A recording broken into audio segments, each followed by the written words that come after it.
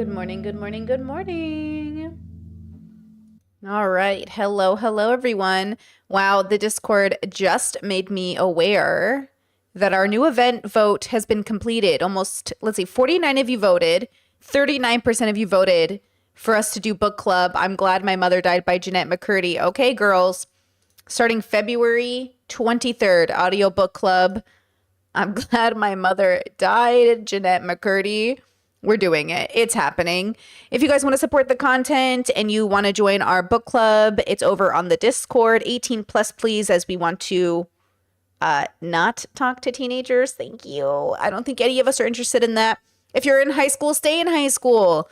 But once you are 18 plus, you can join my Discord and join us for events like our book club event. So we'll be doing that February 23rd. We just had our Discord 101. It was fantastic, minus my tech issues. I was having issues over here.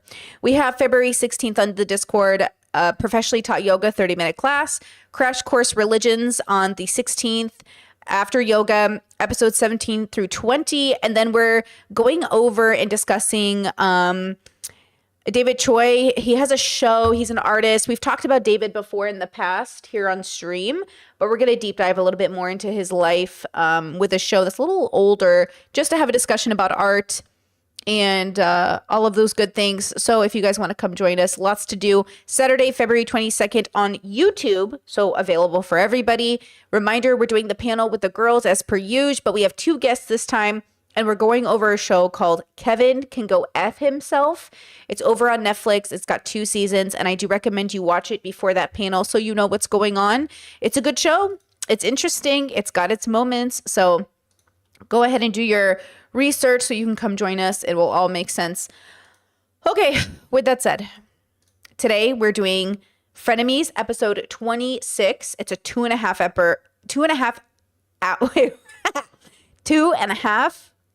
hour episode about Jeff Wittek, and it says new David Dobrik footage, which I don't think is the crane thing yet, but it could be actually. So we're going to go over that episode today. And just a reminder, I did film Ultimatum this morning. So tomorrow you should have the new Ultimatum episode number 9, and then 10, and then BoJack, and then starting February 14th, if all of the gods are in my favor and the fibro gods chill the F out. I took an ibuprofen today. It was one of those days, girls. But if these fibro gods just chill for a second, I'll have the new Love is Blind episodes out for you this weekend. At least one. Because the new season of Love is Blind is starting. And yes, it is a pain in the ass to edit these episodes. But for me, I will do it. I told myself I was going to take a huge break after Ultimatum, but I can't. Love is Blind is starting, and I need to watch it with you guys. So I'm going to try my hardest to get it out at a reasonable pace. And I'm just going to push myself, girls, because I need to do it. Then we'll be done by February, and I can maybe take a breather in March. But I'm so excited for season 8. Season 8 of Love is Blind, I think so. I'm so excited. I have to do it. I told my partner I was going to take a huge break, and then I was like, update, Love is Blind is coming out. No break. No break. I need to do it. And by break, I just mean not doing extra content like that. But, with that said, let's go ahead and get started with Ethan and Trisha, because I have a feeling it's going to be a long one today, girls. It's going to be a long one. Oh, also, thank you. Chat says, love the vegetarian vid. Can't wait to sit for the vegan one. I am stoked. It's going great. I'm drinking my vegan coffee right now. I'm really lucky. In Croatia, we have these drugstores from, I guess they're German drugstores called DM, which I'm sure lots of you in the comments knew what they were when I referenced them. And it just has everything I need. It's basically my go-to. And I'm just lucky that they're here because they have a whole, a vegan health section. They have like a gluten-free section. And it's just been really nice to, it's just really nice. And actually, funny enough, it has like tofu and stuff that the regular stores don't seem to have. So I'm really lucky. Yeah, I am. I made some brown bean burgers yesterday. So good. Wrapped them in some green cabbage, a tomato, fried some mushrooms and garlic, put them on top. It was so good. Mwah. So I'm taking lots of photos and videos of my vegan meals. And honestly, I'm having the greatest time. It's been really fun experimenting. I do find myself like missing meat, obviously. And I'm already dreading the meat arguments versus the vegan arguments. Like, to be honest with you, I think people just have really bad argumentation for why they do things. Like, every time I see a meat eater be like, why are you trying to recreate meat if you don't want to eat meat? Most vegans do want to eat meat. They just don't. Like, it's not like very few vegans are actually arguing that eating meat is wrong. Most vegans say eating meat because of the way they have to do it is wrong.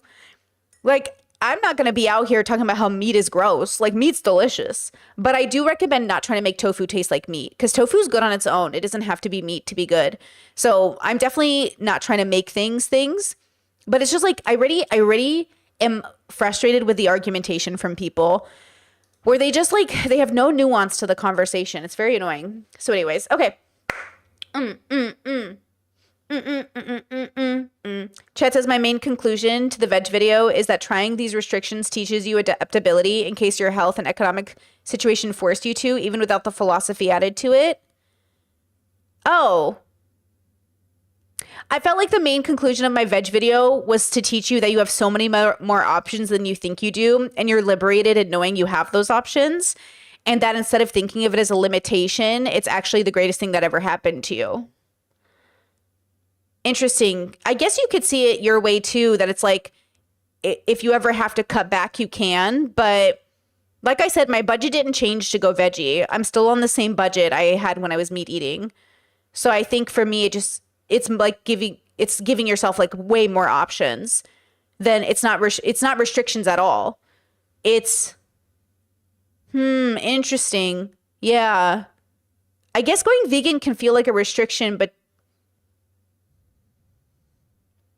yeah, I don't know if I see veganism as a restriction, right? But interesting. You said, right, but what if meat suddenly becomes unavailable? Yeah, for sure. Yeah. Yeah. Okay, interesting. Chad says, I did learn that meat and dairy is a low-key addictive. When I went from vegan to not back to vegan, it took me 5 years to get back after being vegan for 10. Interesting. Yeah, I feel like I saw this vegan lady just say, look, it's all about your why, and why you go vegan is everything. Same thing, why you work out, why you take a shower, why you don't hurt people, why you're kind to people. Everything has to go back to your why. Why do you do what you do? And some people just kind of exist, but there is a why to a lot of the reasons people do everything. This protester, they just saw some interviews with him at the Super Bowl, who held up the Palestinian Gaza Sudan flag. We love to see it. He was banned from the Super Bowl for life, but like, also relax, Super Bowl. But he was like, I felt like a need to do it. I was chosen to be one of these people. And his why was so powerful, right? He's Muslim. He wanted a connection with his Muslim brothers and sisters. He wanted a connection to, he wanted them to know America's thinking about them. And I think that's so powerful, right? So your why is everything. Shout out to him. I think the why is everything in what we do, right? Chet says, what are your thoughts on doing shadow work? I mean, we love to see it. It depends on how you feel about the theory of shadow work, but we love to see it. Anything that helps you be introspective, I'm here for it. Okay, ready to get started. Let me know how their volume is. I have a feeling it's going to be way louder than mine, but I'm not sure. Let's see. Oh, what? I don't hear anything. You guys don't hear anything, do you? No. What? See? Oh, fuck. Oh, okay, it was them. They're muted and then they get really loud. Okay, hold on. Oh, wait, Chad says, what do you think of Kendrick's performance? I thought it was great once I learned more about the symbolism. I mean, it was fabulous. I don't think anyone could argue that. It was really, really good. And it was a really good introduction for those people who had no idea about a lot of the things he referenced. I think some activists didn't think it went deep enough, but I think we have to remember the Super Bowl is appealing to like the most people. And they're definitely not people who are activists, right? The Super Bowl is the most normie thing you could ever do. It's like so normie, so connected to the military, so connected to America, so connected to propaganda, that introducing symbolism or what Kendrick did, like just whatever you think about it, just remember the world doesn't revolve around you and your well-read ass. Like, we're so well-read that we forget the world has to start somewhere. So I thought it was really great. It's going to get loud. Hold on, give it a second. 5, 4, 3, 2. Is that too loud? Hello and welcome to the first ever Frenemies Live. I am your host, Ethan Klein. With me, of course, is Trisha Paytas. The other host of Frenemies. The other host. With the... Wait, I didn't see the whole... Wait, I'm confused. You said Beyonce did so damn well? Did I miss that part? I didn't watch the whole thing. Like, I watched clips on TikTok. Wait, oh, you mean when Beyonce did the Super Bowl? I got you. Not this time around, because... okay. I thought you meant this time around. I was like, was Beyonce there and I missed it? I thought I watched it. No, the year she did it, for sure. I was like, because SZA was there, and I was like, wait, am I confused? Like, I know she was there, and some people didn't know. Did you see people's parents be like, oh, it's Rihanna? And I was like... Anyways, the whole thing was great. I thought I missed a part of it. Okay. My bad. I got worried. I was like, did I miss something? Also, Serena Williams fucking killing it. Bro, I saw her and I swear to God, I was like, she's looking at me right through the camera. Oh my God, that was what I loved Serena. Everything Serena did in that moment. Because of course I've been following Serena TikTok, you know, about her makeup and her hair and her husband and everything. And I'm definitely deep in the rabbit hole of Serena Williams lore. So I was like very excited to learn so much more. Just her showing up and everything. I was there for it. Most. Yeah. Mm-hmm. What are we doing here today? Why are we here? We did an emergency Frenemies Live episode because... Oop, I just punched the mic. Hopefully people's ears didn't just explode. Jeff Wittek, who is another Vlog Squad member, made a response video. It's kind of... How would you rate this next to Scotty's response video? Oh, because I think Jeff came out initially to support David. Also, hold on, I'm going to move my face from the screen really fast. Trisha is wearing that weird shirt that's like a shirt with a shirt on top of a shirt. It's like $1,600. Do you guys remember the episode of Frenemies where they talked about this shirt? She's wearing it. It's ridiculous. All right, I'm going to cover it back up again with my beautiful face. They're pretty equal, I would say. I would say this might be, Scotty might be like a 3 and Corinne just might be like a 1 on a scale of 1 to 10. 1 being like the... So you think Jeff's is worse than Scotty's? I think it's a lot worse. Yeah. So at least Scotty, like, and Scotty's, he's like, hey guys, you know, I'm a dumbass. But Jeff's is a little worse in my opinion because what he does that really fired me up and made me want to go live is because he, first of all, blames you and the author for putting him in this situation. And I feel the people he should really be mad with are his friends, like David, who put him, and like Todd, who it seems Todd is the one that bought the alcohol, who's letting Jeff take the fall. Yeah, he was mad at me because he says, Trish is the one that brings this up. I'm like, I've always shared my story. I've shared this story before, and it's like other people have come forward. Like, I'm not the one bringing this up. I think, you know, Jeff, if I'm not mistaken, you guys can correct me. When Jeff, this is the drinking incident, okay? They're going to downplay it. When Jeff got hit by the crane and he almost lost his eye, he also downplayed it because he thought David didn't mean to do it. And now Jeff Wittek is on this, like, he's suing David. He's going after David. Oh my God, you guys, she's talking so slow because I don't have her at 1.25. I'm sorry, let me speed her up. Because we need that 1.25 here. This is her regular versus 1.2, but she looks tired too, so you know what I mean? But yeah, oh yeah, chat says hit by a crane. Oh, you just wait. I don't know if this happens during the Frenemies era, but David wanted good footage and basically almost killed Jeff for a good vlog. And at first, Jeff thought, oh, no way did David do this on purpose, only to realize he did. And David Dobrik is like Debate Bro, Mr. Beast, Logan Paul. They're all low empathy fucking psychopaths. Like, not really, but kind of. Where they just do not care. And all their friends go to back them up and support them because they really think like, no, there's a part of them that really loves us. They don't love you. They are willing at any cost to throw you under the bus for a good video, a good clickbait, a good drama. Anything they do wrong, it's always your fault. So like David Dobrik basically willing to risk Jeff's life is not that surprising after he's willing to risk these women and everybody else's safety. So that's David Dobrik, right? So what I want to point out though is that human response of wanting to not believe that your friends are as bad as they are. It's such a human response for us. Even Trump, look at Trump. People who voted for Trump are going to have a very hard time admitting he's as bad as, you know, we all feared, right? but they're not gonna. It's very hard to admit it because in some way it's a blight on your own judgment. But I need you to forgive yourself for believing somebody when they lied to you, because at the end of the day, people believe the lies because they think they're in on something. People believe people because they think, well, he looked me right in the eye and said it. Or no, people are exaggerating, but I know what he's doing. It's a joke. It's like when people watch Andrew Tate, they're like, you just don't get the joke. I get the joke though. Maybe. Now, to be fair, people have accused me and my audience of Hassan favoring Hassan in a similar way. They're like, Brittany, Hassan's not just saying a joke. And I'm like, of course I don't know that. Maybe Hassan is as bad as the rest of them, but sometimes I feel like I'm not sure. So I'm like, oh, I don't like this as much as this. And I'm not a pure Hassan fan, right? Like I'm just a girl who knows he's a content creator, right? I don't even watch Hassan on the regular. You know, I check in on a very rare occasion to see if there's anything interesting, but he's stuck in that bubble. He speaks the way he speaks. It's whatever. But maybe, but I'd like to think our job here is to learn to categorize people correctly, to know when are they joking, when are they not joking, is the joke, does the joke have any merit to it? Because we, you know, I think we talked about this on VC or was it on stream? Like a joke is a joke is a joke until the joke might actually be you telling on yourself. And then the joke is like dangerous. You know, that's what you're worried about. So man, this is so weird to see Jeff, but I'm not surprised wanting to stand up for his friend only to realize future Jeff is going to be suing David. Kind of crazy. Chet says, yeah, on VC, absolutely. Okay. Yeah, see? Like, it's all a joke until action follows it and you realize, oh, shit. Like, okay.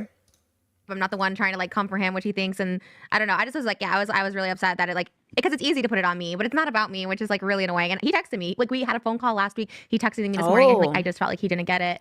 So when he's like, I'll call in, I thought, you know, I don't know. I don't think he gets it. So that's why I was like, well, maybe it makes sense to do this with you. I feel like you're a little more maybe unattached to this than I am. I don't know, a little more removed from it, but I just am like, I don't think he gets it, or maybe. Well, to be frank with you, I don't think he read the article based on his response video. I really genuinely don't. There's really no other way to explain some of the things he says. Right. Yo, I'll be real with you. You would be amazed at how many people are making statements.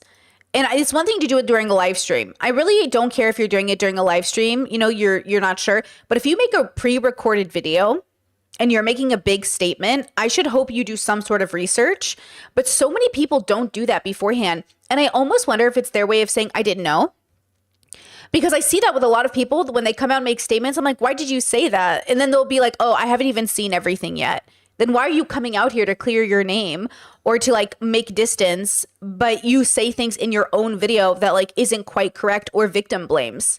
You know, that's the dilemma I see with a lot of these people. And look, I'm trying really not to do that in the future, because it's one thing for me to cover shit on stream, but the moment you're making like a pre-recorded video and you didn't do your research, but I'm not surprised if Jeff didn't read the article, because a lot of people tend to do that. I don't know why they do it though. I'm the only one saying that they left to go get the alcohol, when in fact that's not true. He's clearly been accused by the sober friends. It's several of the witnesses there that night who spoke to Insider saying him and Todd returned with alcohol. That whatever. We're going to watch his response video, okay? And then he's going to call in to give his side of the story. He does also kind of skip around the part of like what happened after. He's so focused on like, well, maybe Trisha bought the alcohol, you know, that kind of stuff, where it's like, it's kind of also more of like the fact that he stuck around after. Oh yeah, that was participated so in out it. of hand. Yeah, like I don't know who bought the alcohol. I have that tweet. Should I pull it up? I was like, well, He goes, I don't know who bought the alcohol. Maybe it was Trisha that bought the alcohol. That's literally nobody said that except for you. And also like, yeah, Here, I don't know. I just.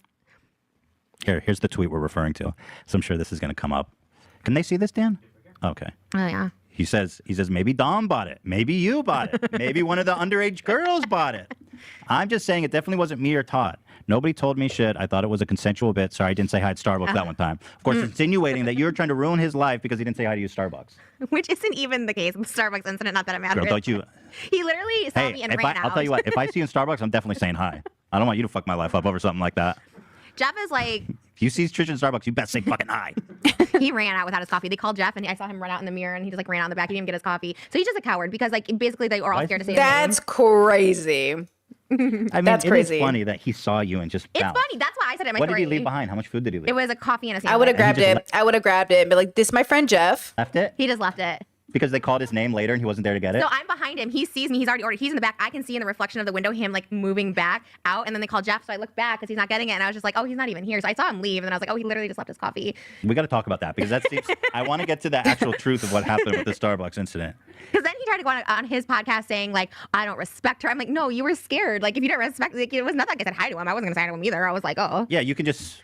You don't have just to go run. get your coffee. Yeah, You know, like it's not. you could. You know what I mean? Anyways. But anyway, so he's gonna call in after we look over this, share our It should also opinions. be noted, like I know that people will say it's not a big deal, but it is. Like he's older than me, so at the time he was like 30, and these girls are 20-year-old fangirls of David. Like he should know better in the situation. I knew better. I was like, this is not a situation to be in. Like we should probably like leave. And the fact Right, that like, right. and I will. He says he'll stand on like take it to the grave, whatever. Mine too. I stand by it that David did ask Jeff and Todd, and Jeff said I'll get it, whether he got it or not. I wasn't there, and I said that to him. I wasn't Right, there for right. that. That girl who was there claims it, and I don't know that girl. We've never talked. I didn't know it before the article. I actually just found it this morning to see if she said it. I'm like, no, I swear someone else said it, and I saw it. So that was mine. I don't know. Well, there's a I want to watch this video, but Kat had a lot of interesting receipts. The author, who he called out a lot, but regarding who got the alcohol, if I play, listen to this. Get like whiskey for himself. I don't see how that is like. I mean, that could be misconstrued to that Todd bought alcohol for a party, but it's all like Yeah, I So- got targeted by alcohol. Exactly. So he tried to slam dunk on Kat by being like, I've got all these receipts. So Kat's like, okay, well, I recorded the conversation too, dude. So here he is saying, listen closely. to get like whiskey for himself. Todd bought whiskey for himself doesn't mean he bought alcohol for the party. I don't see how He that did buy is alcohol. like. I mean, They that did could leave to be go get alcohol. misconstrued to that Todd bought alcohol for a It sure party, fucking but sounds like it to me. it's all like. You know what does suck? I will say this. I will say party culture is so prevalent in media. You almost feel like you want to be a part of it so you don't miss out on it.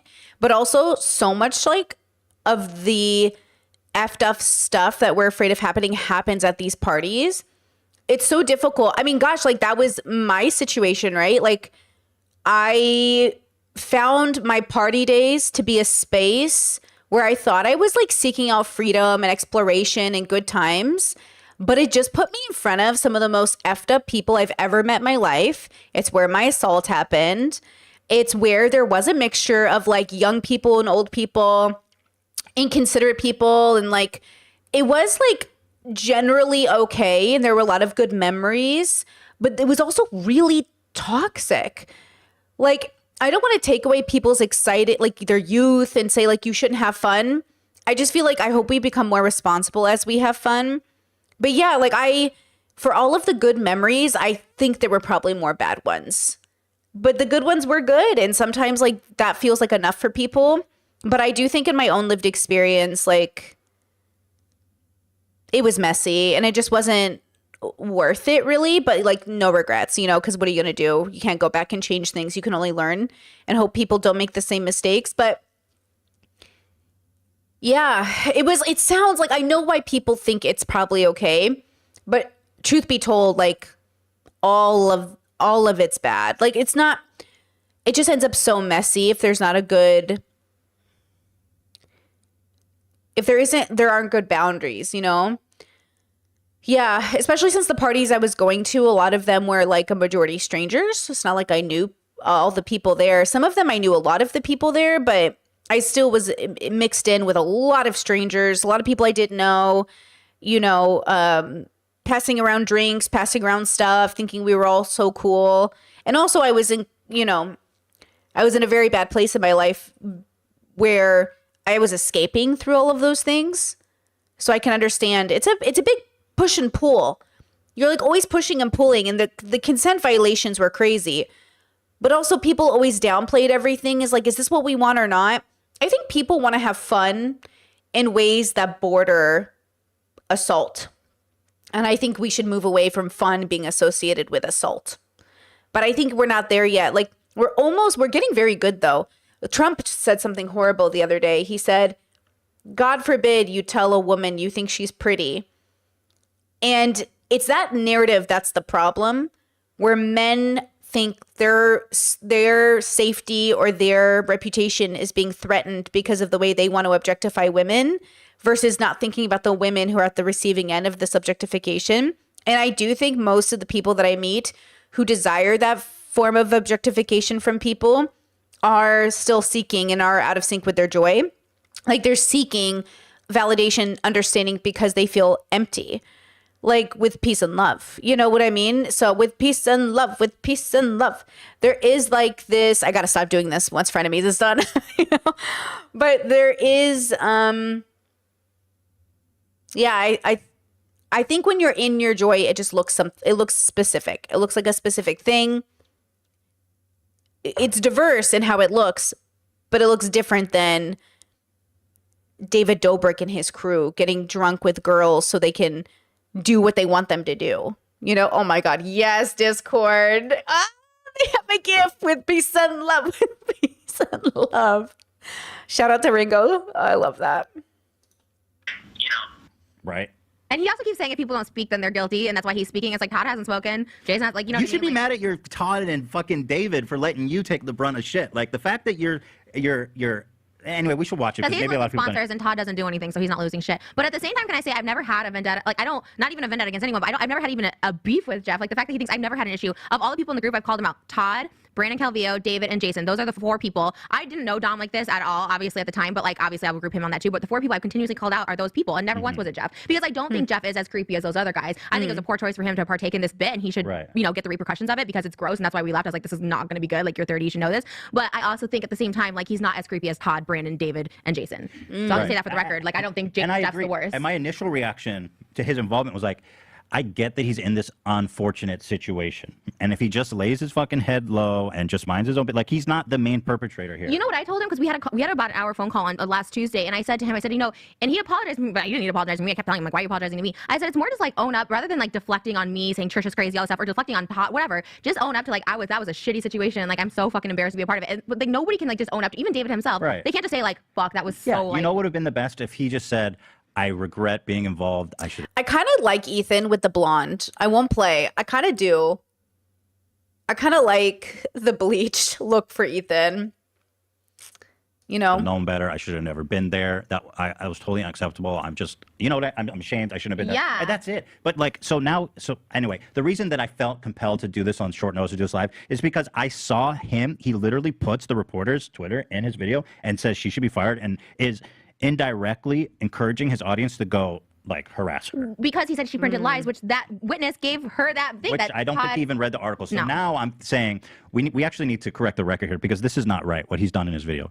So that's why we're here. I'm going to watch And we're going to watch the video. Go ahead. Jeff Trisha. in that response video is like so different than the Jeff I talked to on Tuesday. Like, again, I don't know Jeff. I do not know him like this at all. But like, he was so different in that video where he seemed actually remorseful and like scared and like, oh my God, like I can't believe I did this shit, as opposed to the video where he's trying to like go on me, go on her. And I'm just like he's so worried about losing his sponsors and the whole thing. And it's like, this girl got like, you know, there was like a serious Something issue. terrible happened. Yeah, I think losing a sponsor is like okay in this situation. Like, that's the least you could, you know. Well, he feels like I didn't do anything. Why is this happening? But to you me? did. You partook But in that. you got. Yeah, I mean, look, nobody was really literally directly blaming you. Listen, dude, you fucked up with this video, bro.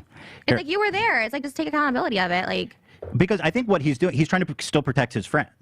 And And that's that's what's so getting him in gross. Oh, trouble. God, that's Everyone's so just gross. Stop doing this it. old boys club where nobody wants to say anything. I said that. I said you need to stop protecting Todd and David because they are problematic. And there was one. Did you get the tweet about Todd saying like, you know, he encouraged someone to gangbang his ex-girlfriend Corinna? He's like, yeah, as many No. people. It was on. I think it's on Kat's Twitter today. And someone's like, oh, how many guys would you like have sex with Corinna? He's like, they can all gangbang her for all I care. Like, it's like a Who repeated said that? Todd. So he has like repeated. Like he was history. dating Corinna and he wanted dudes. After he was dating her, like someone's like, well, anyways, there's repeated behavior. Jeff included. Jeff went on to say that people with mental illness shouldn't have a social media platform. Like, there's like repeated behavior of these people that like Right. are really like nasty and gross. And it's like, hey, like maybe you've grown from it, but like take some. When he talks. Wait, Chad says, what the fuck is up with YouTubers? Okay, guys, I really want to understand why this space on YouTube, because I've been watching a lot of Good Mythical Morning, and they are not like us. They are better than us. We're in a bad space on the internet, and I'm participating in it. There's something about this space that makes us so ugly. And a part of it is, funny enough, I think we're trying to find answers to very hard social questions. So the content we review is ugly. And then when we dissect it, even the vegan stuff, some of you vegans are ugly. Some of you meat eaters are ugly, like your personality. You know what I mean? Like, it's ugly how we attack each other and we're not listening to understand. But then Good Mythical Morning is like, It's like so PG, but to be fair, in Good Mythical Morning, they're not trying to question anything. They're not trying to pop a bubble. They're not trying to free Palestine. You know, they're not trying to talk about genocide. YouTube's been genocide. They're not trying to, you know, they're not trying to. And by the way, a lot of the words we use, like the G word, doesn't just get you demonetized, it gets your video suppressed. That's why some people aren't using it, because if we want the message out there, it's better just to, like, you know, it's not always for money. YouTubers actually get their videos suppressed. Like, YouTube won't put it on the algorithm, right? Anyways, so all of this to say, I do think sometimes in order to solve humanity's problem, you have to see such a level of ugliness in humanity. It's very hard not to become ugly yourself. What's the meme of the anime where he's like, no, do you know which one I'm talking about? That's how it feels. Where it's like, it's like, it's like the temptation, you know? And so I do want to practice moving away from it, but I will say, you know, yeah, Akira. It's the Akira meme. Exactly. I feel like that's what happens when you're in the streamer space. I really want to help solve humanity's problems. Yes, Discord, that gif, without becoming the worst of what humanity has to offer. And I think that takes a lot of wisdom that I know I just do not have yet, but I really hope to earn. And I really hope that we can focus on making that effort. Because once again, I think we forget how much wisdom has to go into these things, and it's obviously lacking right now. Like our leaders certainly don't have it. Like, look what's missing from the world and tell me it isn't wisdom. And how none of us are, like, we either haven't earned it yet, but know we can, or we're not even attempting to earn it, you know? Talked to me. He said he was going through some serious shit, and he'll be on later. Maybe he'll say it. And I was like, okay, so in this case, it's time for you to reflect. He's like, I can understand why you would have a breakdown, because he was there at the hospital, and he's like, oh, at first I just thought like you were on drugs. Sorry, Chet says, do you meditate often? Yes, everybody should meditate often. Meditation is everything. Meditation comes in many forms, from, you know, prayer or contemplation to all kinds of, but meditation is such a helpful tool. And shit and crazy, and he's like, now I understand where you're coming from. And I was like, okay, well then if you have some sort of compassion, like at least have compassion for this girl, and just know that you were there. Like, oh, you know, that reminds me of the other clip there's so many new clips that came out about the David situation, honestly, of girls who saying they were in a similar situation where they were being given alcohol and they were underage and yada. There's like, dude, go on TikTok, there's like 20 viral videos, but there was one really interesting one. Let me see if I've got it here, where it's a lot of everything you've said is being like continually corroborated. For example, you told a story about how David kept trying to push you guys to be in a threesome, you and Jason, and you started taking off your clothes because you didn't want him to use the footage. Mm-hmm, yeah. And he continued, and well, the video surfaced. You're highlighting it? Thank you so much. I got it right here. Is this it? Tana just called, actually. She wanted to. Tana, did you have a threesome? And so he keeps going on and on about how consent is so important to him. Here you are, you're so far from consenting, yeah. You're taking off the clothes in an effort to make the footage unusable. Yeah, I said this so many times in the clip, and cut around it. He blurs it and then posts it to make you look like you're crazy. Here. Of course, yeah.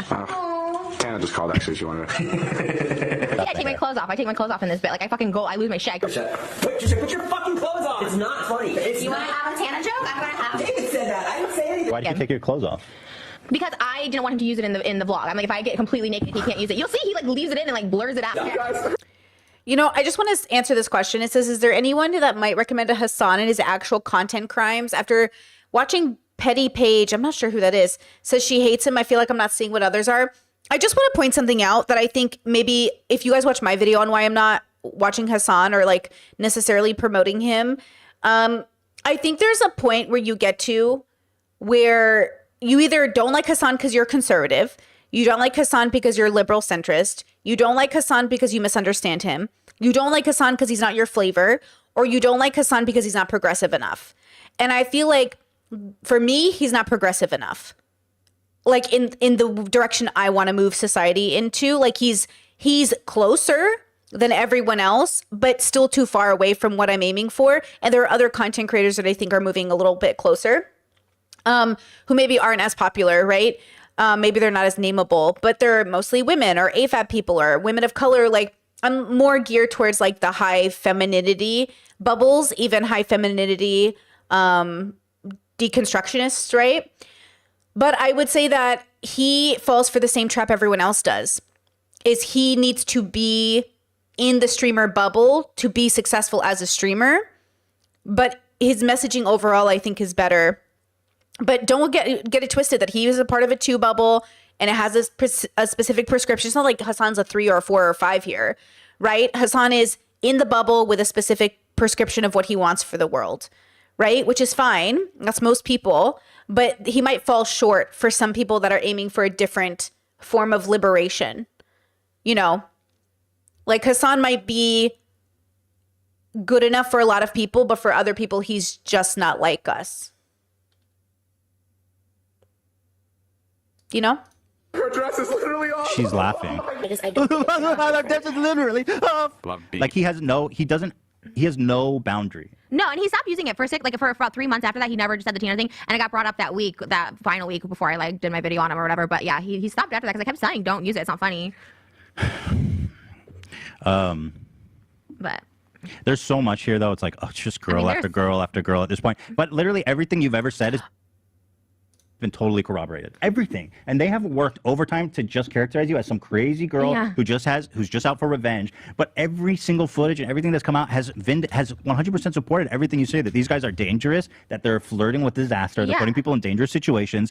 And more, it shows that your concerns are genuine. And they And always well-founded. were. Though when I Yeah. made the video, like everyone has this like preconceived thing that like I was already dumped and Jason already broke up with me, so I was like this ex-girlfriend that was bitter. It's like, no, like me and Jason shot a music video the day before I made that video. Like we were, but then when they put that bit in again with Tana and I think Madison Beer when they were like 18 years old and Jason's back there being creepy, then I was like, you know what? And I reached out to David and Jason, and Jason said, I remember him telling me like I'm going to sleep and blocking, he didn't say I'm blocking you. He's like, I'm going to talk to you later about this since it's 7 a.m. I text David, he's on a plane to Chicago. He's like, oh, now he said it was okay, so like fuck off basically is how he said it. So that's when I made the video. I was like, fine, nobody wants to talk to me about this. Like I'll make a video, and it had but I had brought up Brandon before, I had brought up Todd's behavior before, and all of them were totally fine with like other things in the group. And yeah, it's so easily proven, just like the Brandon thing, dating a 17-year-old, like that was proven. Like, I'm not saying shit that's like He looks like somebody that would date a 17-year-old.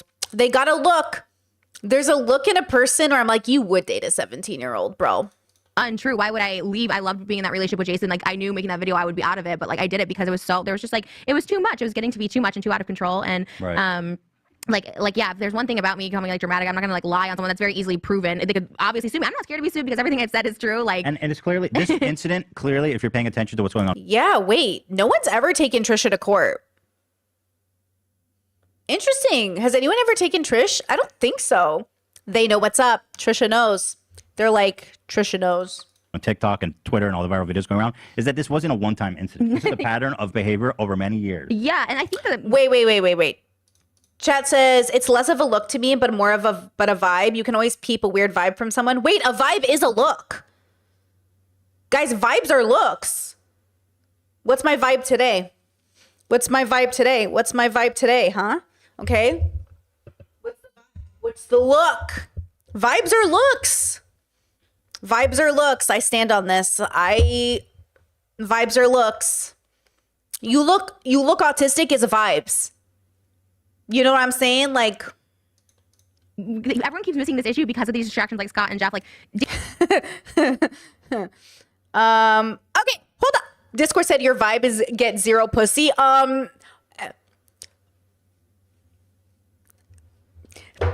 Rude. Okay. Also, muscle mommy question mark, more like tired muscle mommy. Today's vibe is tired muscle mommy. Is it working? Is that the vibe today? I'm so tired, but it's because I did a lot of filming today. So you guys can get an ultimatum. I'm so excited, guys. The way these couples, the decision, guys, it's coming.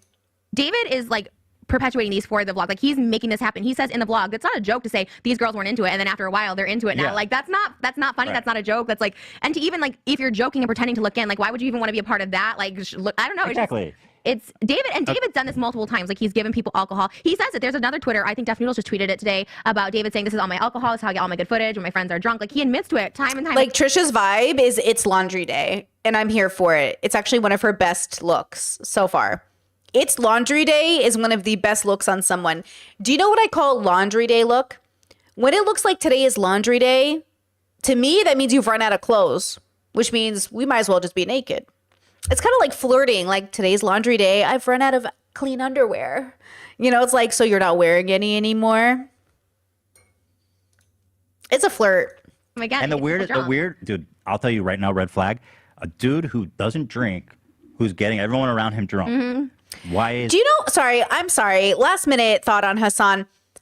I would be more of a Hassan fan if he regularly collabed with people who were more niche, but he wants to be more mainstream, which is so fair. He said this countless times before. He wants to be mainstream. He wants to be the progressive mainstream voice. And I'm just so in love with like more the FD signifier bubble. I just think he's the greatest example to use of like another male person on the internet. Like FD signifier is more interested in liberation of his people and helping minorities and calming everybody down and moving within the community. He's focused on being a dad. Like it's the priorities are what I'm looking at. And I wish Hassan had more community focused priorities, but he has more political community focused priorities, right? So I'm not saying again that they're not friendly. I know Hassan and FD I think are good, right? Like they talk about each other, but it's not the same vibe, right? Chat's saying like he mentions FD a lot. Not the same vibe though. I'm saying there is a vibe difference. Talking about vibes. There is a priority vibe difference. And I'm just saying, like, again, nothing bad of Hassan. I'm not talking badly of Hassan. You can watch Hassan. Like that's why I say when people come into my chat, they're like, Brittany's just a Hassan defender. I just don't have a problem with Hassan. But he's not giving me my like, he's not giving me bell hooks energy. Do you know what I'm saying? He doesn't have the thing. He doesn't have the thing I'm looking for. But it's not because he's a bad person. I think everything like people have problems with it. Like I've already made 100 videos on Hassan in this sense, but I can understand why some people don't want to be around him. No, not composure. It's priorities. I just know Hassan's priority isn't about the spirit's liberation. He does not meditate. This man has no spiritual relationship with consciousness. Do you know what I mean?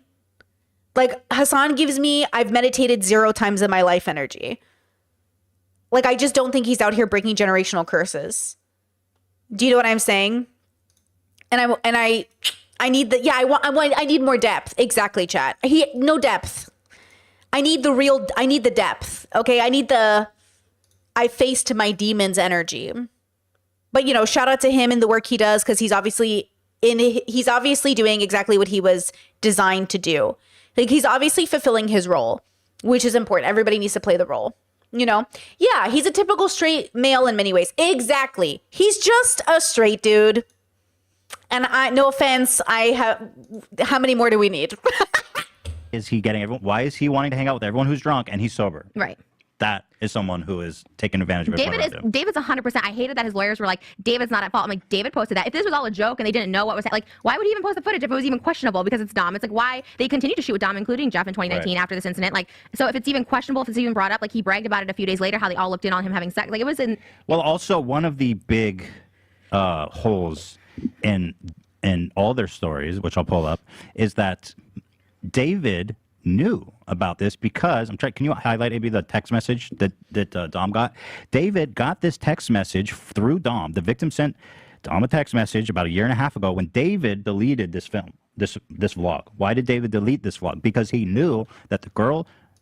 Ooh, wait, great question. What makes him a straight man? Like Hassan versus FD. FD signifier breaks generational curses. He's spiritually sound. He has shown this time and time again with his exploration into male loneliness and the male epidemics that are like in front of us. Like FD has shown that he's introspective. I bet FD meditates. FD gives me I meditate vibes. Like he gives me I ponder existence vibes, Avi. Like his work is so obviously clear that it's about breaking those generational curses. It's about seeing the fault that men have participated in and like stifling any continuation of those faults. Like FD always shouts out minority communities that aren't a part of his. He always shouts out women. He shouts out AFAB people. He shouts out, like he's always making it clear, like as men, we have our limitation. And I think it's important. Like he deconstructs. You said you want people that are interested in deconstruction. Exactly. Like FD is deconstruction. Hassan deconstructs the system, but does he deconstruct the consciousness? I feel like politics is all about systems, which is fine, but I want to know about people. And I feel like FD deconstructs people and talks about systems, which is obviously the goal. You know what I mean? I think that's what it is. And I can't blame Hassan. Exactly. You know, we can't. Hassan is doing exactly what he wants to do. He's in politics. But politics was never about helping humanity. It was always about winning. And I don't care that much about winning.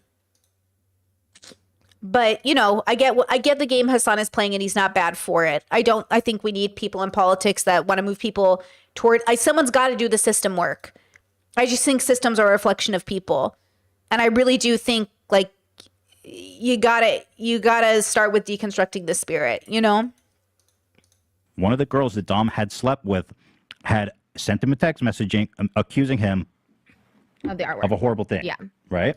So this whole notion that David didn't even know is factually incorrect, right? Based on that text message. Yeah, of course. No. Okay, so anyway, let's watch Jeff's video. Here's one more. Go One more ahead. thing. One Yeah, more go thing to ahead. say is like I don't know. Jeff kept saying when he had the phone call with me on Tuesday, which I'm now thinking he probably recorded because he said you could record this, and I was like I don't record phone calls, but he probably did. Whatever, doesn't matter. But he had said something like I know like Kat's your friend. Like I don't know Kat. She's not my friend. Yeah. I did one interview with the Insider about me like maybe a year ago. They've reached out to me so many times. I've never reached back out to them. This particular incident I've talked about multiple times, and I was so in support of this girl coming out with her story, and I was there, so it was something I could comment. Usually I don't comment like on Jeffree Star, like all that stuff I don't comment because like I don't really give a shit. But like this was something like so serious and something that You were I always there. said. You're in the I was video. there. Yeah. I've talked about it around it. Dude, Jeff, she reached out to everybody in the video. Like, Yeah. you're in the video. You were there. That's a reasonable I'm not thing. friends with this person. Like, I mean, I liked her article and I support the article, but it's not like I'm friends. Like, I was like, yeah, go get them. Like, you know what I Right. mean? It's like, well, also, if you read the article, which I don't think you did, Trisha is cited very little. Yeah. Like, there's like one paragraph where they quote right, you. right. It's such a long article. I was like, okay. So before we watch Jeff's video, he makes accusations in Kat, the author. Kat released, he keeps taking snippets of their private conversation that he recorded. And so she posted the whole thing here. I'll just play it for you before we watch the nice. video. Okay. I saw a screenshot that said Jeff Whittick and Todd Smith bought alcohol but it's from Trisha, which is like It's from Trisha. It's also from the other girls. Like they remembered that David had asked Jason to go buy the alcohol, and then Trisha told Jason like. So remember this, because he keeps saying in his video, I'm only in this because of Trisha. And this is proof that he knew before he made this video that the accuser specifically named him. Don't buy the alcohol. And then they said that you and Todd left and came back with like a bottle of I think Jack. And I do know like I have like the video, like I've watched the video, so like You've seen it the was video. like it was like you and Todd and like that whole group was there. Yeah. I don't know like if you remember anything specific around that. I did not. 100,000% I'll take to the grave. I'll take me at the court. Take the secret to the grave. Alcohol for minors. Okay. There is another Trisha will say things where she says one truth, and then she'll Are you not hearing where she said the other people named you? It's crazy. Why is he so obsessed with you? Like, this is not having to do with you. Because I look crazy. People get Yeah, like obsessed with yeah. me. Maiden with the wisdom in the chat says Trisha's toxicity is rooted in her desire to be loved, and the David Bubbles toxicity is rooted in the conniving desire for power. I think Trisha's toxicity is therefore easier to heal and deal with. 100. Give me a Trisha any day over a David Dobrik. Girl, give me a Trisha any day over a David Dobrik. Absolutely. Blogspot. And, exactly. But I feel like now it's like I'm not happy about it, but it is like a relief that people just don't think that I'm like this bitter. Like I'm totally fine in life now. And I told him on the phone too. He was just like, okay, well, and I'm like, I don't really care about anything other than like. Well, these guys have been on a brutal character assassination against you for these past years to discredit, because you've been one of the vocal people speaking out against them. So it's, oh, Trisha's crazy. She's obsessed. She's just angry because of Jason, the relationship with Jason. But everything you've said is proven, so you have a right to feel relieved, because so people will be like, oh my God, she was telling the truth this whole time. Yeah. Jeff was just like, I was so pissed because you lost Jason brand deals, and I was like, Jason told me to apologize to Brandon for dating a minor. I was not okay. He's like, if you apologize to Brandon, I'm like, Jason's like awful in this situation. The Tannis, everything. I was just like, he's awful. He's done gross shit, and I was like, I don't care. Like, I don't care because like you're shitty people. throw 3 lives in there. And then, like, I'm sure I was there the day when they were filming, because I kind of just met those guys around that time. That's filming with them a lot, but I've never bought underage girls alcohol. I figured that was the case. So I don't. You know,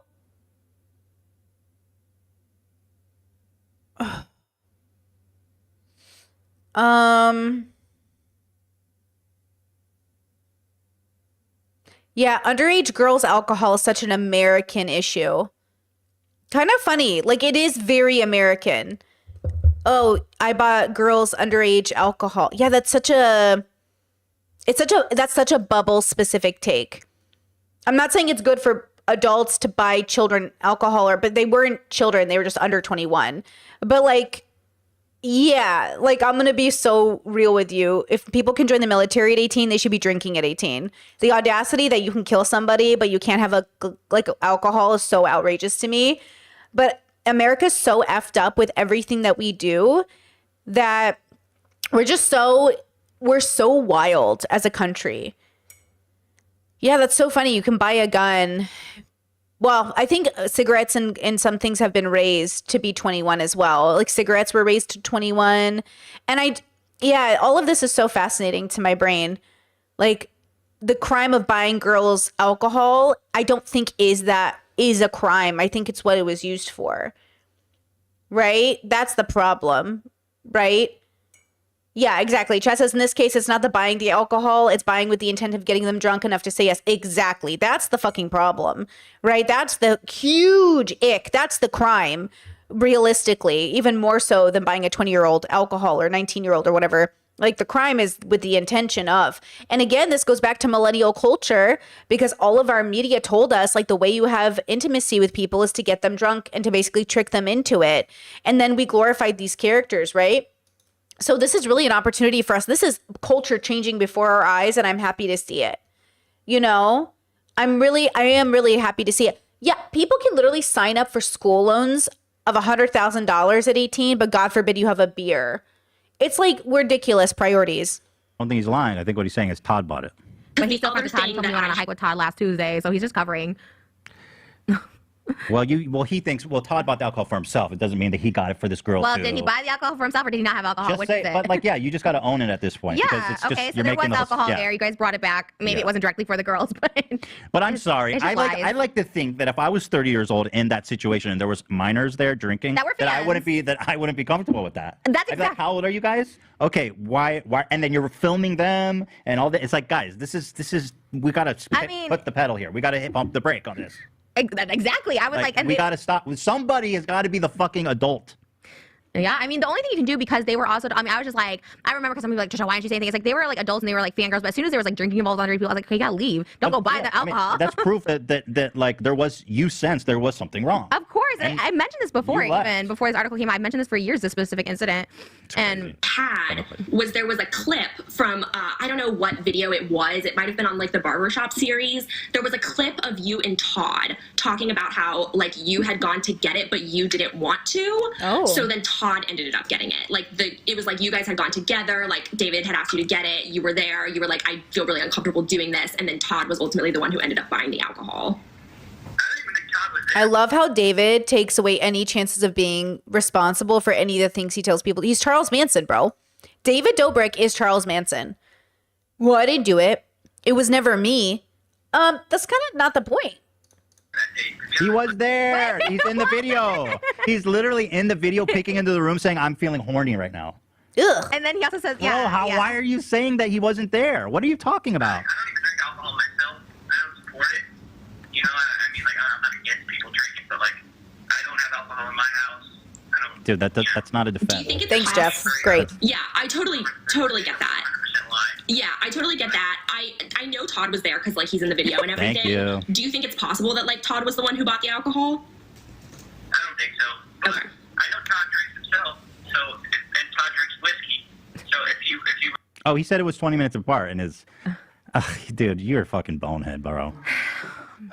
it's anyway. So It that's just sucks that. because, like you said, like Todd, I think is a creep, Brandon, David, Jason, but like I really don't think Jeff. I've never seen anything inappropriate with him with girls or anything. I think he's really like that. So it's like weird that he's once again just like Scott. These like clean people are inserting themselves. Like you're pretty Exactly. clean. Like, Scott and Jeff could have just fucking rode this out and been fine, but somehow part of this cult, they feel that they need to throw themselves in front of the bus. I think it's just like what people do as like friends, right? And they want to see like the best in their friends and won't believe something bad's happened to them.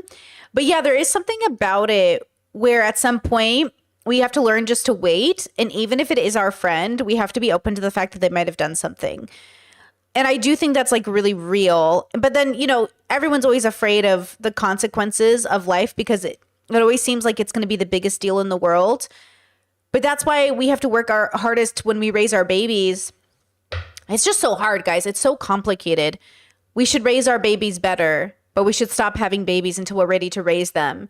And if everyone literally stopped having babies until they were ready, I think most people wouldn't have children, realistically, right? Because like, how could we all break those generational curses enough to be ready? Because, and even to have those conversations with your kids, like how many of you are really sitting down with your kids and explaining to them how consent works? Like that's such a new idea. And, you know, there's no way that this is just the result of that. What we're seeing in society is the result that what we've been doing hasn't been totally working and we need to fix things. I think it's fair to say you have no hate or anger or like disdain for people that have hurt you at some point in your healing, but to remember that those people still need to be held accountable. Yeah, I think, yeah.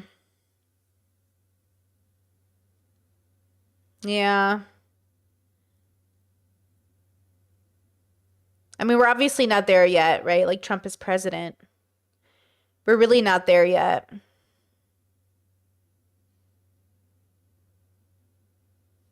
But this is a part of that effort. This really is.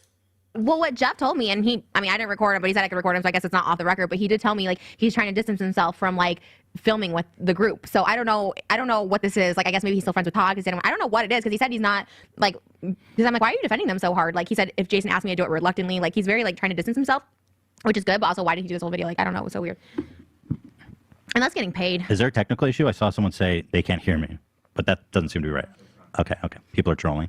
All right, so let's watch Jeff's video. It's a slog, but I think it's important because What's a slog? it's like we're gonna have to put on our swamp boots and tread through this.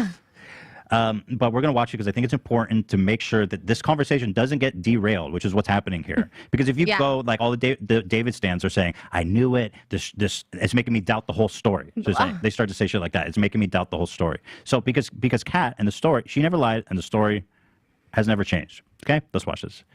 This is not how I planned this.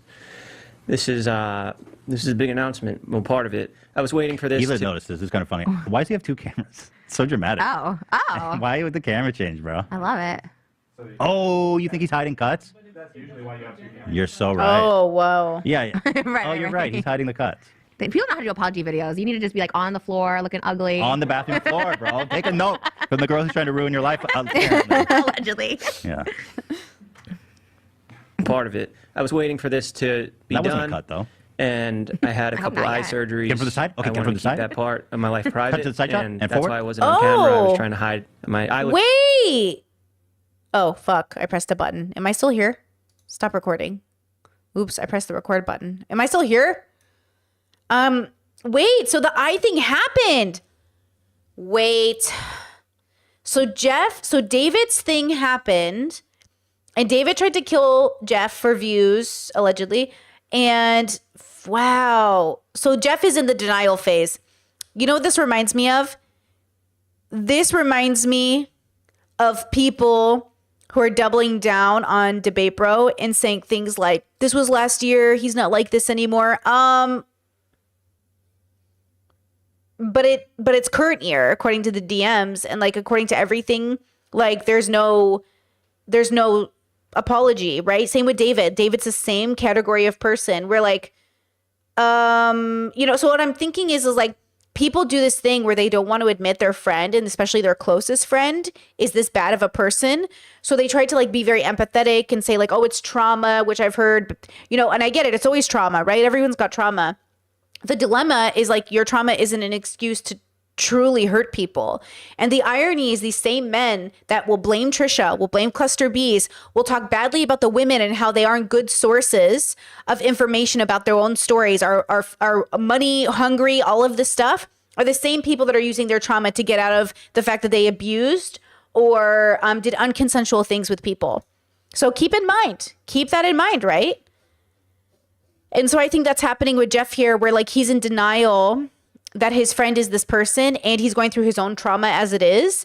And so he's going to have that rude awakening because present day Jeff today, 2025, he's suing David. Like they're enemies now because he realized David did it on purpose. It's hard to believe. It is really hard to believe like that somebody would do this on purpose, right? Oh, I got to let the queen out.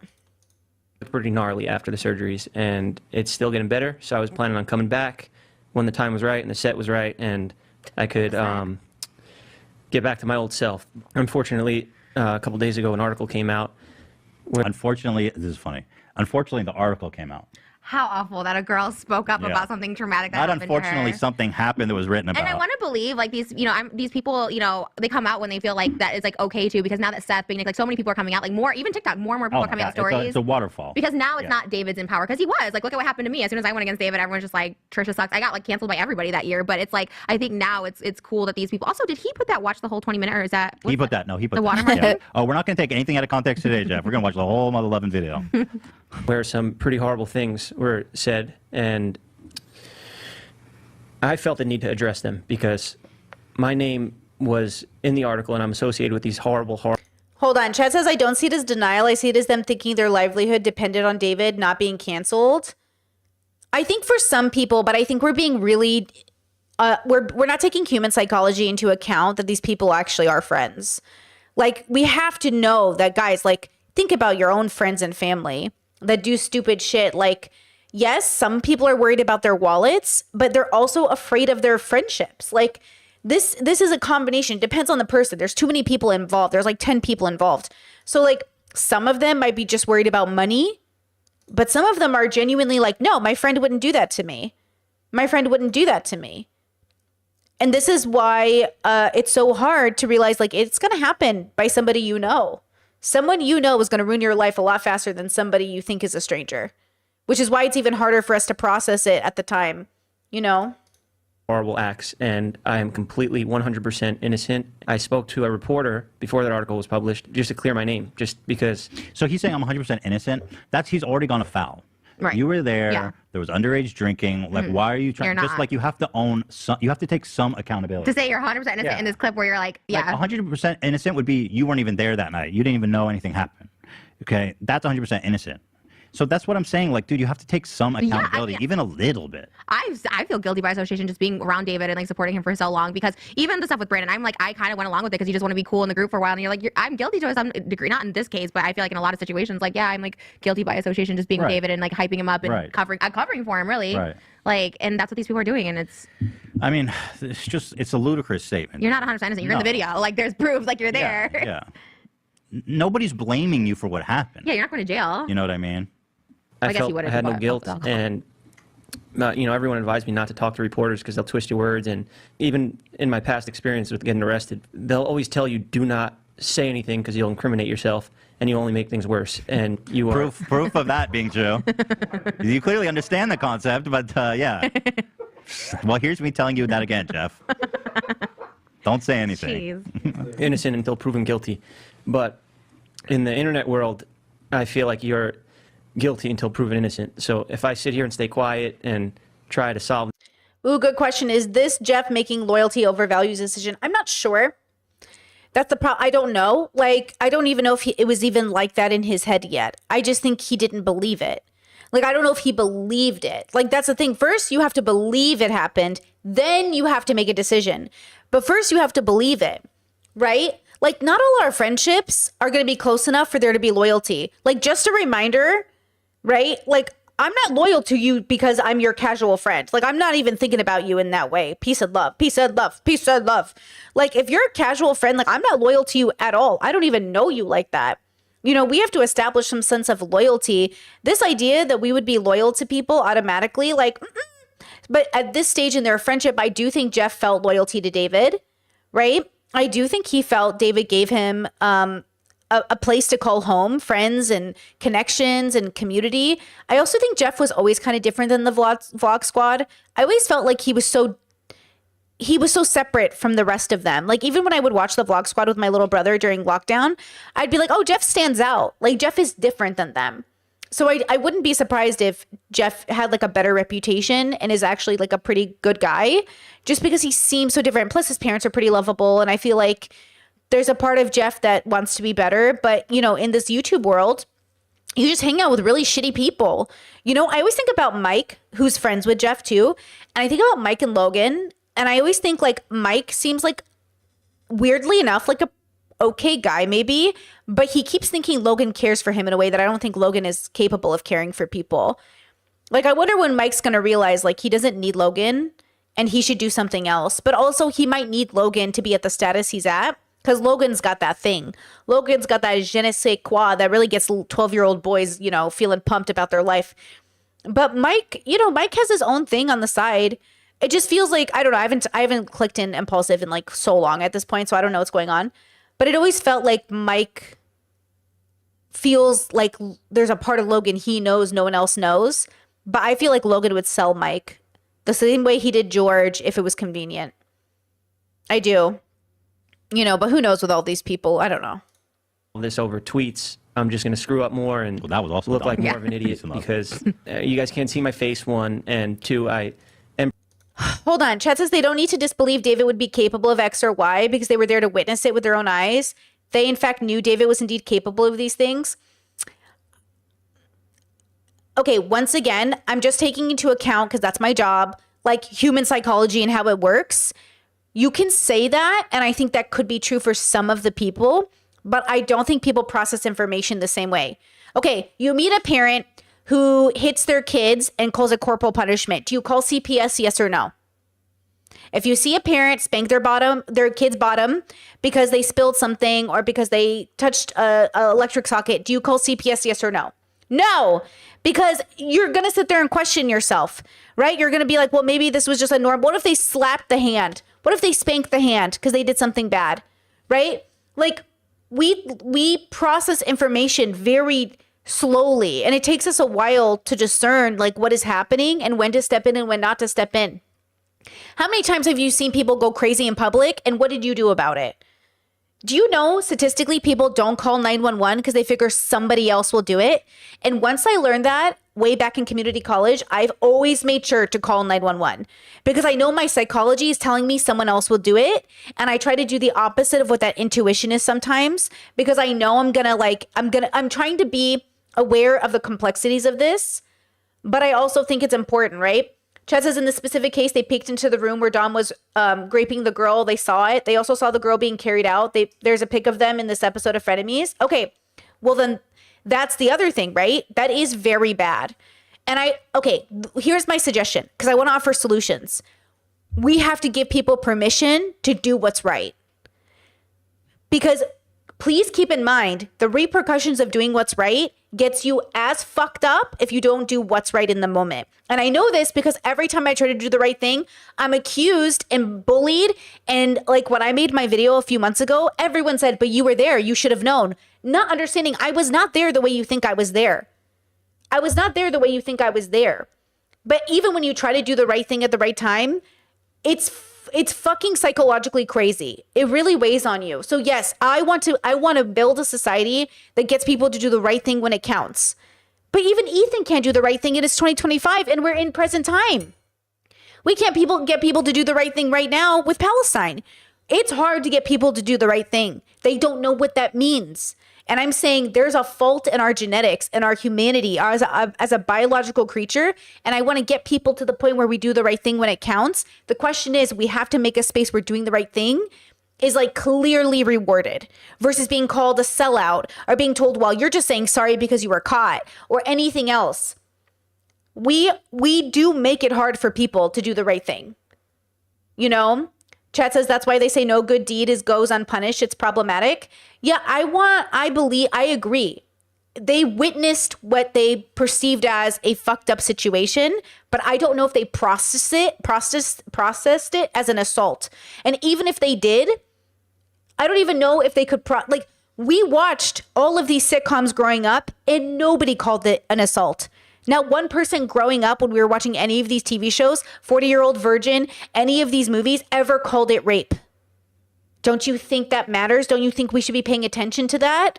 Why didn't we call it rape? You know?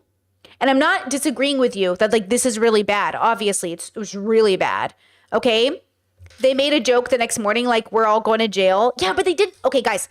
You can make that joke and not think it's rape. Like, I really need you guys to process what I'm saying. I am not saying they didn't rape this girl. I'm saying, did their brain process what was happening? And it doesn't matter, by the way. They're still culpable, right? We agree. Okay, I just want to wait. Hold on. Let me make sure we set the foundation. A rape occurred. People are culpable. Everyone's responsible. Yes, we all agree. Question. Was Trisha responsible because she left so she wouldn't be a part of the crime? Or should she have done something about it?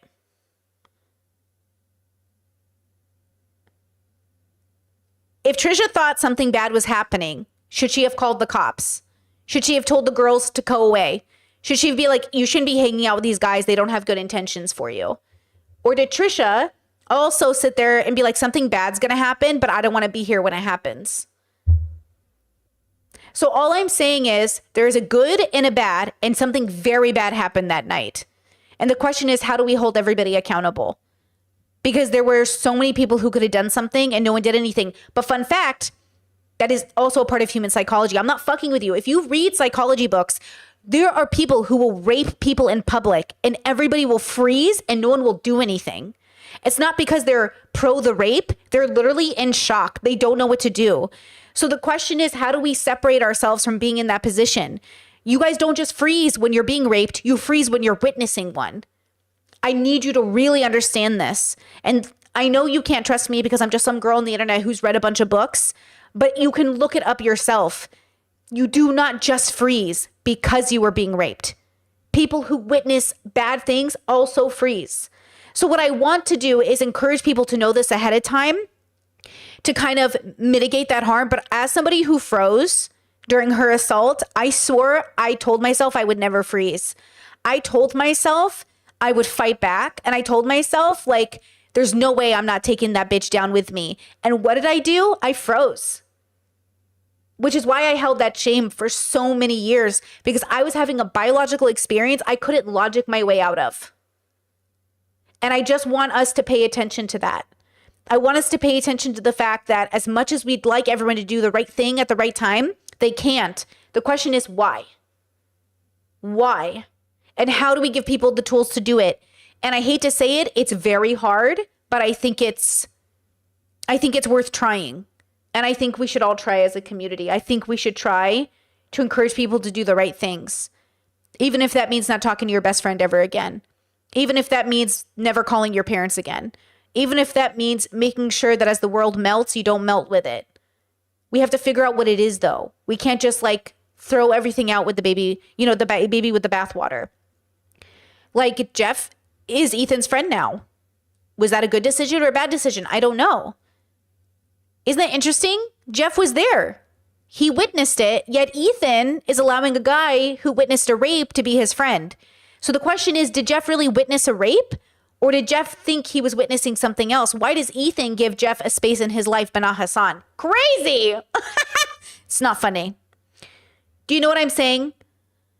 I'm saying I'd like there to be like a perfect answer, but we live in a very imperfect world. But we all agree like a rape took place that night, right? Without a doubt. I'm pretty bad at explaining myself, so I'll probably fuck up a lot here, and I'll probably be picked apart, but I don't care. I'm just going to do it because I have nothing to hide. Backwards. I'm completely innocent. Oh, is he sitting backwards in the Yeah. chair? Huh. That's pretty bad. Is this That's like- pretty cool. Is this like?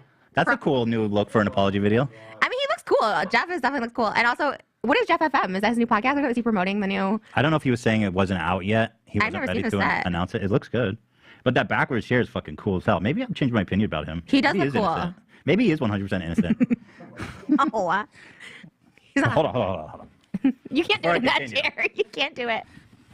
No, you need an office chair. No. Has anyone got a chair I can sit back? Just sit on your knees. No. Second, I think we're Okay. Did we lose it? I can't pull it off. I think we're buffering. Oh, no. We're buffering. That was- Yeah, your internet is being. Yikes. You buffer a lot? It'll be back. Oh. It just usually just takes a second. That's Oh, annoying. no.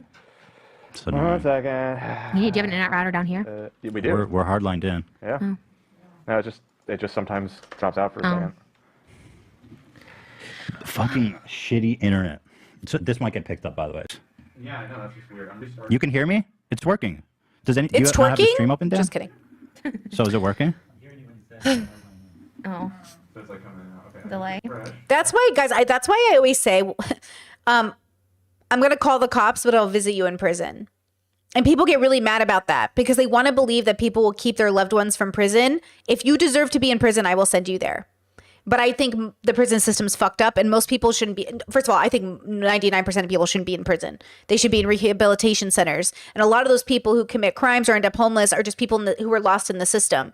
So really, the system should fix itself. But this is why I say, like, I love you, but I will visit you in prison. And people get so mad at me. They hate it when I say that. But I'm sorry, you can't go around doing these things and expect me not to do something about it. You know, I'll take into consideration the victims. I'll take into consideration what's within reason, you know, but if I see something bad happening, like, you know, and again, it's hard to say that you will call it out perfectly every time. I obviously don't. I try to be strategic about when I call things out because obviously I'm also outnumbered, or maybe I'm in a bad position to feel safe. Like, you have to feel safe yourself. So I don't want you to be out here calling people out, getting into street fights with people when you haven't made sure you're secure yourself. You know what I'm saying? But yeah, I know why people get mad when I say values over loyalty. I know why that upsets people, because they want to believe they can get away with murder and their friends will protect them. Not this one. Not this one, partner. Not this one. Not this friend. You can't be out here murdering people. Okay, I'll visit you in prison though, and you better be grateful, bitch, because I know prison's hard. Be grateful you have a visitor after you killed somebody. Love you. Just kidding. I don't know anybody who's killed anybody, but you know what I'm saying? Do you see it, Ela? It's choppy. Okay. Exactly. Chat says because people want you to say, I'll help you bury the body, which is the sign of loyalty we've used in a lot of media. If you're loyal to me, you'll help me bury the body. Like, yeah, that's cute. Like in high school when you guys think you're badass because you ride like two-wheelers. Okay. You like do a little papa wheelie on your bicycle and you're like, look at me go, baby. Okay. That's not the thing we want. We don't want that in a functional, healthy society.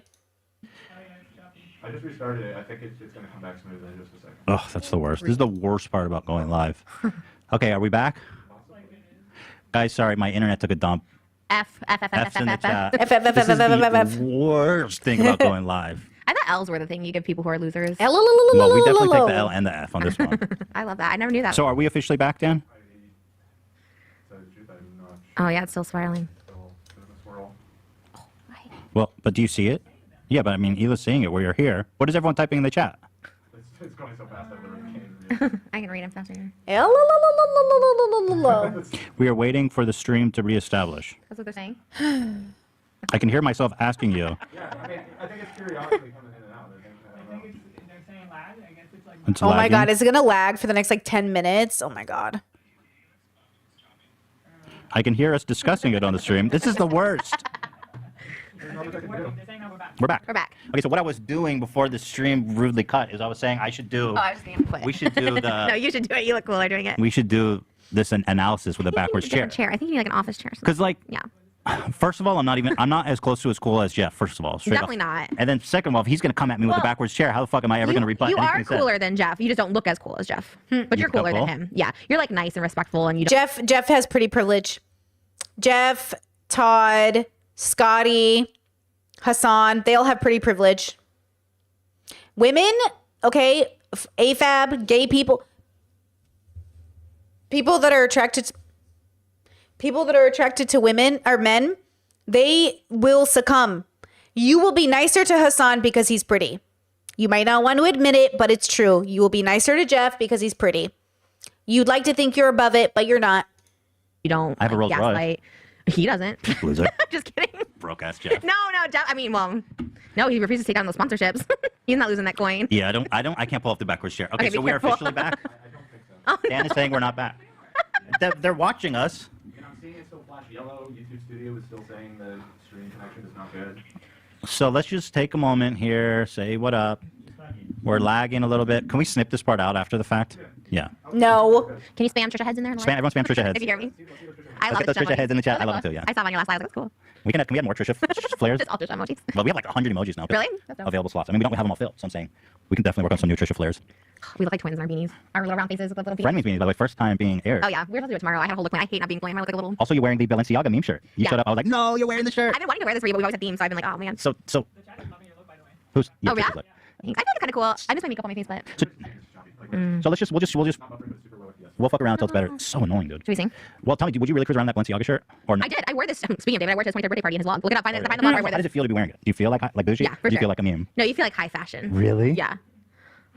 I do. It's a one designer item that fits me. Usually people like Versace only goes up to size 2. So this is like something I can rock. I'm like, okay, I feel skinny. Do you ever? I wonder if you could wear this. You can. And then have that in the back as like a cape. As a cape. You can. Wow. Yeah, you totally can. Ethan should put it on. Does he put it on? I feel like he should put it on. We are in Buffering City here, folks. Hi. Buffering. We're gonna cut this out. No, you're not. I'm watching it right now. The audio is fine, but it's very low FPS. Why? What's FPS? Frames The per frames, second. it's just like stuttery. Hi. You're such a good boy.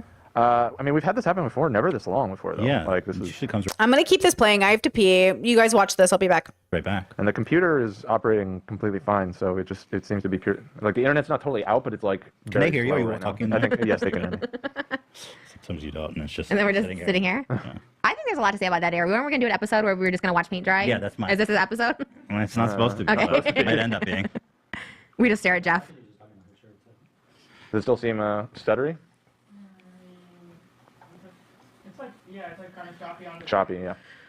What the fuck? I'm gonna punch my router in the face. I don't know, man. God, violent. No, it's an inanimate object. My internet works fine. Moses is saying, Eli, are you saying choppy or smooth? Yeah. I feel like maybe it's becoming better now. All right, here's the deal. I'm gonna go to the bathroom. You're I'm gonna go to the bathroom. okay. You want me to do a plug? A plug for what? My music video tomorrow? Oh, sure, yeah, that'd be great. And then, well, we're gonna cut this out. Oh no! But you can plug it. Okay. But that's not gonna make sense. We're talking about all this serious No, shit, no, and then well. Trisha being like, "Watch my music video." It doesn't make any sense. Okay, so what do I do? Just talk? There's 100,000 people watching, so Oh, okay. Okay, I'll plug it. I'll plug something. I'll Yeah, plug it's them worth, up. it's worth something. All right, guys, we have a new friend. What? Do it to your camera. This one. Oh. Hey guys, we interrupt Frenemies for a word from our sponsors. Frenemies merch coming soon to teddyfresh.com. This cool beanie is only the first of wonderful items to come. We have zip ups, tube socks from the makers of Teddy Fresh. So you know it's good quality and not some shitty Fanjoy stuff. So look for that. We also have a Passover music video coming tomorrow to my channel. So hug Pasach. And yeah, and I'm sure there's a new classic Teddy Fresh collection. I got a black zip up hoodie that I was supposed to wear tomorrow, but we're not having tomorrow. Check out what else do we have to plug? Check out Jeff Wittick's response video. Actually, check out the Insider article by Kat. Read it for yourself. Okay. You know, this is 2021. We stand by victims. We stand by people saying the truth, not just his is titled "My Truth" and not the truth. Honestly, Jeff Wittick, like I honestly didn't really have any issues with you before this. I don't know why you're trying to like assassinate my character. I don't do shit. You just were there. I wasn't even saying anything. I got all my plugs in. Can you guys Oh my God, is it working? the show turn it off? Actually, No. I think our bandwidth is so low that. Oh my gosh, this whole section. Should we skip it, Oh, don't guys? stream. Don't stream. Or maybe turn it down to 240 if you're streaming, you. Sorry, guys, we are working hard to fix. Maybe something's Rock hard. downloading. You know? Nobody's here. And let's just do the show. Yeah, just lower your. I mean, you guys both streaming could affect it. No, I wasn't streaming. I'm saying upload and download is two different things, but that's fine. Okay. I'm saying I turn it on, I see. Okay. Okay. Okay. All right. All right. Oh. So, okay, guess we're gonna we're come gonna back go. in right around here. Thank you everybody for sticking around. Sorry about the technical issues. What were we talking about? We were just about to watch his video, I think, or we were watching his video. All right, I'll just play it. Well, there you go. Whatever we were talking about. And what was said about me was false. Before anything, my heart goes out to the victim. That was a cut. Yes. Camera shot. I don't James. like cuts in these kind of videos. Just speak Ain't no from the cuts heart. here. Actually, I just said we're gonna cut. Right.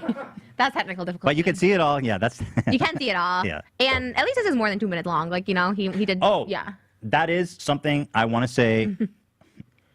At least, if I can say anything nice about Jeff, is that he at least came out here and talked about something. Yeah, yeah. Although it's hard to give him so much credit when he's kind of putting Kat's Twitter, encouraging his fans. I was to so go team arrest Jeff it. when he called me. I was don't like, know. I was so shocked. He like DM me, call me. He's like saying all this stuff to call him, and I was like, oh, like I would kind of like respected that because honestly, like that does a lot. Like just hearing from someone rather than being like ignored or called crazy or all the stuff they say behind your back. I was like, oh, okay. He like because he talked to me. He's like, oh, you seem like really normal and like not crazy. And I was like, okay, like you know what I mean? Wow, like, thank thanks. you. well, I Love respect that. that more than David and all these other people just trying to. Yeah, I can only imagine what David says about you. It's so funny. He And this never mentions video- me ever, but it's cool. I'm Did ready. we drop out again? Okay. It's not to discredit her. What Dom did was horrible and disgusting and makes me sick. And I had no idea about this until this article was published. Well, technically, I got reached out to comment on it. And nobody really knew what happened that night until that article was sent out to us. And I chose to comment on it. I chose to comment on it because some things that were said about me were completely false. I'm sitting here watching these videos where they're dissecting the article and the video itself and the actions that happened that night. And I am mad at myself because of the way I look. I genuinely am upset with myself. And I know that I didn't do what they're saying that I did, but the way it looks, I can understand why people are pissed off. And I just want... So what is it that so people are saying he may have bought alcohol, so that might not be true, okay. But he keeps evading. The main premise, of course, is that he was there. Right. He was peeking. There's that shot of him in the vlog peeking in and saying he's getting a body count. So it's like, okay, let's... I want to explain that. And by doing that, I have to explain how David's vlogs work. It's kind of like a chaotic, shittier version of SNL. David will come up with ideas himself, but since he would have to put out so much content, other people will pitch ideas, and sometimes he'll like them, and sometimes he'll shoot them, sometimes he'll scrap them, we won't use them. Sometimes you get to do your funny joke that you did in his video, which is the biggest platform, and that's great because then you get more attention to your channel and whatever, and you can maybe get more possibilities from that bit that you executed in his video. So on this day, 3 years ago, Dom had posted an Instagram story where he was asking to have a foursome. He was asking who would be interested in having a foursome with him. We got wind of this, and it seemed like an interesting bit that possibly, potentially something funny could come out of. Back when I was rolling with David and we would film these vlogs, it was very... You're shaking your head, Dan. Just this whole explanation. On SNL, they don't invite random strangers to come on and have a like. What is this comparison? This isn't a sketch. This is more like a reality show. It's more nothing like a like reality SNL. show. Yeah, what the fuck is he talking about? Yeah, minus like the... I think what happens is people feel a need because people will say like, what were you doing there? So then they need to explain their perspective. But I wish we would focus on the victims first. And then once the victims get their right amount of attention, then we can start asking people, what were you doing? Because I do think that we make a mistake as people watching to demand these people make statements right away because we forget like it takes attention away from the victims. And more than that, there's no way for them to explain their thinking without taking attention away from them. Right? So I kind of get it. But at the same time, I understand all of us being like, hey, are you going to make a statement?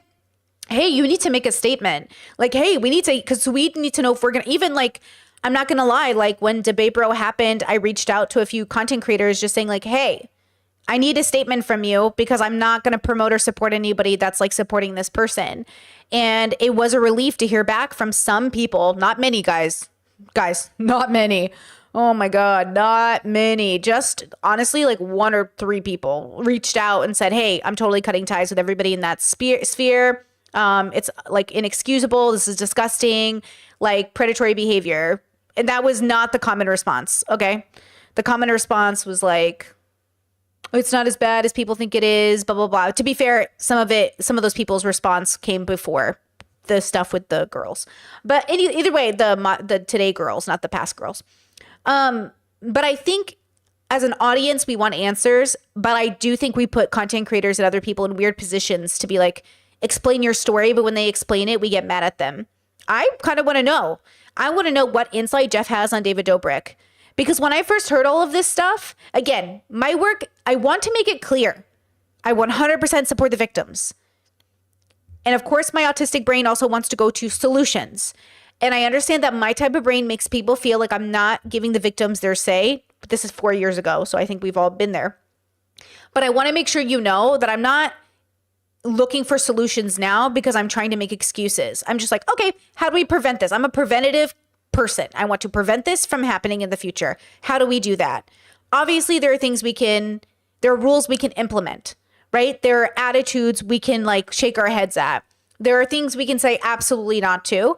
But then the question is like, okay, what do we do? Do we go public? Do you know how many I would love to go public? I've got a story sitting in the back of my head I would love to go public with, but if I do it, it could really hurt the victims involved. And so, for this, but the way I would come out with this story if I got permission, but I can't because I think it would cause probably more harm in the long run. But like at the end of the day, like, you know what I mean? Like it frustrates me. It's a weird position to be in when you know stuff about people. And but you can't because it could hurt like people. Again, the idea that doing the right thing is easy is like, God, I wish it was so easy. And I'll tell you, every time I try to do the right thing, it does not go without people being angry. People always get angry. So then the question comes like, what's the benefit of doing the right thing? So you can go to sleep at night, so you can live with yourself, so you know at least you did it even if it was hard. I really don't think it's easy to do the right thing, but eventually it becomes easier. And eventually it becomes the only thing that matters. You know? The releases and stuff. It's like it's not even like it's so odd and so weird. And who says like, oh yeah, that's like a good idea, let's go and film that? Like, I don't know. And by the way, doing the right thing is a spectrum as well. We all do the wrong thing on a spectrum every day. The question is, how do we do the right thing on a spectrum every day? You probably can't because no one's perfect, but it's about harm reduction. Yeah. Well, and there's also a lot of confusions about like, okay, Dom asked for the 5-sum and we thought it would be a good idea. Once again, he's dodging the responsibility, where if you watch David in other clips, he's taking credit for setting up. Dom explicitly thanks David in the video. So again, I feel like Jeff is once again trying to like obfuscate the truth by saying, oh, was again trying to blame it all on Dom, even though this was a collaboration for David's fucking video. Yeah, this is also repeated. I mean, like even as like last year, he was asking like Natalie and Corinna like how much he could pay them to have sex with Jason, and like he goes, how much? Like, can I pay you $1,000? David? Yeah, That's like it's on the record. And like, what is wrong with him when he thinks that sex like that is just like he thinks all women are whores or something? That's literally like, and I saw You know someone what I else say mean? this. Like every girl I never noticed it, but like every female in the vlog is like literally the joke. And when he's talking about like we all came to ideas with David, I've And never why once. Jason? Why does he want them to sleep with Jason? I guess because he's like the grossest person. So he's like, oh, how much to have wow. like sex with like they did it with Jonah too. He's like, how much to have sex with like Jonah? How much would it like? He asked Corinna that multiple times, like because they're just gross people. Why do you think that women are prostitutes and just like sex is just a pawn for entertainment Yeah, in the vlog? he's got some deep rooted shit going on. But again, this is Jeff just once again playing the boys club and he's trying to say it was all Dom's idea and David didn't have anything to do with it, which is something gross. he'll continue to say throughout this video. Be like chaotic. We'd bounce around. We'd be in one spot for 15 What? minutes. What's that? Oh, Jesus Christ. What's crackling? The audio's fucked up. It is. I heard it. Take it to neon sun. Okay. Minutes, we'd shoot back to Better? the Okay. fucking In-N-Out parking lot and see if we could find something there. We go to Hollywood Boulevard. We would go to David's house or wherever, and we just keep trying to find jokes. And this situation this night is not how it played out in the video, because you guys only see a small part of it. Sometimes jokes don't land. Sometimes shots don't work. Sometimes audio isn't clean. Sometimes somebody says a joke, it doesn't happen on camera. We have to What? Audio isn't clean. Yeah. Too well. redo it. Sometimes the live breaks. Sometimes things are scripted entirely. I and David and we all were under the impression that this was a consensual bit. These girls had answered Dom's message to have a threesome. Dude, you're what are you talking about? Of course, like you are all under the, of course they weren't coming over to be assaulted. Right. And they were clearly like fans. Also, David has What always do you prided mean? himself in saying that nothing is scripted. And honestly, like from all my time there, nothing is scripted. Yeah. Like maybe they come up with ideas, but everyone that's like the victim or get the brunt of it, like they don't know. I feel like he's bringing that up, that sometimes it's scripted again to throw doubt on this whole thing, because later in the video Wow. he says he tries to doubt the. Yeah, that's interesting. So maybe the people who are the butt of the joke don't know what's going on, but that makes it even worse in some ways. Some things must be scripted, obviously, because like those racist jokes they did at the beginning, they have to be scripted because there's like, it's like a skit. But yeah, that makes sense. Like, because we, as the audience, we have this idea that everyone's kind of in on it to some extent, which is an actual assumption we make of reality TV. But the truth is, like, these are real people's lives. Like, people aren't in on it the way we think. Yes, people know it's a TV show, and yes, people know they're going to be watched, but they're not in on it. Like, you know, not in the same way you think. Even Jerry Springer, like, they're not in on it the way the producers are in on it. You know what I'm saying? Like, it's not the same level of in on it.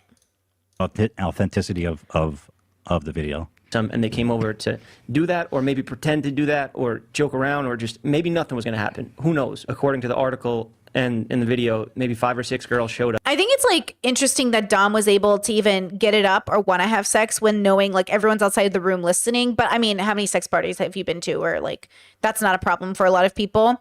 Yeah, kind of crazy actually. The whole thing is just gross. Drinking culture is so gross to me. Like getting people drunk, hookup culture is like in the way that people do it, I think is really gross.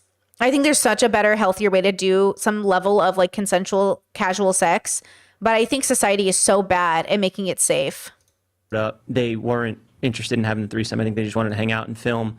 Maybe some of them were, or I don't know exactly. I remember some of them saying that some were 20, some were 21. But in the article, it says that Trisha, who was Jason's girlfriend at the time and the one bringing all this to light. Wrong. It's so Yeah, why are you putting that on Trisha? fucked up that he says that. Literally, I talked about this for years and no one cared. Like, these girls came forward after a lot of other people came forward. And then they just asked me for comment because I talked about it before. I was there, just like they asked you. And again, this is the same boys club that just uses Trisha's crazy and has a vendetta against us. Once again, the same fucking dumbass talking point to sell to your fans who ate it up initially. Right. It's fucked up, dude. If you read the article, you would know that this has very little. Trisha's was mentioned almost none. Yeah, because I was only there for half of it. You were there for all of it. It's like, dude, why are you and doing if I was this? there an hour and a half, you were there at least longer than that. That's longer than 15 minutes. Like, Well, we'll get into that. She is saying that I supplied alcohol to loosen up the girls, which it just didn't say that. I did say that David asked Jason. When Jason said no, he asked Jeff, and Jeff said, I'll do it. That's what I heard. I never said I saw him come back with But this again, beef. if it was you were the only person saying that, that might be an interesting defense. Right. But the part that you don't mention once in this whole pathetic video is that 2 of the other witnesses that were there said that you and Todd came back with alcohol. Why do you not mention that, dude? How are you going to come out here and not He's trying mention not to that? victim blame by just Trisha blaming, which, okay, I'll take it, but also, like, there's actual people that were involved. He's trying not to pull Scott. He's trying to, like, do his best to not do that, but... He's covering for Todd, who says that based on what he told Kat in the recording we watched in the beginning, is that he bought alcohol for himself. Right, so, okay, now stories have changed. It just makes me angry because it's so not true. I willingly called Insider to clear my name and say this is complete bullshit. Trisha and I have had... Bro, you don't clear... I'm sorry, Jeff, but I just think you must not be that smart. You don't call a reporter and clear your name by just saying, oh, that's not what happened. If you have some kind of evidence that you can show them, that might help. But if you're just going to call and bitch about, say how Trisha's crazy, she just have to get you, I don't think that's going to help influence the article much, dude. Right, I have a ton of things I could say about you and Todd. It's like I'm not trying to, like, go about that route. Like, it's just, like, that's irrelevant. Also, just not even has anything to do with it because it's not about me, but... I know. It's frustrating. You know, we haven't been so friendly with each other in the past because of Starbucks. The breakup with Jason. Oh. My loyalty remained with Jason after the breakup. I saw Trisha make videos on Jason, and she was angry at him for whatever reasons. That's between Literally them. wasn't I reached angry. out to Trisha personally after all this, and I mean, I only knew one I'm side sorry, Trisha. What? of the story between Literally them. wasn't I angry. reached out to Trisha What personally did Trisha after all say? this. Literally wasn't angry at Jason. Trisha! They're crazy. Sometimes they are too much. Trisha, please calm down. And I mean, I only knew one side of the story at the time. I only knew what she was saying online, and he was losing jobs, losing money. He was getting hate. To me, in my eyes, at the time, it was taking food out of his Maybe kids' because his mouths. best So friend that was featured was however dating a much it- minor. Maybe that's why he was losing brand deals because he kept putting Brandon in the videos instead of me, and and it was proven that he was dating a 17-year-old. So it's like, what? Maybe it wasn't about me. Like, what did I say? That I was embarrassed by Jason. I wasn't angry. I was embarrassed. He hadn't even broke up with me yet. I was like, you're embarrassing. This is embarrassing. You're with Madison Beer and Hannah trying to hook up with them. You're gross and disgusting. He says you were taking food out of Jason's children's mouth. God. Which is basically saying if anyone does anything wrong and they have kids, you can never hold them accountable because the kids are going to starve, apparently. Oh So, my God. Shame on you. Are his kids still, they're fed, right? They're Okay, bad. I good. think they're okay. Okay, good. Detached my name is to this. It's just because I was the only one to speak. I talked to the reporter, and I told her that I had nothing to do with buying the alcohol. It absolutely was not me. I will go down to that Okay, liquor well, store. the witnesses and Trisha, who was there, disagree. Right. I mean, dude. They literally said you and Todd came dig back for with those alcohol. tapes from 3 years ago to see who walked in the liquor store. I checked my credit card statement. I don't know how you We should get those tapes from the prove that you liquor didn't buy He's got the alcohol. tapes. But Nobody. he, the only I one know. that And he also was said Todd allegedly bought alcohol sick. for himself. You already admitted I that know. you guys went in there. So, and my theory is we talked about this. He's probably right. Like, maybe Jeff physically didn't do it. Like, I saw that David was like, hey, Jeff's like, I'll do it. And then I didn't even know. Yeah, Like, I David- don't think he did it. I don't think he Of did it. course. But to cover and say we didn't, but then also, oh, Todd bought whiskey for himself. It's like, which one is it? I love this. Listen, this is the most half-assed bullshit way to defend yourself. Like, you have to have no brain to actually be convinced It's by because this. he's also trying to Walked in the defend liquor Todd and store. David, which is I checked my credit card statement. I don't You know. didn't check your fucking credit card statement from 3 years ago. Stop. check the credit card statements. Stop. You didn't go to the fucking AM, PM and look. Do you have camera footage from 3 years ago? He did show the footage? No, I'm saying. Oh, right. Here's my credit card statement from that. Well, whatever. Because he didn't do it. No, he did. Right, right, I mean, But again, it's a ridiculous claim. he's missing like more of the point. He's saying he's 100% innocent. Maybe 100% innocent. He's like, not buying I alcohol, went into but- hypnotherapy and I went back in time and I remember everything vividly. It's like, okay, bro. Yeah, how do you remember that they all said they were 20 or 20? Just a reminder, present day Trisha and Ethan aren't friends. They don't talk to each other. Her and Moses basically completely like ghosted. Do you know what I'm saying? Like David Dobrik ghosts Jeff Jeff becomes friends with Ethan. Trisha and Ethan become not friends. It's so weird to watch Trisha and Ethan now. Look at them. They seem so, I keep forgetting they're not going to be friends. Like, I almost forget frenemies ends. Like, this feels like, yeah. This is a story of a friend who breaks up. Yeah. 21, but you don't remember that. It's like it's so Right. weird. You remember their exact age? How did you know their age? How did you know their age? How did you know their age, Jeff? Sounds like a TikTok. How did you know you're their age, Jeff? Know how you prove that you didn't buy alcohol. The only one that was allegedly saying that I bought the alcohol was Trisha. Wrong, motherfucker. That's a lie. And he recorded the conversation. Did he think Kat wasn't recording the conversation? It's like, why? You're a fucking liar, bro. Find inconsistencies in my story. He has Weasley, so many little in this. liar. Like, mine are That always is the same. just- Even from years ago, these same consistencies. I've always said the same truth. Listen. His lies are so easily Reporter, debunked. if she was Wait, hold on. Even if, let's say you didn't read the article, which I don't Maybe he think you didn't, did. yeah. But even if you didn't, here's Kat recording your conversation. One more time for the record, Jeff. That said Jeff Whittick and Todd Smith bought alcohol but it's from Trisha, which is like It's from Trisha. It's also from the other girls. Like, they remembered that I'm David sorry, Jeff. What's he saying in response to that? He ignores. asked Jason to go buy the alcohol, and then Trisha told Jason, like, don't buy the alcohol. And then they said that you and Todd left and came back with, like, a bottle of, I think, Jack. And I do know, like, I have, like, the video, like, I've watched the video, so, like, it was like you and Todd and, like, that whole group was there. I don't know, like, if you remember anything specific around that. I did not. He just says, I did not. not. Ignoring that it's not just Trisha, which is just, again, like, that's just not fair characterization for different. Like, maybe that argument has worked these past few years with Right. Trisha's crazy, everything's from Trisha. Yeah. Everything bad happening in the Vlog Squad is Trisha's fault. Yeah. That doesn't fucking work anymore. Like his lawyer saying that too, trying to discredit me. I Yeah. was just like, which, by the way, I loved on your last H3 Live when you said the lawyers, when they said in their legal letter that, well, anyone who knows David wouldn't do this. And you're like, Oh, what yeah. kind of lawyer says Oh, yeah. that? Your Honor. Because that's what Scotty said. Right. Maybe it's Scott that did it. Wrote the letter. Scotty, your lawyer. Your Honor, if only you would get to know the defendants, you would clearly tell. That's not a legal defense. You can't go to court and be like, well, No, it's of course like- not. And also, if I was his bitter ex-girlfriend against Jason, I would throw Jason under the bus. If I'm a liar, I'd lie about something that he did there too. I'd be like, you know what? Yeah, Save he Jason's was, life. Nobody's talking about Yeah. Jason in this situation. And he was up David's ass for all these bits, so you're welcome, Jason, for not being involved in this scammy one. Trisha wasn't even there when the alcohol supposedly arrived. I told, So the alcohol arrived? Yeah, wait, back Supposedly. that up. Trisha wasn't there when the alcohol So it did arrive. Trisha wasn't there when the alcohol arrived. Yeah. only one Which is that true. was allegedly saying that I bought the alcohol was Trisha. No. Trisha No, wasn't man. even there How when many times did you say the my name? alcohol supposedly arrived. I told Trisha who I had. Jesus. Yeah. So many Trishas. Yeah, come on. You got the second camera for well, because it'd be like this. Wouldn't work. You know, it's so fucked up that he characterizes you this way. Because anybody that is not familiar with the actual story is just going to be like, Trisha's this crazy bee who's just after us and told. And it's just, it's, you're a fucking liar, bro, and you owe Trisha an apology. Which is so weird because he did apologize to me last Tuesday and then he made this video. And then even when he texted me, I thought we were all cool. I was like, we were until you, like, because he apologized Tuesday to me. And then now he's just like, I just thought you were a crazy person. You're right. You weren't. And now I'm like, what? Like, Well, remember, he's calling in after this. And listen, I'm not holding back. yeah. I'm just being genuine. But I'm going to hear him out. But I'm going to need an apology, I think, for lying about Trisha on this one. I don't think he got that because I said that. I was like, well, dude, you literally lied. You said it to him. Had problems with at the time. I apologize for discrediting everything you say because of my loyalty to a friend. What would you do if your friend broke up with her boyfriend and there was some problems going on Jeff would between jump off the them? bridge. You would stick with your homegirl. Yeah. That's it. That's my mom. That was Did my your mom problem. always say that? Would you jump if Kyle jumped off a bridge? Would you? Jeff was totally, all those people are. Such a If bad- David oh, jumped yeah. off the bridge Oh, now, yeah. They'd all follow. they're all drinking the Kool-Aid. Oh yeah, we're all jumping. And that's They why are, I had literally. a beef with Trisha. You know, that's why my name is in this article. I believe. Wrong. For the first time, I talked to the reporter from Insider. I told her that I 100% didn't buy the alcohol. I swear to God. I swear on everything. Dude, a reporter doesn't care you swearing to God. That's not evidence, Jeff. I told her I swear to God. I can't believe she included me. It's so weird. I swear to God, and she still included me. How unprofessional. When a victim actually said your name, not even me taking me out, because she was gonna take me out of the equation when David's lawyer tried to like throw me. She was, you know, she limited a lot of what she said about me because of David's lawyer. But take me out, the girl still said your name, Jeff. Like I'm not like. Ugh. You're in the video and the girl named you, bruh. Stop. Just stop. Stop it.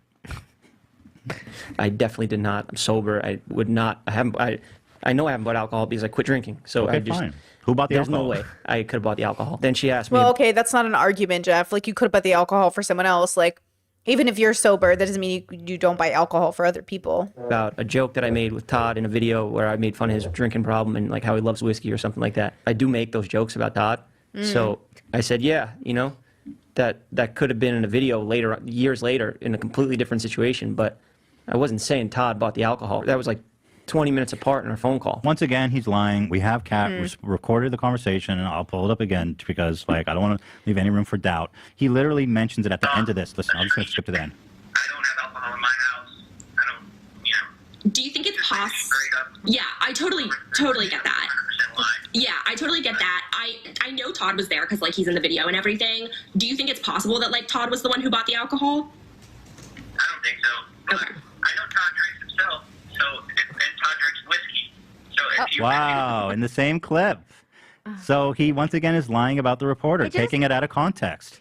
It would feel like so good for like Jeff, like, because Jeff, I do, like we were saying, I think he's a good guy as opposed to like David. I really think he doesn't think he did anymore. If you just like own up to shit, like it feels so good to finally like, because people like are more forgiving than you think. So if you're like, hey, I fucked up, Especially if you portray maturity. yeah, which he has distanced himself from the group. He's deleted videos, like, you know, all this stuff. It's like, okay, like it feels so good, like just like I don't think Jeff's a bad guy. What he's doing, intentionally or not, is really fucked up and needs to be called out. oh yeah, for sure. But like, why are you lying? You literally in that clip, it sounds like you are insinuating that Todd bought the alcohol. She says, "Do you think it's possible Todd bought the alcohol?" You said, "I don't think so, but he does drink whiskey." You said it like that, but he does drink whiskey. Right. So because someone said it was Jack, and he goes, oh well, he does drink whiskey, so that might make so you knew. Bruh, stop it. So for you to put those two together, it pissed me off because now you're making me look like I'm throwing my friend under the bus here I just listened and to the saying clip. that Todd was the one who supplied this You alcohol. did insinuate. I do feel like social dynamics are at play here. That's why it's so difficult. I do think, because listen, you know the whole thing with Debate Bro? You know what's her name? She said, what am I supposed to do? What am I supposed to do when my friend's in trouble? Right? And I sat there and I was like, not this, anything but this. People don't know how to be friends. They don't know how to be loyal. They don't know how to call out people they love. They don't know how to call out people they love. They don't know how to visit people in prison. You do the right thing, even when it's your friend. You do the right thing by the victims. And you do the right thing by your friend by holding them accountable. That's what you do. That's what you do. And again, loyalty is meant for like friends, not like casual friends. No offense. Like, just a reminder, a lot of the people in that sphere don't need to be loyal. They're not friends like that. That's what I'm saying. Don't be loyal to someone you're casual with, bro. Like, loyalty is for people that matter. Okay? People that you're close to. And so for like, you can be loyal and still hold your friends accountable. And I think this is what we're seeing, where so much of this is at play, right? Chet says her immigration status is dependent on it. I think loyalty was a huge part of it, but I think the bigger part was self-interest. I think we really are making a mistake here and putting everybody in that category. That particular category of person is like more sociopathic and narcissistic than these people with peace and love. Like, I think these people are literally naive and actually think their friendships matter. It's worse. I think Jeff actually thinks his friendship with David matters. I think she actually thinks her friendship with Debate Bro matters. Because remember that she didn't have a group of friends before, and she said this is her first time having an adult group of friends, right? I know the situation with her immigration stuff. I know that. And I'm telling you right now, it's not just about her immigration status. She has an education. She can go back home and flourish, right? But I'm telling you right now, there is a naivety of friendship that is playing a bigger role. I guarantee you. I guarantee you. I think so, at least. You know what I mean? But I will say, like, obviously that comes into play, the immigration status, right? And by the way, please notice that when people burn the bridge, what was their reason for burning the bridge? Not that he's a predator, but because it looks bad on them and they can't trust him. So I don't even trust people that burn the bridge with him unless they call him a predator. I'm not going to trust anybody that burns the bridge with him and doesn't say, like, this is the most egregious shit I've ever seen. Because notice that too. Notice people that came out and made videos and never called him an abuser, a predator, called it gooning, downplayed it, made a joke, said, oh, this is what happens when you're a gooner, when you're a hedonist, called the women mentally ill. Do you know what I mean? You know what I mean? You know? Exactly. If they can only call out the action but not the person, and they didn't even call out the right action. That's what's so horrible. This isn't gooning. This is literal assault. This is like a consent violation. This is literally so much more. So for Jeff to downplay what David did or what Dom did, for any of them to downplay it. So again, I think what we're forgetting, and this is why it is hard to do the right thing, is like you have to then contend with your own moral compass of where you stand on things. And that's the issue. Because these people aren't as morally sound as you'd like to think. They're not as reliable in their own narrative as you would like to think. Because they didn't burn the bridge for the right moral reasons, in my opinion. Do you know what I'm saying? Because when given the opportunity said, I don't care if abusive people abuse people. Okay. Or abusive people abuse abusive people. It's like, okay. That just tells me like where you stand. You think people like Trisha, people who are sick, people who deserve what's coming to them, instead of recognizing that somebody you knew or somebody in that circle is willing to hurt somebody and pick a victim that they knew wouldn't have the right reputation to actually be heard, which is what happened, which is what Jeff is doing right now by talking down on Trisha. You know what I mean? Like, that's so frustrating. So again, I don't think it's as easy as we think it is for people to do the right thing, but I think we can encourage people to make better decisions by really admitting what it is, which is really hard. They have to embody it. They have to really research it. They have to really accept that, like, yeah, this isn't just gooning. This isn't just hedonism. This isn't David Dobrik just trying to get a good video. These are people who are willing to risk your life for the sake of their gain. These are people who are willing to violate your consent for their gain. These are people who are willing to do unspeakable things to you just so they can get whatever they need out of it. Okay?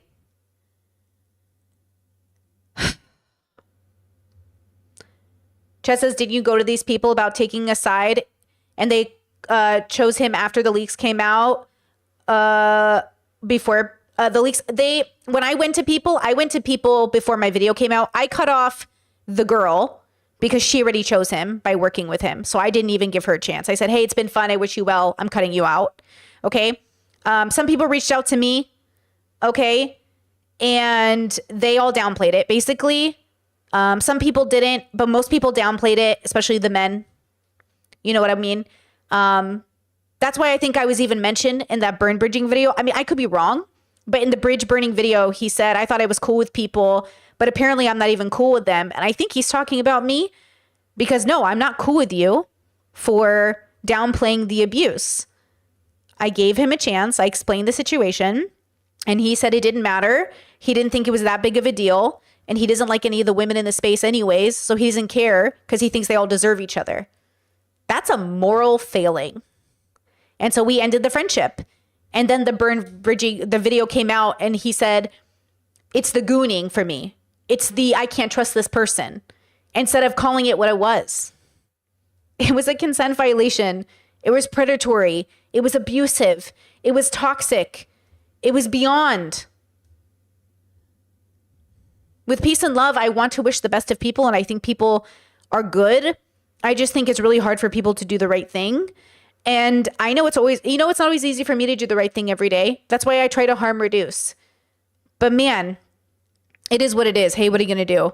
No one's going to be perfect, but it'd be nice to see some change in people. Look, they don't need to be perfect then, but it'd be great if they tried to be better now. It'd be nice if after everything came out, there was a better response to it. Instead of, how do I help my friend? It's just gooning. It happened last year. What does it matter? He's changed. Can't you tell? David Dobrik hasn't changed. Logan Paul hasn't changed. Mr. Beast hasn't changed. Gamer Boy hasn't changed. None of these people have changed. But they have changed the people around them. And for the most part, that allows them to appear like they've changed. Chaz says, how much sympathy do you have for the victim, considering she defended him and even attacked other women he had conflict with? I have the appropriate amount of sympathy. I have exact enough sympathy for exactly the thing that happened to her directly, which is appropriate. I have the exact sympathy for anyone who's victimized and it doesn't go beyond that or leak into other issues. I am sorry a bad thing happened to you, no matter who you are. I'm sorry a bad thing happened to you. It does not extend outside of that bad circumstance. So if you hurt other people, if hurt people, I'm sorry you were hurt. That stays there in those confines. And then of course, if they hurt other people, they're responsible for that action. I've never given a girl a drink to loosen girls up in No my one's life. using that. Exactly. Hold on. Chad says, the thing is what gets me, only when it becomes socially unacceptable do they abandon ship, shows their character. I think you have to be careful with that because not everyone knows what's going on. Guys, no one knew what was going on. Like, I certainly didn't know. And like, I don't think anyone knew. Like, if you go by everyone's reactions of what's happening, people don't know what's going on. You think people know. You think people know, but nobody knows. Keep in mind, nobody knew to such an extent that it like, that's why it rocks communities because you think everybody knows. Like, you think everybody knows about Diddy? We know, but we don't know. We know there's toxicity. We know there's something bad, but we don't know the way we know now. You know what I'm saying? Like, we know now. Not everybody knows the way you think. You know what I mean? I really want you to understand. That's why it's so easy to find yourself in these predicaments. So be very careful. Be very careful to assume because you're punishing people for doing the right thing. Don't punish people for leaving. Don't punish people for doing the right thing. But keep an eye open for how or when they left or why they said they left. Because that's what you're looking for. Because, it's no one's fault for believing people when they say they'll get better. Keep in mind, I was told things in private about trauma and all these things. And I was told by everybody involved, we're getting help. There's help. Like we're doing work. We just want your advice because like you're like a friend, a coworker friend. Relax. I don't know loyalty to any of these people. And I just thought, okay, like another toxic couple having toxic problems. I could never have imagined it was as bad as it got because I didn't know everything. Even Ryan Beard made a great video about this. I didn't know 90% of the things in that video. We don't know. We don't know the way you think we know. And I think it's really important to remember that. Trump, do you know how many Trump voters don't know anything about Trump? Which sounds crazy to you and me. But I'm telling you right now, I meet people and they're like, I didn't know Trump did that. Oh, I didn't know Trump said that. And I'm sitting here like, oh my God. We don't know. People are so stupid, myself included, yourself included. We like to think we're not, but we are so dumb. And that stupidity is ruining people's lives, including our own. So don't punish people for doing the right thing, but just keep it in mind for yourself. Maybe I don't want to hang around those people. Maybe I don't want to trust this person. Maybe I don't believe this person. Protect yourself with that information, right? Chet says, can you think of one man in these predicaments who has changed? I'm racking my brain to think of somebody, but I can't. No. I think there are some people who grow up really, really messed up. Like Danny Trejo comes to mind. I don't know what he's doing right now with his life, but I think he's like an example of someone who like turned their life around, but he was heavily victimized as a child and then went to prison and did all that stuff. But I think he's an example. I don't know though, right? Like maybe he's a horrible person, but I think as far as I know, he like really turned his life around. I think people can turn their lives around, but I think it takes a lot more introspection than we think. And maybe, who knows, maybe I don't know anything about Danny Trejo, but he just comes to mind as like, he's a really interesting story, but I don't know much about it present day. So it's hard. It's hard to imagine people at a certain bracket, at a certain level change. Now, here's my theory. If you fall into the same category as Debate Bro, David Dobrik, Mr. Beast, and Logan Paul, you never change. I think they are biologically they have wired their brains to just be like, either they're genetically born this way or they literally have rewired their brains to making it justified. What's interesting is the people who stand by them. And also what's interesting is their propensity for success because they're willing to fuck over everybody along the way. Elon, Trump, I think they're all kinds of people who are so like low empathy that they are willing to do absolutely anything to get famous, which is why they do. Which is why I do look at people who want to be famous with a raised eyebrow, because what are you willing to do to become famous? And that's why I look at Trisha with a raised eyebrow, because what are they willing to do to be famous? Even today. Less, I think. I think Trisha has gotten much better in general. I think they have made an effort to not be as fame-seeking in the destructive ways they were before, right? But that's That is, if you're in a particular category, which I don't think Trisha is, for the record, I don't think Trisha's in the same category as Mr. Beast, but like that particular category of person who's like, yeah, I think they'll probably always be that way, which is why it's sad to see certain people be like, that's my friend and I'm going to help them. Help them while you visit them in prison. Okay? Don't help them by in any way talking about their childhood trauma. You know what I mean? Which was brought up in conversation, like, this person's traumatized. What do you expect me to do? I expect you to hold them accountable. In the same way, especially in the same way that they have used a platform to talk badly about mentally ill women and never give them the grace, right? Only when it's convenient. Absolutely not. Okay? Like, nobody's accusing you of that, dude. It just sucks because all you need to do is say something on the internet, and then it's a story, and then it's Actually, great point. Chat says, I hope Dr. K makes the right choice and won't collab again. I'm looking at him and I'm waiting. I am waiting. And I expect Dr. K to never do a collaboration again. And if I see one, I swear to God. Okay, no offense, not taken. I swear to God, I love Dr. K. But if he does another collaboration, that's it. Dead to me. With peace and love. Peace and love. Peace and love, dead to me. And I love Dr. K. But absolutely not. Absolutely fucking not. Not with the position he's in. Not with the community he is trying to help. Not with anything. He better burn that bridge as a professional and as a leader in the space. Okay? Absolutely not. No, chat says, even with Dr. Kirkonda, I think you're misunderstanding. We're talking about if Dr. K collabs with Gamer Boy again. If Dr. K collabs with Gamer Boy again, dead to me. That's what we're talking about specifically, because he's a predator, right? You can't be collabing with predators. This is a literal published article with a paywall in front of it. You have to pay to read it. And the girl said to me, I don't know what video you said that in, but I didn't have much to work with, and that's what I think Trisha said to me or something. Stop. So that's what I had to go with. You're the only one that spoke to me. What vlog or barbershop episode did I reference that Todd likes whiskey? I just played it. I just played the clip in the same conversation, for Christ's sake. It's such a headache. It's like such a runaround. I don't know, because I know Trisha has like brought that up, but I was just like told that there was a clip of you and Todd talking about the alcohol. So for me, okay, now just to give context, because he's making it look like she's making this all up based on hearsay Trisha says. Yeah. But that's not true. What she's talking about is this clip she referred to earlier. She says, there's a clip of you guys talking about it, and you said you were nervous, so Todd decided to buy it. She did not include that clip in the article because she could not find evidence of it. So you specifically asked her about that, and she said, I couldn't find that clip, trying to characterize it like she was lying about you saying Todd liked whiskey, even though that's on fucking record, which I just played for you, douche. Yeah, that's so dumb. That's so stupid. I didn't even see those things about Kat, but yeah, now that I've seen that, like, oh my God. Just straight up lies. Stop. Do you think he doesn't remember, or he's like he's doing it on purpose, like trying to be manipulative? Remember, I don't know. I feel like remember Jeff's going to call in. So we're at about an hour in, and it looks like Jeff calls in about 30 minutes from now. Doesn't know he's lying.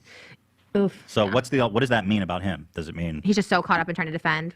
When people lie, you trip over your story so much, which is why I don't lie, because I used to be such a liar when I was a kid, and you trip over your story so much, and it's so easily found out. So like now I'm really careful onto like what I say about, like I always was when I made any exposed video about anybody. Anthony McCall, Roger Bart, David, like anybody. It's truth. There's truth in it. There's always truth. I'm not gonna make up lies. I mean, is he explicitly lying? Because everything he's saying is so provably false. Like, Dan, what's your take on this? That's what I mean. I honestly was just baffled by all of this because it's so. Again, he either didn't read the article, and so, or he's like, those are the only two options. He either didn't read the article or he's lying.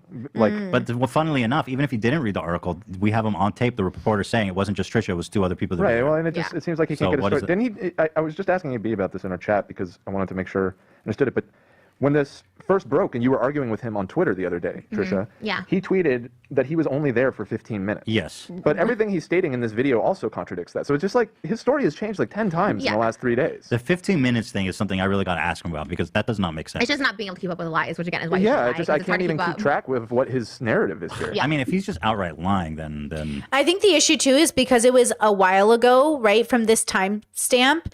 I think the issue is like trying to remember things versus going back and reviewing the data. Your memory is like not great. So it probably would have been better for Jeff to go back and review everything and jog his memory a bit before talking I think Jeff is like doing a very human thing where he's being messy and trying to like, hey, I don't know what you guys like. I'm not a part of this, but also, you know what I mean? Like, there's something to be said about, yeah. Also, I'm curious if they asked him during the call if he read the article, because like that part probably is the funny. Like if I was Jeff and I was watching this live, I'd be like, read the article quickly if I haven't already, you know, which is crazy to not want to read the article a little bit, like just a little bit. You know, bro, I don't know how I can help you with that one. Reaching out. That's why my name is in this article. I like to think that he's not being that malicious as to outright knowingly lie, but I think he's just trying to like defend him. Great, great point. Chess says, doesn't he have a brain injury at this time? I guess actually that is true. And I think someone said it earlier. Jeff technically should be impacted by his eye at this time. So that's also something to consider. Himself and his friends any way he can. And so I think he's just, I don't know, trying to throw her under the bus, me under the bus. And he's trying everything to do not to victim blame because that didn't go too well for Scotty. So I think he's just trying any other route. I don't know. That's why I'm associated with this. Back to explaining how David films. We do stuff that sometimes doesn't work. And that bit, in our eyes, all of our eyes, it was a failure. It didn't work out. And we all left thinking it didn't work out. So why We was it peeked in the- posted? Chet says, I thought the injury happened after. Apparently not, because Jeff shows his eye surgery and says, hey guys, I was having eye surgery during this time. This is actually after the incident, and while he's still coping about David and thinks David's going to pay for his surgery and think David's going to be his friend, and then David ghosts him. You know? Why would he have posted it and also brag about it on a podcast and 2 days later if he didn't think that worked out? that doesn't make sense. That claim doesn't make sense. They filmed the whole thing. They got Dom having the threesome. They were peeking inside the door. I mean, I don't know what is his point of trying to bring this up. It was a failure, guys. That he just left and that was it. Right. I guess. The room, we were like, oh, they went in the room with him, but nobody's clothes were taken off. Nobody was kissing. Did you know There was that when you nothing looked going in? on. We were just joking around, and then we left straight up. We left. We went somewhere else to film something else. In the video, So that claim is hard to know what's the truth or not. But, Right. but the guy has not been truthful about everything else. So I'm inclined not to believe him in this case. Well, he also says that he looked in and like nobody was in there, but now he looked in and they were fully clothed. No one was kissing. They were fully clothed. Nothing was happening. So why in the vlog does Dom come out naked? And why is David also in the article? Kat says that she has a recording that one of the witnesses took of them saying, "Did you see anything to David?" And David saying, "No, he locked the door." Right. Which is what he did because the guys kept peeking in when they were trying to hook up. So again, this doesn't hold water compared to the accounts of what happened that night and even what's in the vlog, which has Dom coming out naked saying, "Stop bothering me." And once again, you're not innocent because you're partaking in this. Even if you're peeking in on them clothed, you're partaking in something like you're still not innocent. These are like young fangirls, obviously drinking, whether you brought the alcohol or they just had alcohol or they were drinking. Like you're a part of this. Like Did you know they weren't naked when you peeked in? Right. You know what I mean? Yeah. Like, what And were you they said, expecting? and I was there when they said they didn't want to do it. They just wanted to meet David. Not the main girl because she said she didn't know who we were or whatever. But the other girls were just so excited to meet David and me and everyone. They said it. So they were fangirls. They said they had no intention of hooking up with him. They just want to like hang out and chill. So Oh, you know that Jesus. part. But now all of a sudden they're David in a said it room. himself. Yeah, that's. And also Jeff looked in and came out and said, "Oh, they look pretty good." But wait, okay, wait. But was Trisha complicit when she heard David say, like, hey, go buy alcohol to get these girls drunk so we can have sex with them? So did Trisha hear that happening? It's, it's like the Gabby Hanna and Cody Ko thing. I really think it's harder to do the right thing than we admit. I think it's really hard to do the right thing. And I think that's why humanity is struggling the way it is. And I really want to be compassionate.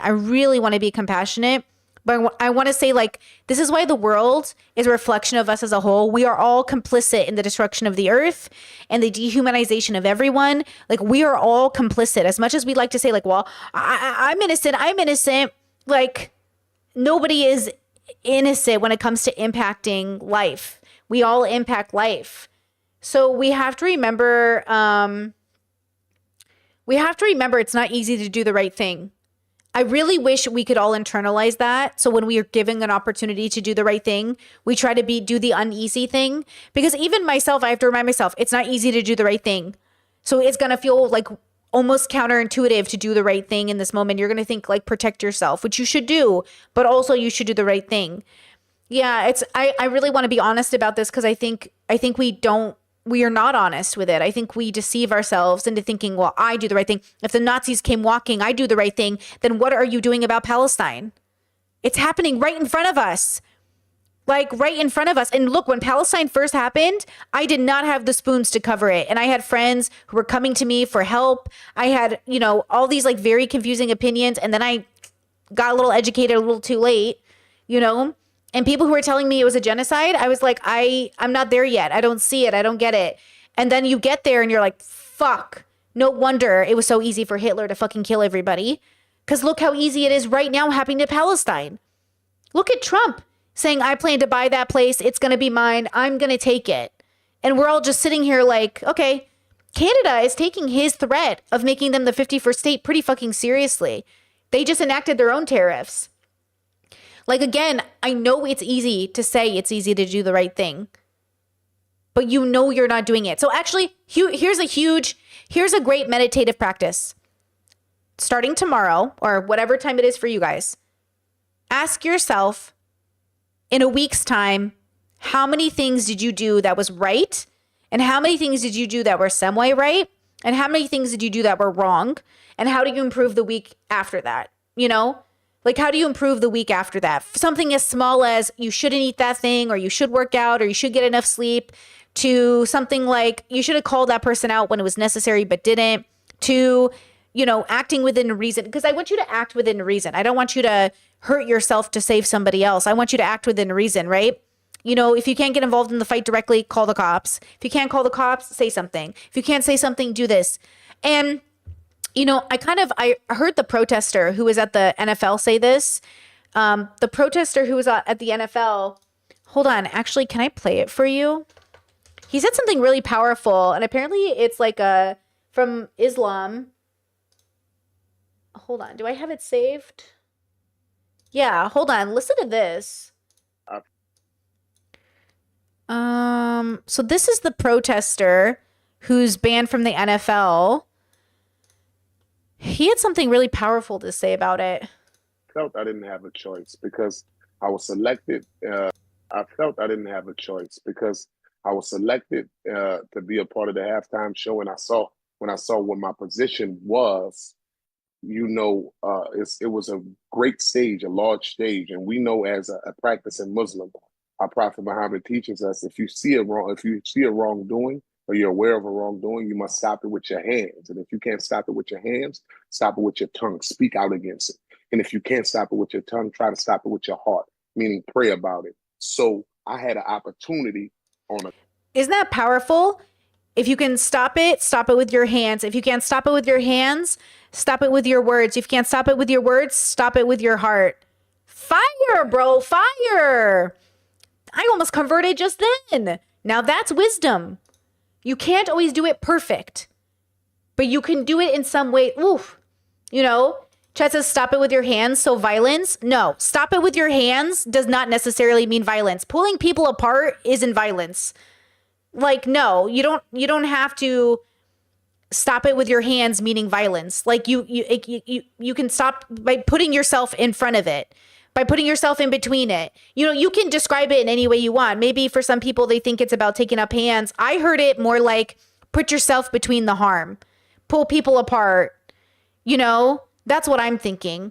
You know, stop it physically. I'm not necessarily like, you don't have to think of it as violence.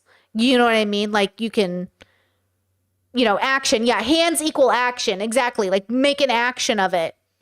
You know what I mean?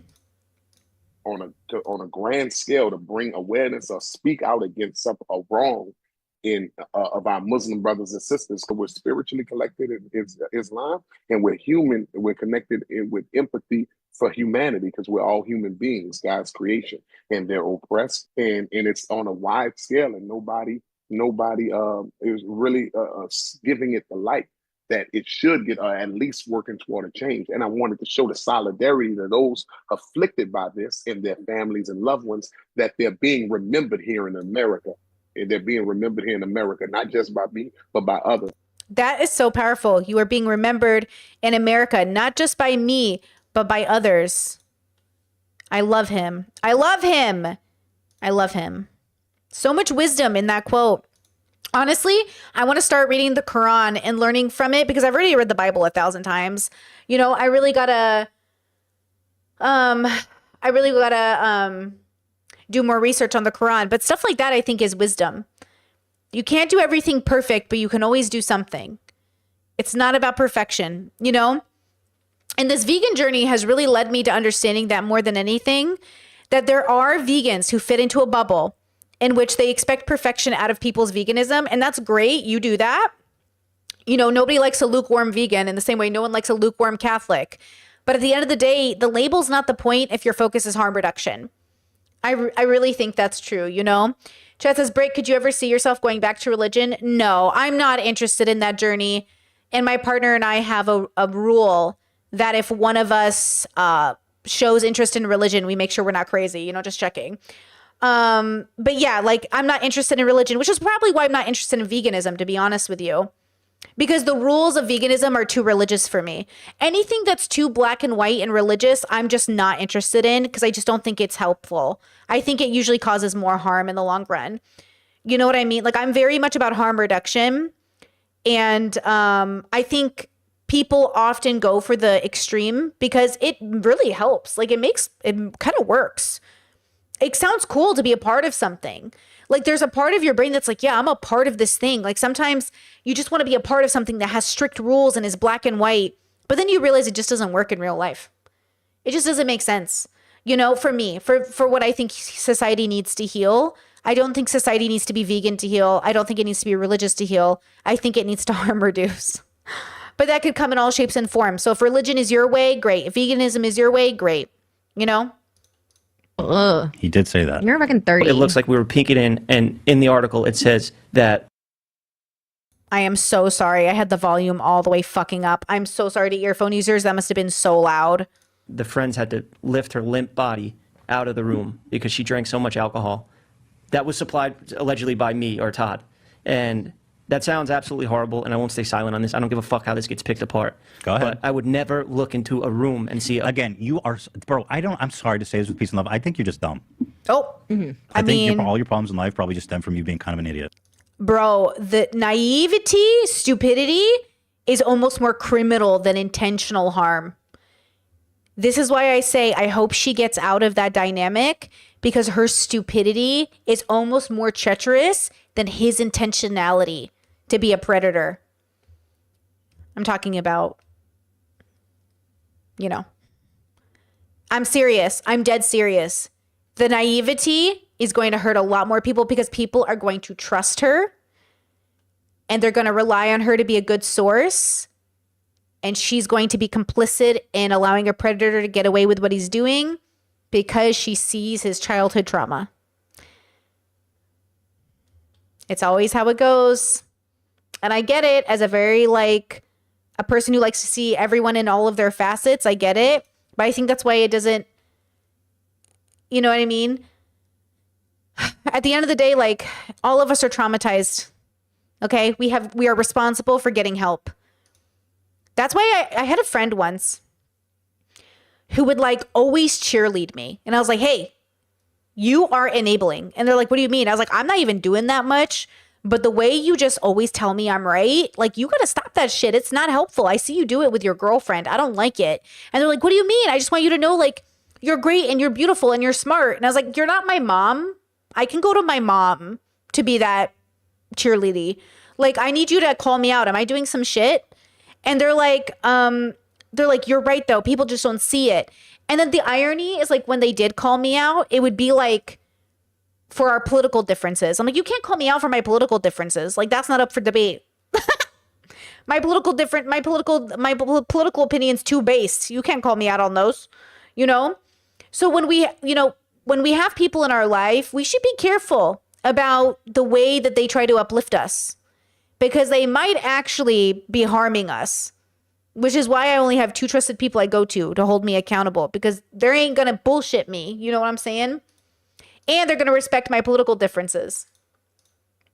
Yeah. The article says that they had to go in there after you guys had already dipped out because her lifeless body was dumped and kept on the bed. It's clear from the timeline of the article that she wasn't blacked out and dumped on the bed naked when you peeked in there. Right. What are you talking and about? also, according to you, you said they were clothed or whatever. So but they were still in the bedroom with this guy, inebriated. Is that the word? Yes. Again, it's bro, it's he's trying to make this big stand on this point that literally doesn't even matter. And already you guys are all, they're fans of all of you guys. There's these girls. So once again, there's this power dynamic of David, you, Todd, all of us being there, and it's just like you're still like there's still like a problem here. You're like drinking with these fangirls, so there's this really, and you know they're fans of you guys, and it's just ugh. I believe you that you didn't see it. That the article clearly states that you weren't there when it happened. Come on, dude. A Stop. limp girl being and allow that to happen. I made know, a you joke in didn't the see video it. one I time believe with you. David and Dom, where he said, "You guys will." But now he's kind of trying to throw into doubt the authenticity of the entire story. Of course, yeah. Even though he goes, I'm not here to victim shame, or but But it's like you you kind are. of are doing that by missing the whole fucking point. Both end up in jail together, and I said, no, they separate the rapists and the pedophiles and stuff like that. They separate those guys and they put them in different color outfits and they give them special security because they get beat down and they get killed because of what they do when you're in jail and you're a rapist. That's what happens to you. They give you the light blue jumpsuit, and the rest of us would be in dark blue. Look, I've fucked up before in the past. I've made mistakes. I've addressed them. They're on the internet. You could read through every one of them, and I'll admit to them. If I did something wrong, I'll admit to it. This was all nearly a decade ago, and I have nothing to hide now. Look, I reference jail a lot, and it's become a part of Well, he's saying he went to jail a decade ago, making it sound like the video was a decade ago, kind of. my character, I guess. And I haven't been there in 10 years, but what I can say is it's a horrible place. It's where nobody would ever want to be. What's that got to do with anything? The second you get there, especially in California, you have to fight. And okay, bro, jail's tough. What am I supposed to do with this?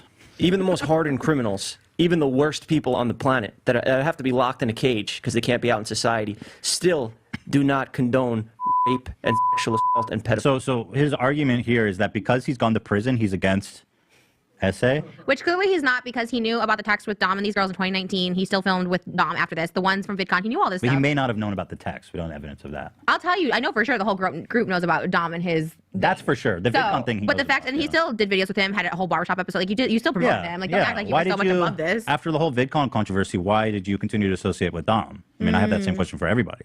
This poor girl was straight up assaulted by Dom, and everyone was lauding him as a hero for admitting to his mistake. Legend. Pedophiles. I don't stand for any of that Well, shit. he's been to jail, so he's fine. He's been to jail, and as you know, in prison, we don't stand for that shit. Oh, is that what he's trying to say? Yeah, I got it. He's like, trust me. I don't think anybody does. I don't think you have to go to jail to not I stand would. behind. I agree. That's like saying anyone who's been to jail would never come out and commit an assault or something. We're all rehabilitated. Dom is going to get what's coming to him. I've been reaching out to him because he needs to address this, because since I'm the only one who will talk, I'm the one that's getting the most shit. That's not why. And I called Dom several times a day. I've been texting him, and he said, stop calling me. And I said, it doesn't work like that. I'll just fucking read it, because I mean, who gives a fuck? I'm an open book. I got nothing to hide. He said, on a call, bro. Is that true? Is he open book? Except, well, no, you're not. You deleted all your videos with Dom. You're not an open book. You literally will not admit that you went to the store Yeah. with Todd, and you keep saying you were there. Ugh, I hate when people say that. Like, I'm an open book. Like, be realistic. There's always things we're not an open book about. If you were an open book, people, I could slide through your pages in every detail. For 15 Or you minutes. can't admit anything wrong. Like if someone's just innocent and everything, like admit some wrongdoing. 100% not, yeah. Stop calling me. I said, stop calling you. It doesn't work like that. I ended it off with saying, you better hope the cops find you before I do. I mean, I don't know what I would do. Okay, we don't need to be threatening violence over here, bro. This video. He just said he doesn't want to go back to prison. Why are you fighting people? I don't know why he got to include, like, threats of physical violence. Well, this is coming from the guy that left his coffee when he saw me in a Starbucks. I don't Tough think guy, huh? Yeah. I think that's what he said triggered him, because when I saw that, I was like, this is the guy that's like, That's I'm funny. in prison, I'm fucking tough. And then like when he saw me, like left, did not get his coffee. Interesting. So That's what I mean. It's like all these people want to talk a big game about sexual assault and like how they would beat up a rapist if they saw one. Then call out your best friend. Then call out your best friend. Go fight your best friend then. Oh my God, I would definitely fight a rapist if I ever met one. Okay. Then fight your best friend. Go. Let me see it. Let me see it. why is that? Because I just thought it was so funny. Everyone's always so scared of Jeff. And I was like, you're not going to do anything. Like, it's fine. And you went to jail for something. And the cognitive dissonance, like, okay, you say you're always going to fight a rapist. You're always going to protect people. Like all these predators and groomers you're so afraid of, blah, blah, blah. Then why'd you vote for one? Why? Because they are going to be like, I don't believe it, though. I don't believe the story. I think all these women are lying. You think every single woman is lying? You think like over 20 women are lying? That's crazy, bro. It's like marijuana. Like, I mean, you know, it's legal now. So it's like, you don't act like you're like, oh, they better find you before I do. You know where he is. Like, This whole situation makes. Well, I don't think you should go beat up Dom. No, I'm not Either. that. I'm saying I would encourage you not to do that. No, definitely don't. He's sick. Or don't beat And me the up poor either. girl has to live Yeah, with don't beat this. me up. I just want Can't you guys to fight know it. that I would never just sit back and watch a girl get fucking. I agree. Nobody's saying you Yeah. did that. I would never sit there and let that happen. Yes, we know. Nobody's Ever. saying that. You know, the video's being picked apart, lined up with the article, and It looks bad. I'm mad at myself when I watch it. You know, I have a sister, I I don't think nieces. anybody's saying that when they peeked in, they saw that they knew that a girl was being like assaulted. See, that's the thing. I don't think it's easy to tell, and maybe they didn't know. But I think that's the problem. Is like, what can we do to prevent this in the first place? And there were so many things that we could have done before it, right? If Trisha felt like they were saving Jason from being complicit in giving these girls alcohol in order to have sex with David, they could have said to these girls, leave. Like, these people are going to get you drunk in order to do stuff to you.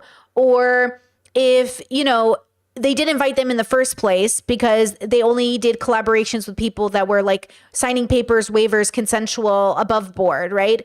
Or maybe we had people present who could help mitigate the harm. Or maybe if you guys wanted to have a FISUM, you could hire adult workers who are professionals who could come in and do a professional job. Condoms, STI testing, all of it, right? Making sure it's consensual.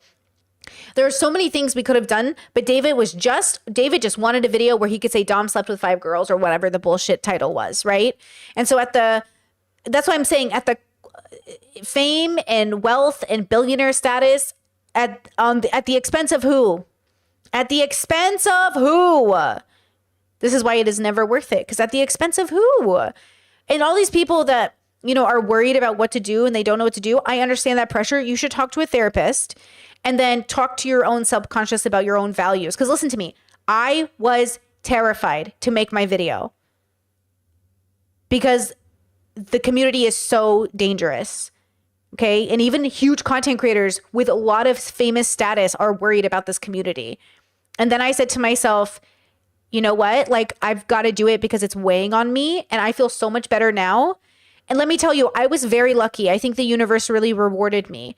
That I put out my video and then all the leaks happened and then everyone saw him for the monster he was. But even I didn't understand the extent of it. And even now, people will defend him because that's how it goes, right?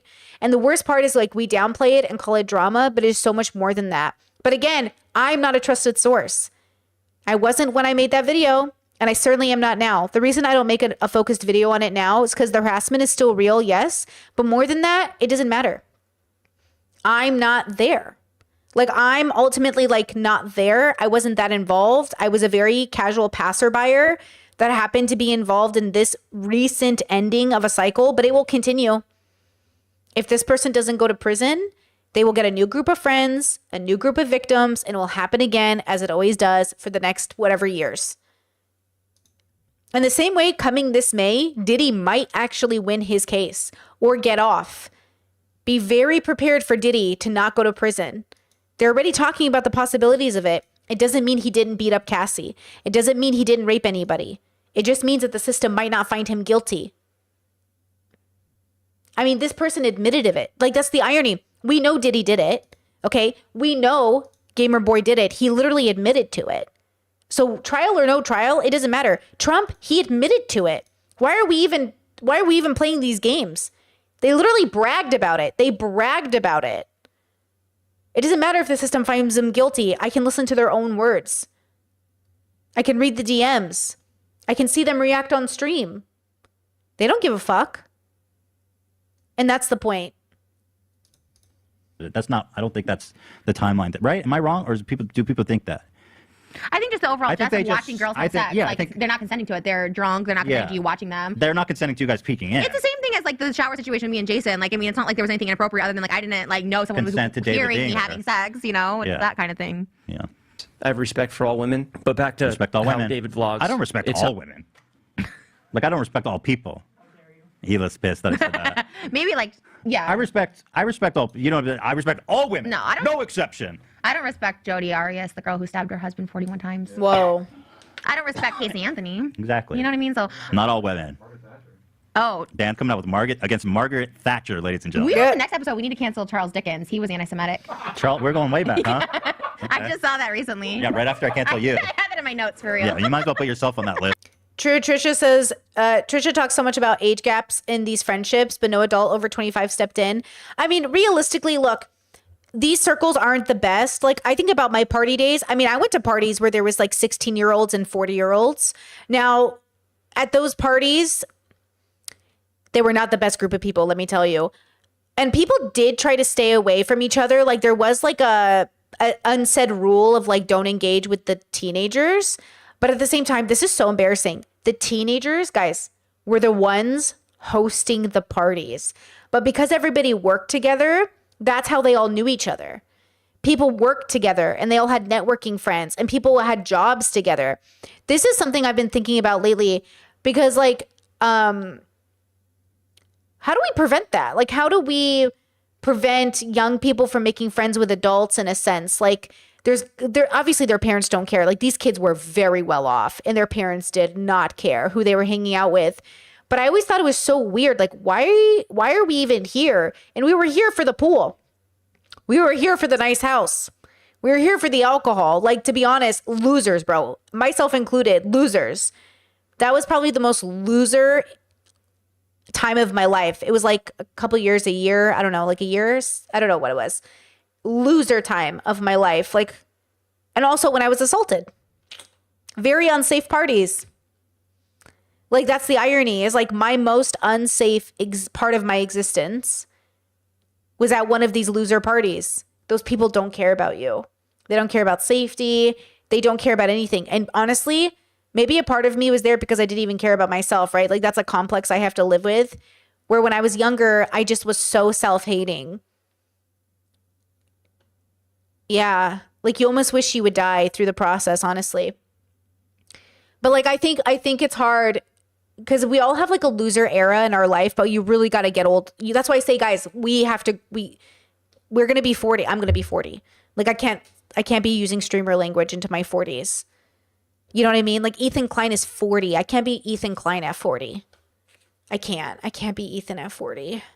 Do you know what I mean? Ethan is 40 making Hassan videos. Like, right? We got to do something else with our lives. So like, by the end of this 4 years, like, I don't want to be this person. Like, this person now, she's fine at 35, but like, I don't want to be this person at 40. So like, I know it will take time, but we have to grow out of our loser eras and grow into the next era of our life. Or not. You don't have to do anything I'm doing. You know, I'm just saying what I'm going to do.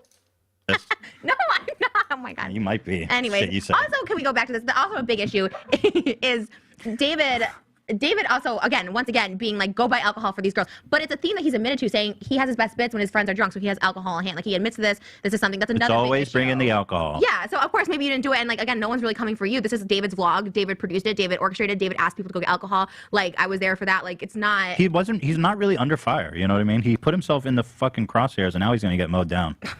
It's obvious that, things are scripted and set up and reshot. I've said that already. But there is a clip at the end of the video, and it's with Dom with his shirt off, and he's fucking sweating. That shot was not even shot that day. Again, proof that he didn't read the article, because they say that in the article. Yeah. They literally said it in the article. This isn't a revelation, bro. Right. And I know people will probably take this clip right now of me saying this, and everything said is a statement, and everybody's story needs to match up, and you can take this, and you can use this in court. This is my statement. Okay, I'll fucking stand on the stand and say this again. I was not there. David went back the next day to shoot that sweaty scene. They literally sprayed him to make him look sweaty. We know that. Again, we talked about it. What's sick about that is that David must have known this girl was blackout and puking and all this, and then they went back to complete the bit. Yeah, which is even... Wait, did the girls go back or just the boys went back so Dom looks sweaty and stuff? I'm confused. Chad says, what is your vision of you at 40? How is she different than this Brit? Well, I don't want to go into too many details because one, I can't actually predict the future, but my intuition tells me what it will look like, but I can't really know. So what I'm doing right now is doing everything possible to allow many versions of Brittany to exist by that point. So I'm doing all the work now because, the result of Brittany at 40 is the result of the work I put in now. Brittany at 40 can't exist without 35-year-old Brittany making the effort. Like going to the gym.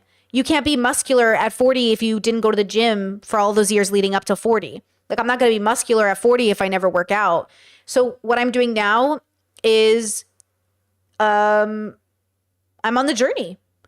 I'm on the journey. And I hope in 4 years, the proof is in the pudding.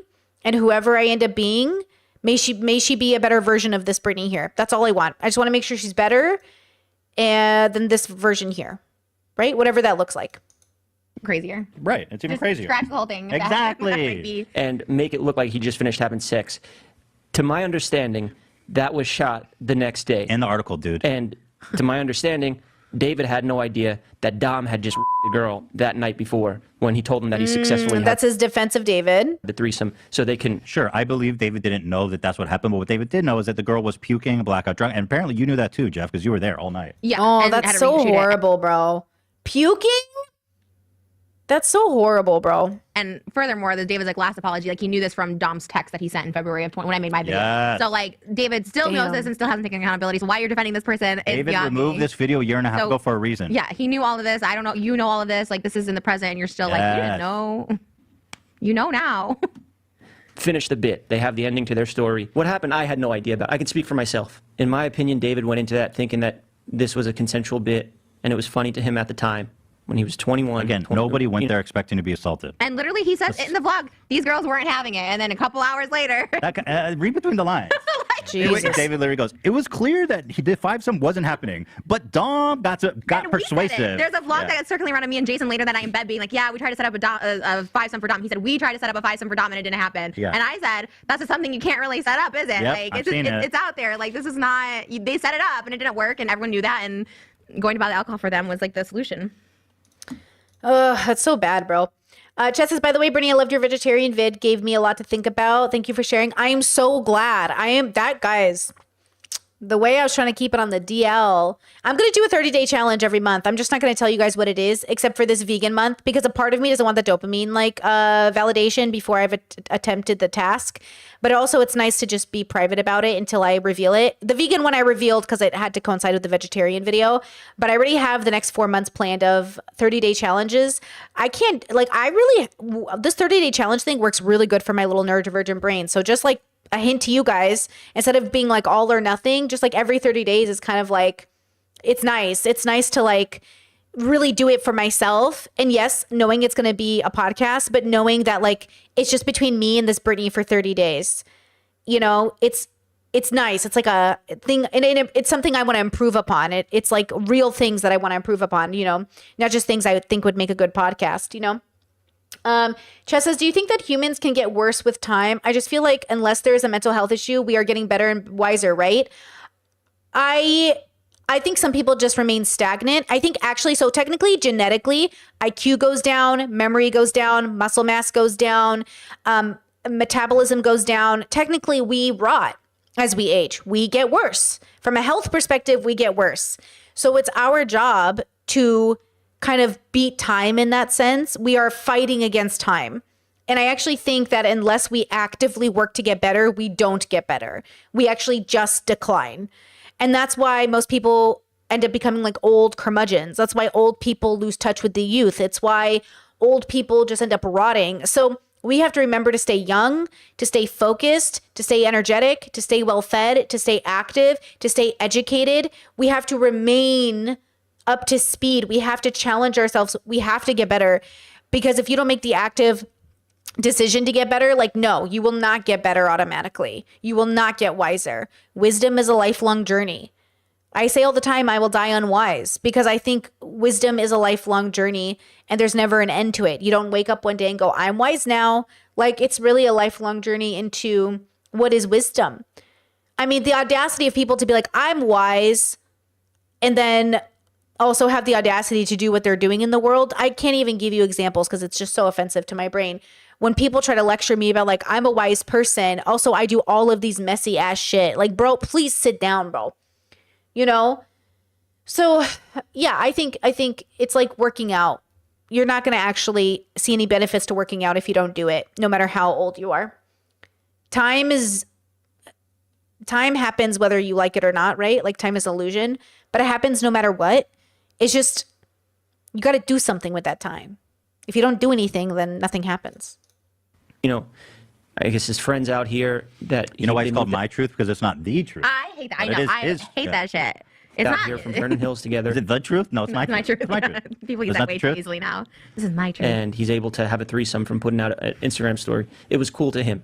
I don't control what goes in Thanks, the videos. David. That's what it he was said. cool to him at Thanks, the time. David. The joke that was made at the end of the video saying that we'll probably all go to jail for this.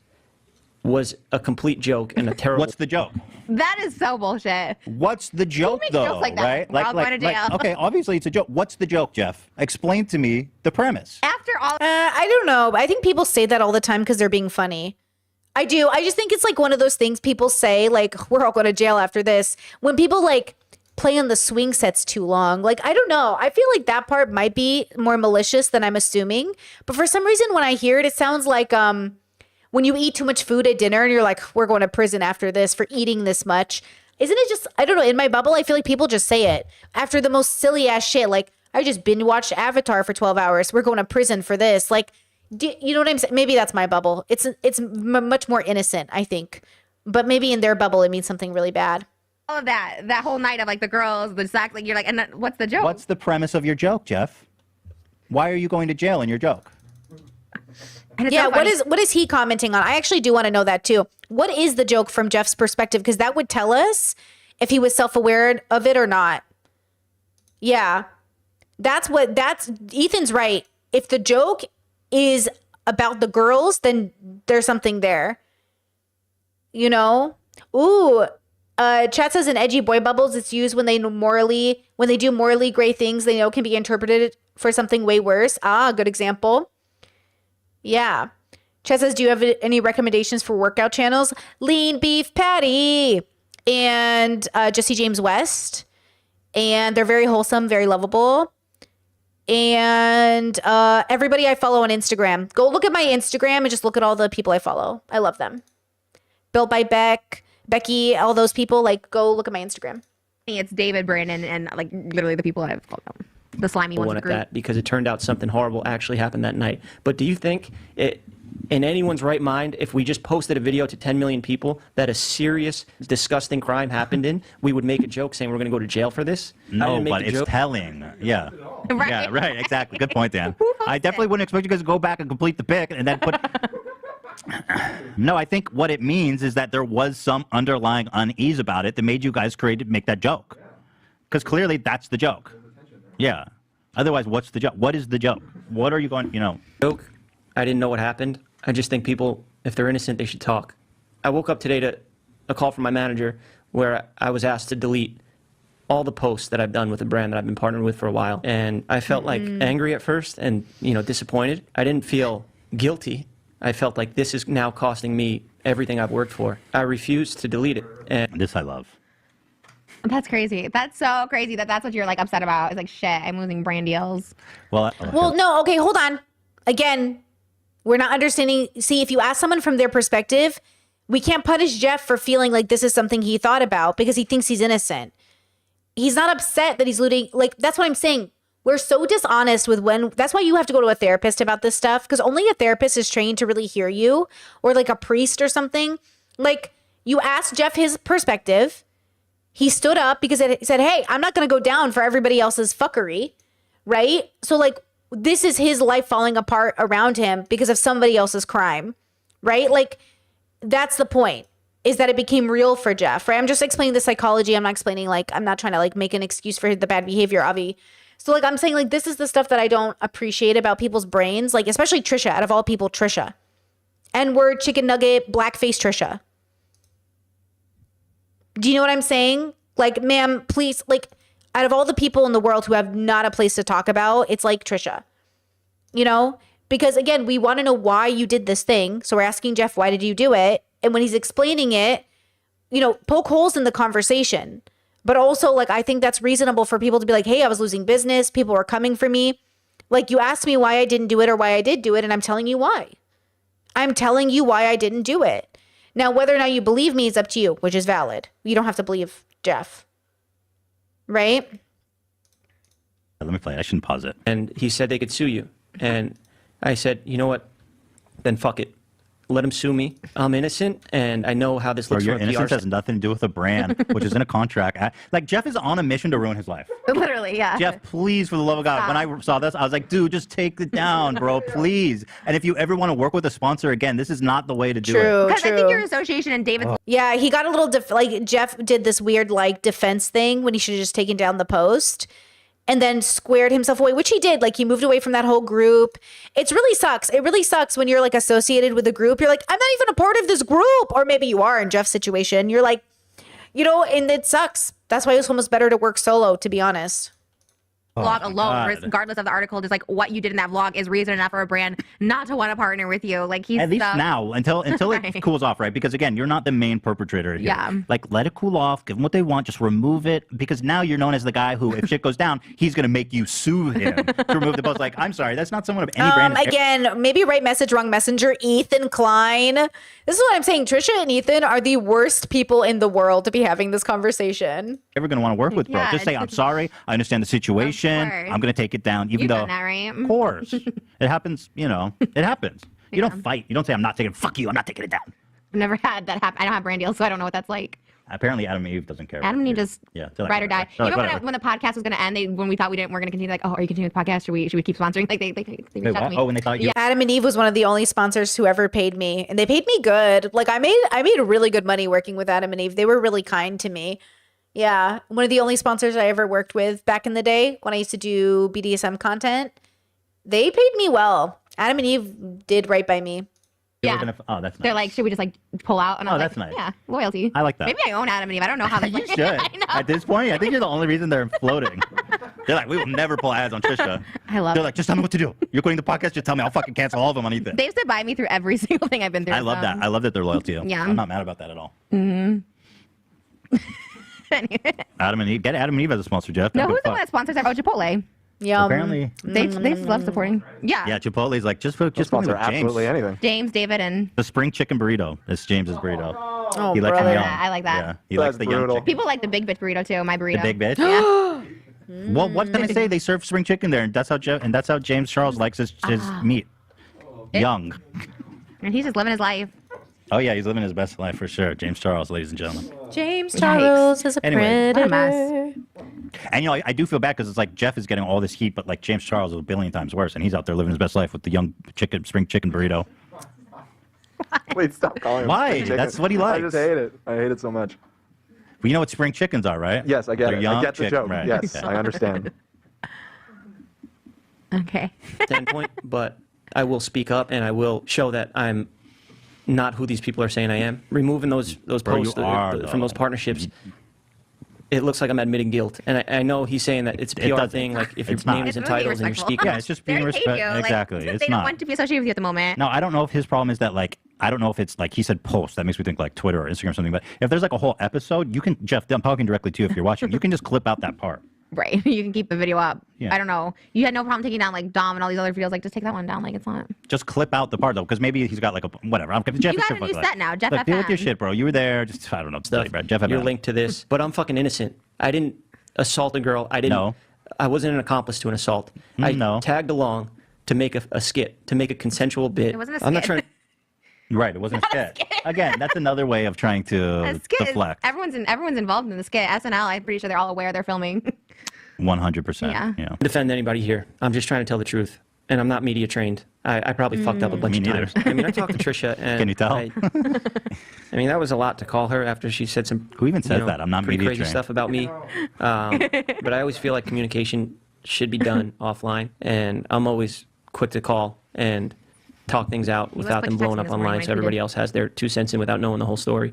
And I called Trisha, and I immediately apologized for the Starbucks situation. She's allowed to have an opinion. The fucking Legendary Starbucks. Yo, I can't believe he literally ran out of Starbucks though. That's crazy. I gotta know, what was he thinking? What was he thinking that he ran out of Starbucks? Blow New out. Yorker. If only he would have said hi to you at Starbucks, none of this would have happened. It's like so not what it's about because I didn't say He's I am. kicking himself.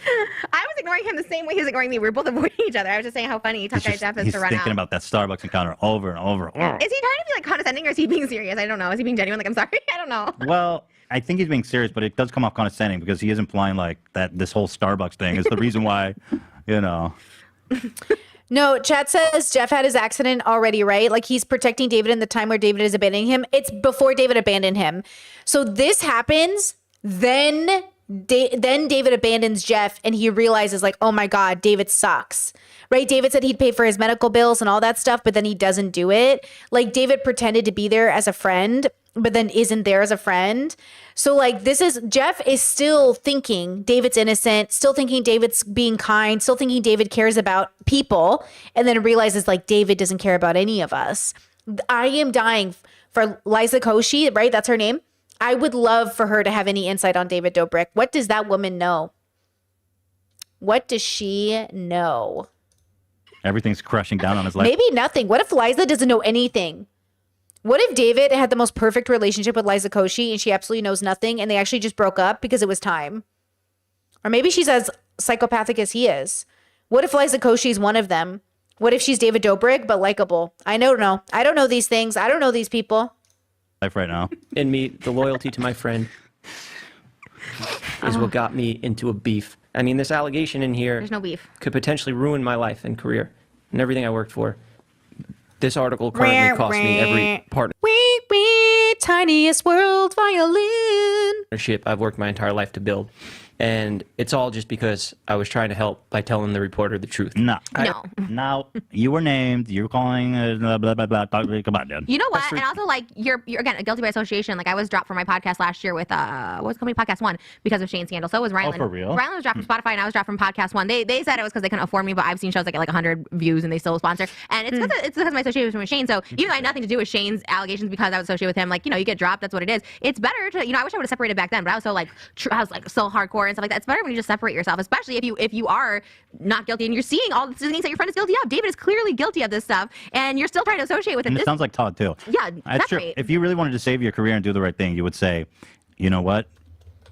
Bro, what can I do? I can't rewrite history for you. You fucked up. I'm not going to But sit here and just tell say you. it because I'm telling you, it goes a long way. I fucked up so many times, and if you're just like, fuck, I fucked up, especially when it's not Just supposed to say be. it. Don't come out here and say you're 100% innocent, bruh. Yeah, that's reporter if she was Does sorry. he still want to call in? Is he ready? Can we get him on standby? Because we're almost done. He may have bailed, been like, fuck these guys. Oh, yeah. Can you send me the Zoom link? Hila, send it to Hila. She's my phone. She's going to send him the Zoom link on my Twitter DMs. All right, let's get him ready.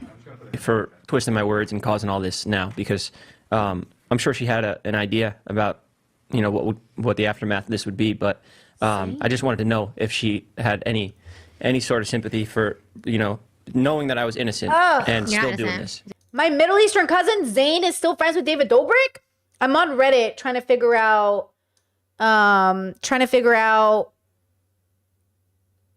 who still hangs out with David Dobrik. This is posted a month ago. Zayn, Jonah, Susie, Corinna. What the fuck?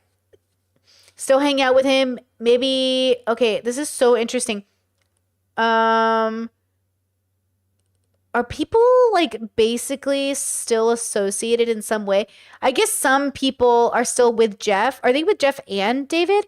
It's kind of awkward to ask, like, hey, where do you draw the line? Like, hey, where are you going to draw the line with like who you hang out with? Because look, I've almost never asked anyone to pick a side in things. And chat says, for a second I thought Discord. For a second I thought that was your actual cousin. No, it's just he's Middle Eastern. But that's always an awkward thing. Sometimes I just want to see what people will do. Like sometimes I don't even want to ask a grown up to like stop associating with people. Sometimes I just see what people do. Like, don't get me wrong, that I took it into account that people didn't care, that like people lied about me openly and said things I never said. But also keep in mind that those people, when they reviewed my thing and my situation, they downplayed me as the emotional girl and him as the logic bro, because the misogyny was clear, right? So it's kind of like hard. That's why I never asked anyone at the time to like pick sides. Because like, one, we're not friends like that. None of us are friends like that. Like none of us are friends. Like I need everyone to understand, like it's not real friendship. It's like work friendship. But with David Dobrik's group, they were really friends to some extent, right? So that's the problem is like, I'm not going to ask anyone to take sides in a work friendship, but like in a real friendship, I might have to be like, hey, we're not hanging out with this person anymore. They can't be a part of the friend group. But like, I was never a part of a friend group. I was just like a person who showed up. And that's the difference is like, if you want to stay in the friend group, you might downplay someone's actions because, you know what I mean? Because it works for your narrative of how you see it. And I think misogyny was a huge play here. Even in David Dobrik's situation, misogyny is absolutely at play here. So it is kind of interesting to see current day David Dobrik group, like who's still willing to talk to David. Because at this point, that's kind of crazy. But then I think about Mr. Beast and I think about Carl, because Carl's so sweet and adorable. Why is Carl still hanging out with Mr. Beast? Why are any of them hanging out with Mr. Beast? You know? Again, I think humans are all pretty good at their core, but I think some of them are just willing to be complicit in certain things because they figure it's not as bad, right?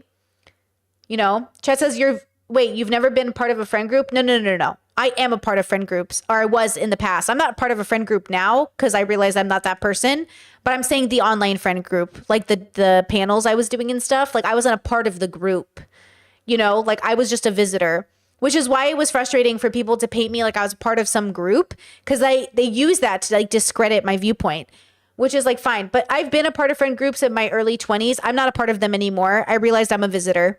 I don't want a friend group. I like my one-on-one friendships the best.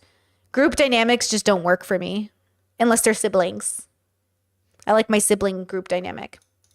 And I even have her Why does say, she keep saying that she knows you're innocent? What do you mean? Because you're not. I don't think he understands what, like, you're not innocent. Like, you didn't do, yeah, no one's accusing you of, like, doing anything, but, like, you're not The innocent. witnesses said you came back with alcohol. Yeah, you were a part do of you this want, group. man? You were part of this bit. But I swear to God. But when I was on the phone with her, I said, I swear to God. And she still included it. Literally, Scott's defensive, like, everyone knows David's a nice guy. He would not do Dan, you hacked into my mainframe? Hack. Can you play the video? Thank you. saying to me on the phone that she believes me that I'm innocent, but she still went ahead and twisted my words. Wrong. So fuck it. I'll put the video in. Jeff, I am very, very sorry to hear that. Like, I feel like you were more of an innocent. Well, I feel like you were more of a bystander. Oh, he recorded the call. No, sorry. Scratch that. This is the call with the reporter. Right. Conflict, and I'm very sorry that is headed your way. I don't think that anything else is going to come out that will, like, involve you specifically because... Are you sorry to hear it, or are you sorry that like you worded it that way though? Like it sounds like. I mean, I'm sorry to hear it because ultimately, like, I had to do that for my job. Like, that's just like what I had to do with the information that I was presented with. But I am sorry to hear that. Yeah, the girl told her you were there, so she had to report it. So once again, he's insinuating that she's knowingly lying and that she ruined his life and all this bullshit. Dude, again, the most ironic thing is he's doing to her what he claims she did to him, right? Here, she says, the thing I'm saying I'm sorry about is that Jeff, before asking if I was sorry, he told me people were calling him an R word and a P word, a P word, and his life was being ruined and stuff. And she was like, yeah, I'm sorry. That's like on a human level, I'm sorry that's happening to you. It doesn't mean that she lied. So you were taking her words out of context. Yeah, she reported what the girl told her, that you brought back alcohol. Shit, because all I got to do is release the rest of this phone call, and I'm not trying to get people fired. That's not my goal. I understand you're trying to get a story out about a serious crime that was done to a girl, and I support that. But what you did was not do good research, and you brought down a lot of innocent people along the way, and you put a paywall on it. You claim you're helping the girl. You claim you're helping the girl by getting her story out there. Yeah, but the paywalls are pissing me off. That's what I'm saying. Remember when I said I would love a place where all these paywalls are paid for in one area? You guys were saying, like, what about Ground News? That's not Ground News, right? If I pay for Ground News, do I get all the articles instead of paying $1? I don't want to pay $1 for all these websites.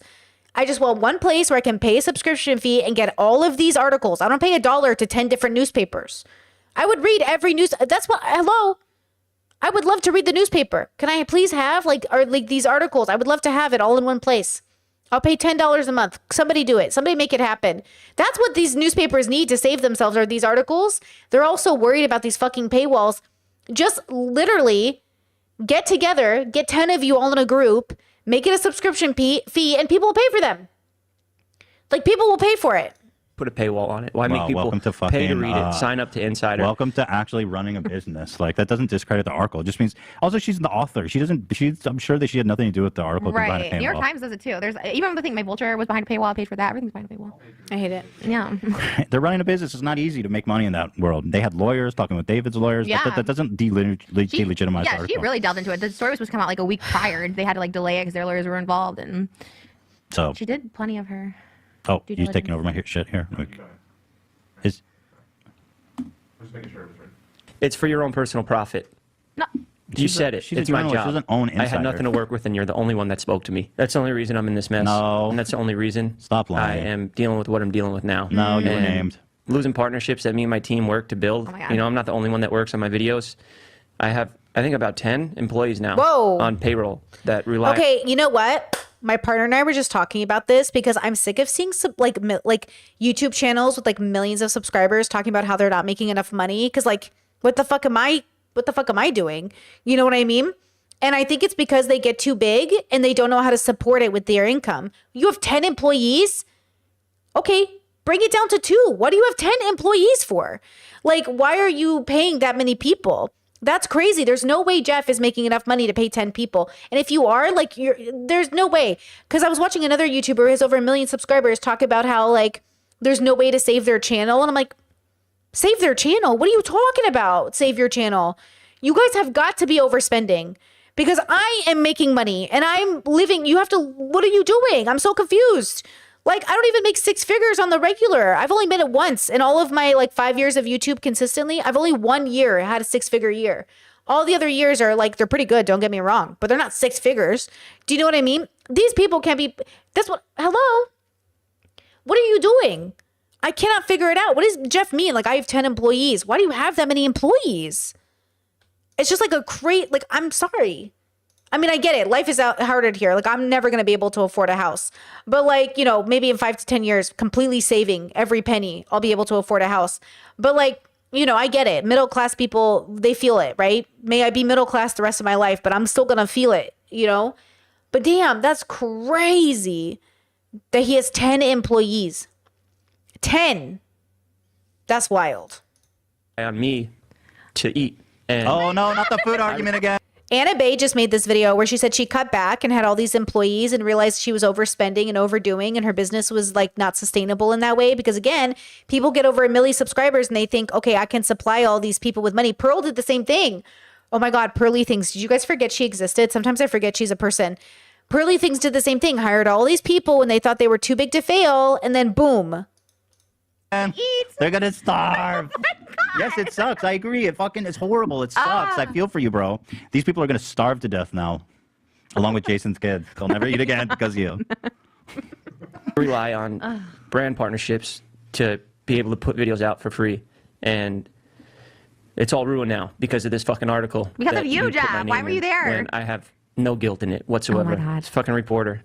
Put her fucking Twitter up. Jeez. Acting like you're doing the Lord's work. Oh, Don't okay. act like Damn, Jeff going in. Jeff looking guilty. you're doing the Lord's work. You're doing this for profit. Again, I've said this 100 times. This video. Okay, now Wait, you've okay, relax, Jeff. Okay, relax, Jeff. gone too far. Yeah. You Too said far. much. Just like straight up attack. So which part is it? Is she doing the Lord's work? No. Is she bringing light to this horrible crime which you apparently want to assault Dom for? Oh. No. She's doing it to make a profit as the owner of Insider. And the fact that he says he has 0 guilt. And also, for the record, all my videos, like the one I made about David's apology, they all get demonetized. Like anything about David gets demonetized on my end too. So it's not like everything's for profit. I don't know if Trisha means demonetized or half demonetized. Because most of my videos get half demonetized, but do they get fully demonetized? That's pretty rare. So when Trisha says like all my videos about David get demonetized, I think they mean half monetized. The yellow mark, not the red mark. Maybe. It's just also, and two, the fact that he has no guilt. Like, I have guilt about it. I'm like, maybe I should have done more. You know what I mean? Like, you have to have some sort of guilt. Like, I feel guilty. Let's say we're grown adults and like, yes, we left or whatever like that. But I feel guilt about it. How do you not? Like, when these girls, I don't know if it's these girls or different girls that reached out to me about the situation, if it was in the group. I remember saying like, shit, I feel really bad because they said they were fans and all something. I wish I would have said more and stuff like that. So to feel no guilt is actually like psychotic. Like, you're actually like kind of like evil. You have no sympathy. You lack empathy. And then also to say, put this bitch's Twitter up, like here, you know. Yeah, it's like, that was so it's a fun. lot. And then be like, oh, she's acting like she's a good guy, but she's just here to make money and lie about all of us. Like, bro, come on, stop. She's over, like, you admitted yourself that this is a good article. This whole thing about Dom is good. So why are you trying to discredit the whole fucking thing? I don't think major brands would be Not to dropping you and David and all these people just because if there was just some silly allegation. Like, these are some serious shit that's been backed up, that's been corroborated, that's like verified. Multiple people. It's not one incident, not two incidents, multiple people that don't know each other. This has been happening to. So maybe it's you guys who did these vlogs and you're getting the repercussions from it. Yeah. And rightfully so. And there is no sympathy. Like, there's absolutely no sympathy. Well, was Jeff popularized through the vlogs or? Yeah. Oh my God. No one knew who Jeff was before. Or how did he get involved with David? I don't know.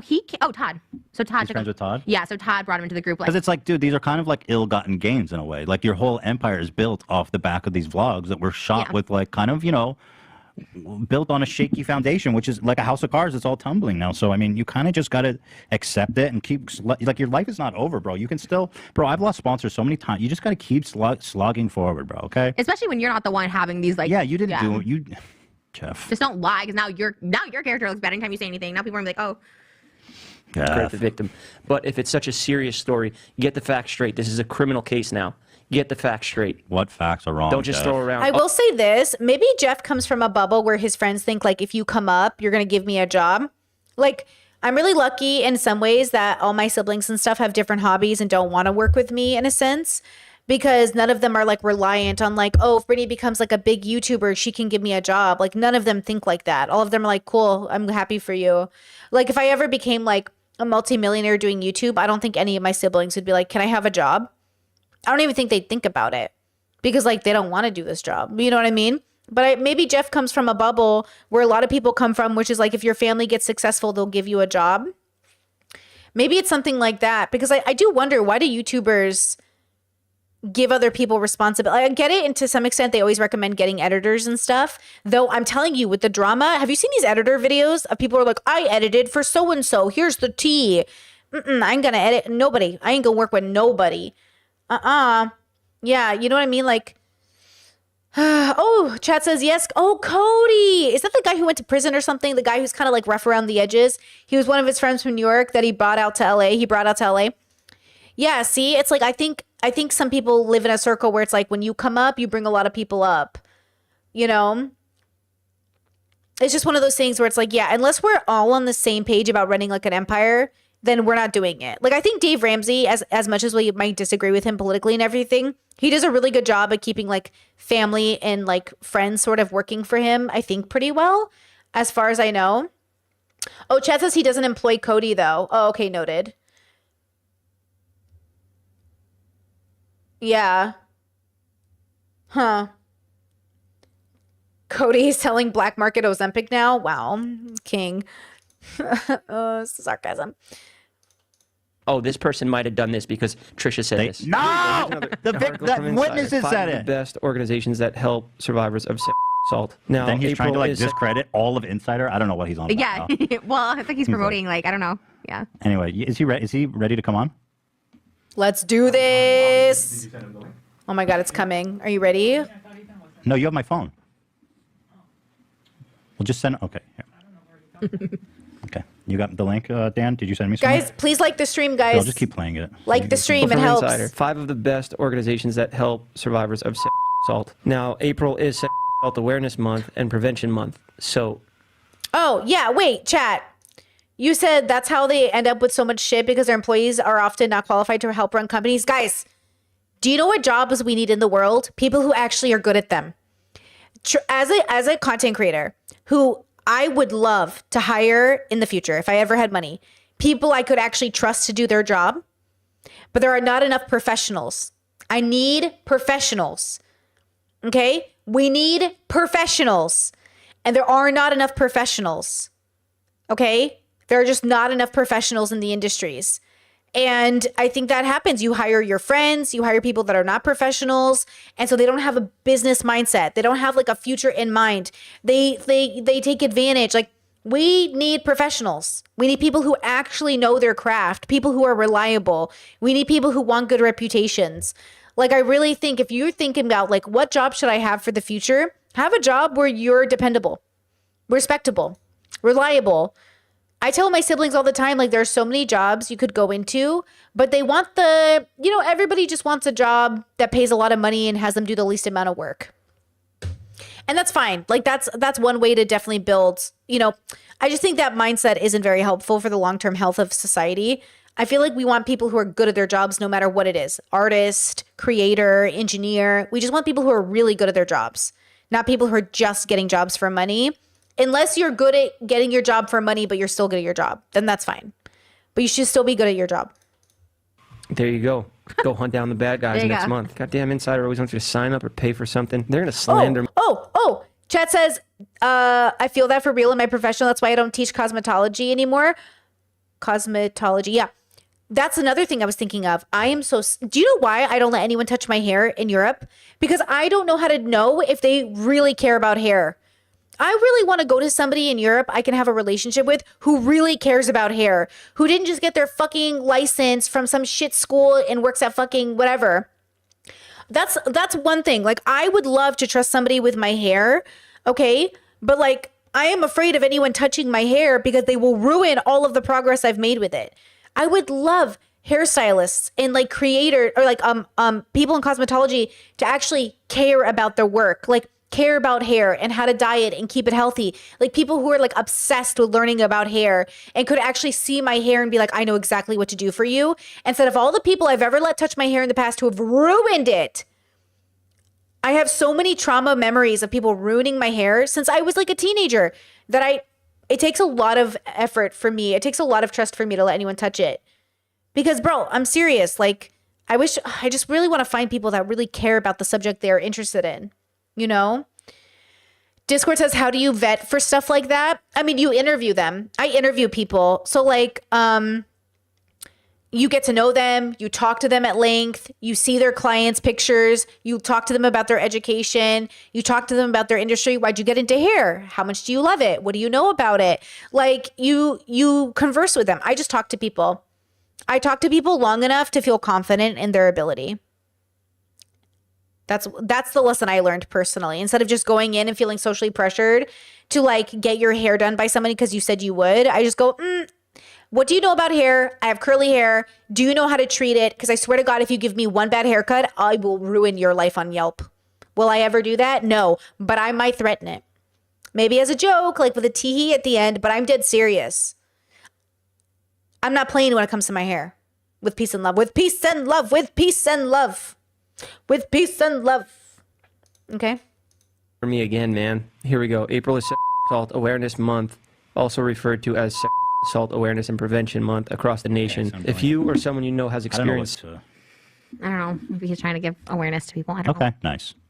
We like that. Unless it's about Jeff, then you can't say anything. Mm-hmm. Chet says we just need those jobs to be able to support a decent lifestyle. Hey, lots of people I know make a great living being in hair. The difference is like you not being paid well enough is not an excuse to be bad to people's hair. So if you build enough of a clientele being actually good to people, you will build that reputation. I think, but people really think if I'm not being paid enough, I can ruin your day. And I need you to really evaluate that moral stance, right? Like I get if you're like rude to the corporations, but like to people, to customers, you know, like girl. And I really do think like going private really helps, like building a reputation in the neighborhood, building a reputation at church, building a reputation in school, being a person people like and trust with their hair. Like, I think people forget like half of networking is being a good neighbor. So I sent Jeff the link. He just sent me a message a few minutes ago saying he's ready. So I think he is going to. Okay, good. Oh, I thought he was going to flip the switch. He seems eager to talk. So first of all, I mean, props to him for coming on. Yeah, I think that too. You know. Oh, hey, we're here. Hey. Trisha was. Oh, hold on one sec. I hear you, but I need to move your. Dan, you're gonna have to. Okay, wait, I see it. Okay, 1 second, Jeff. Dan, my man, my favorite. I love all the nice things you said about me so far. Really enjoyed the show. Have you been listening? Can you guys see me? Dan, which one's? Of course, I'm listening. Okay. That one right there. Click that. Okay, we see you. Listen to all the episodes. Okay. I love this show, especially the one with Scott. I mean, this one was interesting to be like to hear you guys tear me apart, which I get. You know, I'm here to learn today too. I'm not just here to voice my, you know. To be fair, I feel like we were being pretty. I've always been pro Jeff. I never thought you were creepy or slimy in the group. Of all the people, I'm like, Jeff seems to be the least problematic of the group. So I was just a little shocked to see your video, I guess, because even when we talked, you seemed very normal and like, I don't know, just not. That's I don't know. great. And I guess I could, you know, I could start this off with an apology. Can you guys hear me good? Yes. Is it the mic? I can hear you. You're fine. Up there, this is So I could start this off with an apology. I apologize for calling you crazy and not validating your opinion. You know, I know the Starbucks thing has become a meme now, and you know, I got myself a Keurig, so I won't be having to go down there anymore. And you know, I talked about it in the video, but I did a shitty job. I said I'm bad at this stuff. You know. Well, okay. Let's talk about something specifically. You said a bunch of times in your video that Trisha is the reason you're in this article. Did you read the article? I didn't want to pay for the paywall on it. Yeah. What a fucking cheap bitch. It was $1 for the trial. Are you fucking serious? Somebody wrote an article about you and you didn't even read it? I'm so done. Interview over. Skirt, skirt. Interview over. Chat says hair can make great money. I meant more artist jobs, the janitor job, the teacher jobs, the jobs that maybe people may be good at, but it's a struggle to make ends meet. Oh, 100% agree with you. And I told my partner the other day, I think I'd make a great janitor. I actually think janitors could become like cleaning technicians, and first we had to change the brand. Janitor, not a good brand. New brand, cleaning technician. And I think we should have flower buckets and floral mops and brooms, and we should wear colorful jumpsuits, and we should look really cute and have pigtails, and we should come in and meticulously, autistically clean spaces and use only organic soaps and very environmentally friendly soaps. And I think we should raise it to a livable wage because, like, hello? I think we should make cleaning technician. It's the new thing. I think we should just rebrand everything we're doing in life and make everything livable. A minimum livable wage. Now, here's the hard part. Here's the part that everyone mistakes. A livable basic wage for most jobs will not look like a pool in the backyard, a 5-bedroom house, or a Ferrari in the driveway. So we have to make the basic livable wage something more accessible to general people that isn't what everyone wants, which is like fancy countertops and marble floors and $1,000 dresses. I think we have forgotten with peace and love that, like, we're not all going to be rich. Most of us are never going to afford like multiple $1,000 dresses or multiple $300 shoes. Like, the average person cannot also be the person making and living the lifestyle of somebody rich and famous. And I think like our desire to want to be rich and famous is like too much right now. We need to go back to something a little bit more humble, very middle class. Like, the middle class vibe should be the default. Nobody should be living a not middle class vibe. But also, how do we get there? You know? But like, I think it's a combination of people, because I meet so many people who think out of high school, they're going to be making so much money and have these fancy cars. And I'm like, I'm sorry, who told you this? My parents didn't buy their first house till they were 40. Okay, so like, I'm not sitting out here sweating too much about the fact that I don't have a house. Like, my parents had 8 kids before they bought their first house. 8. And my dad was making $100,000, you know, but he rented, you know, they rented, you know, they had 2 cars, which was a big deal. Having 2 cars was a sign of middle class for sure. 2 cars, 8 kids, 6 figures a year, and did not buy their first house till 40. So like, I'm not trying to, they rented. I have lots of memories of moving a lot with my parents. I moved like every couple years, sometimes less. Yeah. And then they saved up for a house. So it's one of those things where like, we have to have a basic understanding of what you're going to have in the driveway before everyone's out here bragging about, I want a Ferrari. Like, girl, nobody need a Ferrari.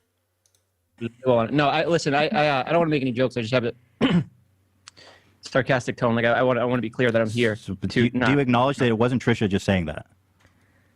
Now, after listening to you guys addressing the article a bunch of times, yeah, I understand. So you really didn't read the article, or were you joking? No, listen. So I'll start from the top. No. Chat says, I assume basic livable wage should be a wage that can get you 3 or 4 bedroom house and 2 kids. Realistic? No kids. The default basic livable wage should not involve children. If you're living a basic minimum wage, you should not be able to afford children. You should be able to afford a single life. A basic affordable wage should involve a single person, and then 2 people together, and then kids. Basic wages, I don't think should involve kids, because in a preventative, harm-reducing society, we wouldn't be having kids without being able to provide a lot more. You know what I mean? Like, that's the difference. Is like, preventative care in an ideal society for having a basic income should cover single people, not children. Children are a privilege. You're privileged to bring people into the universe. Like, we should absolutely be redefining, bringing children into the universe. Like, these children did not ask to be here. So the idea that you feel entitled to bring a child into the universe is your legal right, but morally you should reconsider it. Okay? Like, we should be reconsidering that lifestyle from a personal perspective, not a legal one. I don't want the government in our wombs and our bodies. Okay? And yes, kids require more than the basics. You can think kids don't require more than the basics, and that's your business, but that's why all your children can't get jobs now, because they don't know how to function in society. And society is being built by people who don't know how to function, and they're carrying around all of their trauma and making all of us suffer for it. Okay? So, you know what I mean? Yeah. I feel like we all, like, it just, yeah, I think basic wages should be about single people, not about married people or babies. Like, people who are single are the basic, and they should have the right to feel like they can go to work every day and come home and afford a decent life, you know? And like I said, I'm not here to discredit the victim at all. And I want to make that clear. I'm just here to explain my side of the story. And the reason I'm even coming on here is because I genuinely feel like, there are some misunderstandings here, and we could just clear it up if we talk it out. And, it's tough because you guys just picked me apart, called me dumb. Yes. And, Well, the chair is, you can't see it, but I'm sitting the cool way, Yeah, I can tell. Yeah. These actually, I could Stupid send you a is link as stupid after. does. That's fine. But Jeff, let's try to remain somewhat serious here, because I feel like you're trying to charm me with your humor. Charming, yeah. No, no, no, I mean- But like, so, okay. I feel like, first of all, let's just acknowledge you kept saying in that video that Trish is the reason that the article said that you got alcohol. The witnesses, Okay, two witnesses there said that you came back with Todd with alcohol. Yeah. So let me start from the beginning. When I first got reached out to by Insider, the reporter, I immediately I was like, oh, what is this? My name in an article with Dom and sexual assault? Like, I'm going to call right away before I had the facts straight. This was 3 years ago. So, stupid move. You're right. I'll give it to you. That was dumb to call a reporter when I don't even know. But I don't think she remember the story. mischaracterized you either, so I got to stop you there a little bit, too. Okay, so when I called her, she referenced that she heard from, well, at first I said I 100% didn't buy the alcohol. You heard that in the clip. Mhm. And then later on in the clip, she said, oh, yeah, but I have a video that I heard from Trisha that you said in a barbershop that you admitted to buying alcohol with Todd for these girls. And I was like, I do make fun of Todd for his drinking problem all the time. So that is possible that I said that. Todd does drink whiskey. But if this is in a barbershop video that was years later, how is it tied to this story here? And this is on paper. Like, I mean, I did record it. I have her saying that Trisha told her that there was this barbershop But you episode made where this Todd video might- after the article came out, so I don't understand. No, your no, no. explanation. This barbershop episode. No, was, the video, your response video came out well after the article, after everyone had dissected it. So I don't understand that anecdote. Who bought the alcohol? Did you and Todd go to the store to buy the alcohol? No, 100% no. But you said So Todd had bought you're- whiskey for himself. Yeah. Well, look, I could speak for myself, and I didn't. Okay. I know. Go ahead. I can't speak for anybody else. Did Todd I'm not buy here to himself? defend Did anybody. Todd buy himself whiskey? No, to my understanding, Todd didn't leave the apartment, and I know the girls say this, and it's so tricky because Was there alcohol at the apartment? There was alcohol at the apartment. Okay, there was alcohol at the apartment. We don't know where it came from. I mean, did you know the truthfully- girls were underage? No. You said in My the phone call that understanding, they were either 20 or 21 years old. Yeah, to my understanding, yeah. So you did know that some of them were underage. Oh, well, it's 20 underage for drinking. Yes, that's what I mean by underage. Yeah. So you were aware that they were underage drinking alcohol there. I didn't know which ones were drinking. That's just like not abnormal. Like, I'm going to be really real. It's not abnormal to drink with people who are under 21.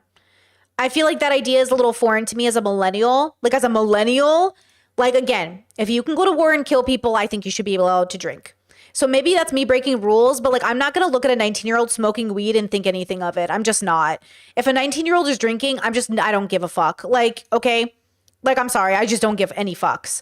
But if older people are getting them drunk to have sex with them, I'm angry regardless of the age. You know what I mean? Like, regardless of the age, I'm mad now because your intentionality is so bad. But I am never going to sit here and think just because it's a law that it matters. Like, this is so stupid. Are you a grown adult? You can literally go into educational debt that will haunt you for the rest of your life when you're 18, but God forbid you have a corona. Are we fucking for real right now? It's stupid. It's so dumb. It's so fucking stupid. Make a decision. What are people allowed to do when they turn 18? I just feel like it's dumb. It doesn't make any sense. Move the age to 21. You know, I just don't get it. I think it's such a stupid argument. But I will say, from a business perspective, who's famous, you might want to avoid anything that sounds crazy or it puts you in danger, like giving beer to somebody under 20. Do you know what I'm saying? Like, maybe then, you know? I don't know. I just feel like this is a weird argument, but maybe because they're famous. Maybe because it's like if like a government employee did it, that'd be crazy. You know what I mean? Drinking. Okay. Right. That's fair. But like, I got to be honest. Like, I tag along for these videos and I know how it looks. I saw your guys' videos where you broke down that vlog, and I would love to go through it because, you know, this situation was 3 years ago. So I don't want to come on here and stutter and sound like I'm in a lie because I don't know. I don't remember the story exactly. This was over. Well, I'm assuming you had time to refresh your memory by now. if you're going to go out and make that whole apology video. But let me ask you this. You say you were there for 15 minutes. Do you stand by that still? No. I was there for probably 30, 45, but I did go home. I didn't stay. Were you there the whole night? No. So you say you were there for 30 minutes. So can he see this photo I pull up, Dan? If you do a screen share, you know how to do that? Well, you can look at the stream, I guess, if that's possible.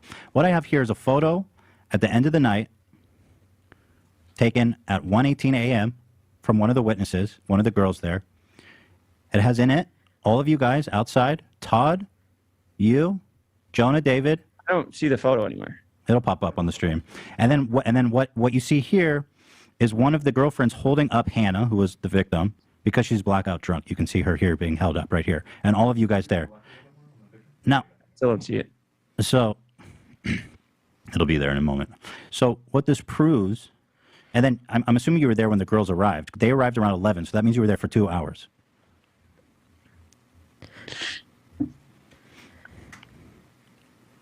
Okay. To my recollection, I wasn't there for 2 hours. This photo is timestamped at 1:18 a.m. This was given to me directly from one of the people. And you're sitting next to me at the vlog when me and Jason are still there. We vlogged later that night at about 11:30 a.m. saying we left. Yeah. And it's the end of the night, and that girl's clearly being held up. So this is after the attack happened, right? And so according to the account of the events, she was puking and clearly very, very, very intoxicated. And you guys are all there. So I have a hard time believing that all the guys there, including you and David and all you guys, didn't know that this girl was like borderline blackout. Well, I certainly wasn't there when they were having. Really fast, chat. You're being so much more interesting than Jeff Wittick is right here. I'm just gonna tangent for a second. For those people saying that the worry is if nobody has babies, nobody will be able to do jobs is a numbers game and is factual. The way the state of the world is right now cannot run on a declining birth rate. So that's why the world has to adapt and change. I mean, one of the reasons that they're claiming the airplanes crashed into each other earlier in a week or two ago, and all those people sadly passed away, the ones with the ice skaters, that plane crash allegedly was because they didn't have enough people on staff to do the job. So one person was doing two person's job. Now that's a lack of staffing. Now imagine you have a lack of staffing for lots of reasons, but in this future case, it would be the lack of literal human beings who exist. That's why we can't keep the world the same and change it all the same. That's why people are afraid of change. Because if I change my eating habits, if I change how the world is, then other things will change, which is correct. That's why people are afraid of change, because for some people, they really like how life is working right now. Remember, there's a whole group of people that feels like life is working perfectly well for them, and they're not interested in changing it. If you want life to change, your life is probably not going as well for you, right? The way we, or you're looking towards the future. Like, I'm a future person. I think we should invest in the future by investing in the present. And I'm open to change. I think change is inevitable and good. But I think if we're going to have a declining birth rate, which is fine, we should adapt to a world that looks like that. What does that mean? Who's going to staff things? Who's going to do things? What, are we going to have to move closer together because we can't all be spread out? There's not going to be enough people. Are we going to have to migrate to different places? Will cultures disappear if we have less children? Of course. And we're going to have to pick and choose where to live. Maybe we'll have less children, so we'll need less innovation, and we'll actually live in a future world where we go back to kind of farming and we do other things. So again, obviously, if we have less people, we will have different problems. The question is how do we adapt to those different problems? That's all it is. But people shouldn't be forced to have babies, nor should people be forced not to have babies. People, we need to change the world by changing ourselves. The world is a reflection of us as a whole. You can blame everybody else for the way the world is, but we are the reason the way the world is the way it is. Humans, us, as a whole. You are not exempt. We all harm the world. The question is, how do we harm reduce? How funny would it be if Jeff Bezos woke up next week and he had 50% loss in revenue? How funny would it be, guys? I'm doing a year pledge, no Amazon if you want to join me. I'm just saying, how funny would it be if Jeff Bezos woke up next week and 70% less revenue came in? It'd be a little funny. Sucky for all the people who work for Amazon, but pretty funny for Jeff Bezos. And it would impact the environment in a much positive way. I'm just saying. You don't have to do it. But if you keep buying from Amazon, you keep Jeff Bezos rich. So you can keep doing that if you want. Decisions were made. Having sex. Well, sure. They were in a private room. You weren't in the room when they were. No, I wasn't even in the apartment. So you I were wasn't around at all. So you left and then you came back at the end of the night? I guess I did come back. Yeah. Oh. And as ridiculous as it sounds, but I live down the street. My apartment is literally a block away from that apartment complex. So, you know, Trisha, you know how things go with David. He's constantly calling you to film stuff and redo takes. And at the time, like, yeah, I regret being a part of that video, of course. But if you saw her blacked out, why wouldn't you say, don't post this? Like, I mean, you say David gives consent to everybody. Everyone's like, oh, David says. You know what? In the same way that everyone let Trisha go on binges and be drugged up, in the same way we let everything happen the way we do. We say, like, why wouldn't you have done something? In the same way we'd ask Ethan, why the fuck are you making videos about Hassan? Why are you doing this? Because we only see what we can see in the moment. It's not easy to be a good person. That's why I think most people are actually really good. They just don't know how to be a good person. And we should give each other tools to be better people. Not to punish each other, but to remember, like, it's not easy being a good person. This narrative that it's easy, girl. Whatever everyone gets consent to, why would you not post that? You're 30 and these girls are blacked out. You're standing right there with a girl being, like, held up. I mean, at the time I was 27, which is it's not an excuse, but I mean, I don't remember that. I genuinely don't remember that. It's like a group of fangirls are given alcohol. I was like, we need to leave. I'm not the brightest tool in the shed, but I just thought, okay, this is clearly. I did leave too. See, but Trisha saying we need to leave is them saying that is them kind of just as complicit. In my mind, it is just as complicit. It's because why would you have to leave? Like, say something, tell the girls, do something. I feel like Trisha had the same mindset as Jeff in a weird way. Do you know what I'm saying? And I'm saying that's the part about being human that's so intense. Guys, if your own grandpa can molest you and your parent doesn't believe you, can we please stop pretending like we know what it means to be a good person? It's so hard to be a good person when the people in your own family can rape you and molest you and we don't know how to hold people accountable. Like, let's be fucking for real right now. I feel like we're all in such denial over how shit happens. We just voted Trump in. Let's fucking, come on. Now, I'm not saying I would have done something different. I'm saying this is why people don't do something different. Because we don't know better until we know better. And you have to learn the lesson usually by fucking up. So the question is, now that you fucked up, do you repeat the mistake? Maybe until you learn a little bit better. Right? Like, that's what I'm saying. I'm saying this will happen to all of us. This has happened to you. You have not done the right thing when you were supposed to. The question is, do you learn how to do the right thing better the next time? Not every time, because that's impossible. No one's perfect. But as you get older, do you learn how to do it better and better every time and in different ways? Around the time after you left, I did head out. I went home and I possibly came back. And then when you were, like, looking in the room, you said nobody was in there? No, I didn't say that. I said I watched him go in the room, but at the time nobody was drinking, nobody was kissing, people were fully clothed, and we were pretending to see stuff. So later on, the author of the article was given a video by one of the witnesses of someone asking, David, did you see them? And he said, no, Dom locked the door. Are you aware that Dom locked the door? Were you there when Dom locked the door? I didn't get that far into it. I was already gone. I was gone by that point. I didn't stick around. So, people are in and out of that place. It's. I know how it sounds like it's somebody's house, but that place is more looked at to David as like a, I mean, Dom lived there, but at the time, David looked at it as more of like a set where he would just pop in and film, and we would all be in and out of there. And, I never really knew too much. I wasn't a part of the planning of any of these bits. Like I said, sometimes I'll suggest ideas, but David would rarely use my ideas. Are you guys, like, all in a group chat about this? Because it's so weird you're so blindly defending them when they're, like, David's at fault for the most of it, and Todd has his own issues. When you're not really at fault for any of this, but you're going so hard to just prove I'm crazy, Kat's the worst, and instead of, like, blaming David who filmed this, who corroborated all this, who was there for the entire thing. Well, I can only speak for myself, really. I talked to Todd, and genuinely he told me that he didn't buy the alcohol. And, alcohol was there. Their girls drank. I didn't see them drinking. I wasn't there for that. But again, this is so long ago. It's tough for me to really bring this all together and, play it out. Like things were moving fast at the time. We would bounce around and film everything, just constantly trying to get stuff. So even with David, I don't know his story. I haven't been really talking to anybody really lately except for Todd. I asked him, like, what's the deal with the situation? Because I don't remember. And, I know that I would never buy alcohol. I believe you. Yeah. But truly, I believe that you are innocent and that you didn't you didn't create any of the situation. I believe that you. I mean, I wouldn't come on here and talk to you two because I know you guys are masters at picking Well- things apart, which is and you're trying to explain. Well, I don't think right. your presence is evidence that you're innocent. Right, I mean, right, that's right, kind of a.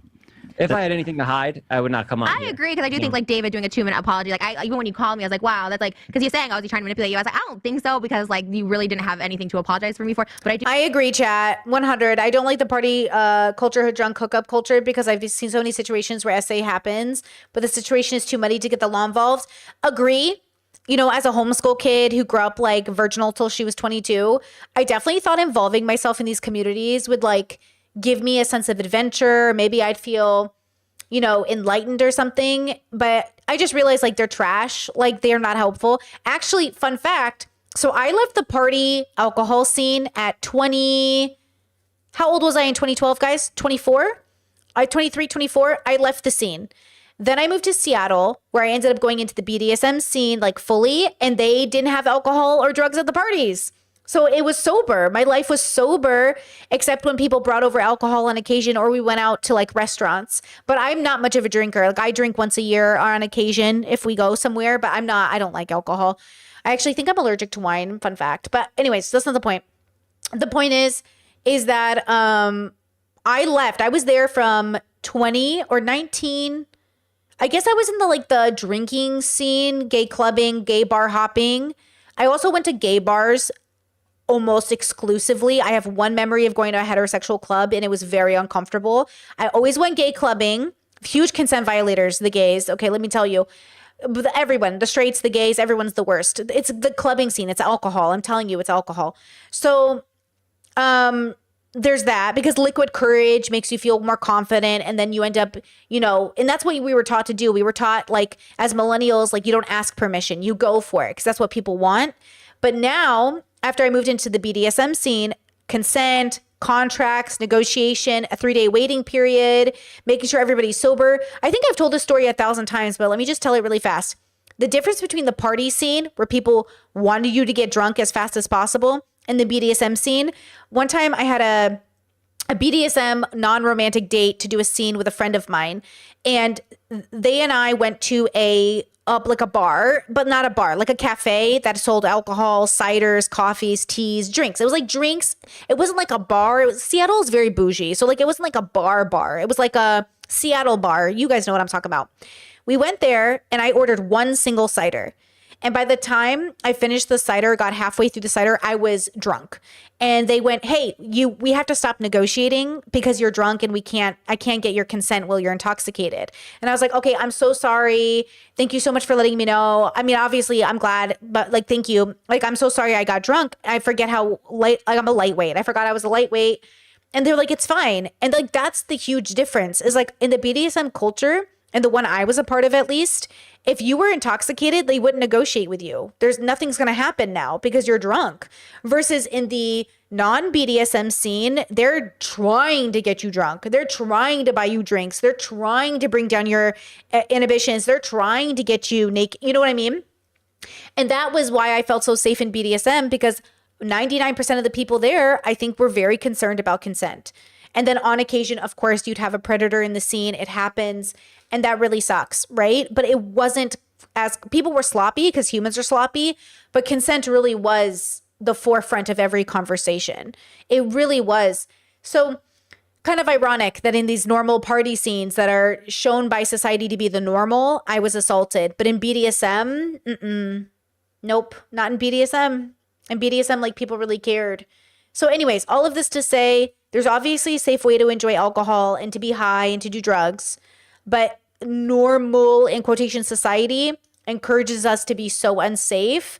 And it's just, you know, better to be niche and safe than like everybody else, and to be one more of the stories, because genuinely, yeah, don't recommend, let me tell you. I do think, like, Todd, you say yourself, if people are silent, they're guilty. Todd and David just being silent for so long until something so serious comes along where you're all losing brand deals. Todd doesn't do shit, so he's not losing brand deals.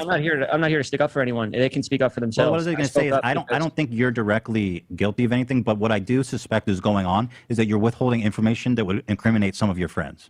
I'm definitely not withholding information. I genuinely do not know. I don't know how the alcohol got there. But even seeing that passed out girl, like, you don't, like, what's, like, you just hung out there and you guys were like, oh, this is cool? Like what? I don't. I mean, like, I left, and to my understanding, some of the girls were 21, and like people can get a hold of alcohol. It's not that hard to get. It's not that. tough but to a get girl being blacked access to out, especially a alcohol. fangirl, like you wouldn't. It's just like it seems weird. Yeah, but I had no part of it. I have no part of that. Like, But so just to be clear, your story is changing now. You left after you were saying 15, 30 minutes, and now you're saying, well, I did come back at the end of the night, clearly, based on the photo.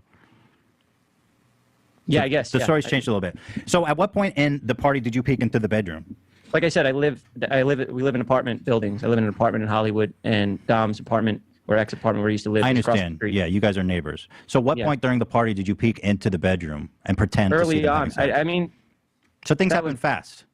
yeah. Because it And, like, sounds like in the video he says it wasn't happening, but after some time and convincing, we got him going. So it seems unlikely that in the first 30 minutes people would be in that bedroom already. You know what yeah. I mean? When I peeked in the room, it was all just pretending to try to act like we were getting something. So the girls pretended to go in there for the vlog? Ugh, I hate this shit. The girls were in there, but nobody was kissing, nobody was drinking, and nobody was on So each was other. it a setup though? You're implying that it was a setup. Also, this David Dobrik skit would have worked if we didn't sensationalize threesomes.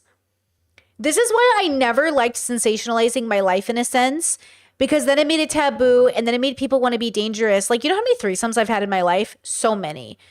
It is not that big of a deal. And so for like, if we lived in more of a less sex repressed society, this wouldn't have been an interesting vlog in a sense, but that's what David does. Like the niche that is David, the niche that is Joe Somali, whatever his name is, Joey Somali, whatever his name is, you know, all of this stuff.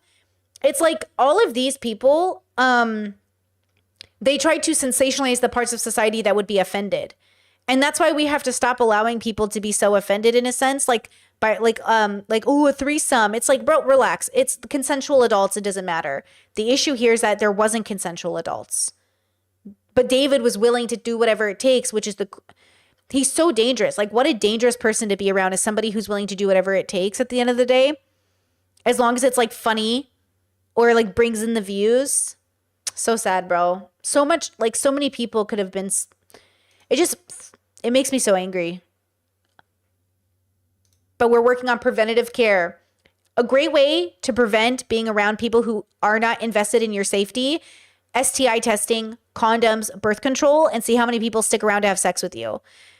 It's a great deterrent for dangerous people. Ask them to get tested, ask them to use birth control and condoms, and see how many people stick around. It's like an easy way. I'm just saying. I'm implying it's a setup. I mean, I don't give a shit. I've talked about this before. Exactly. Chat says he also sensationalizes what his friends do, but never does it himself. Charles Manson. He's Charles Manson.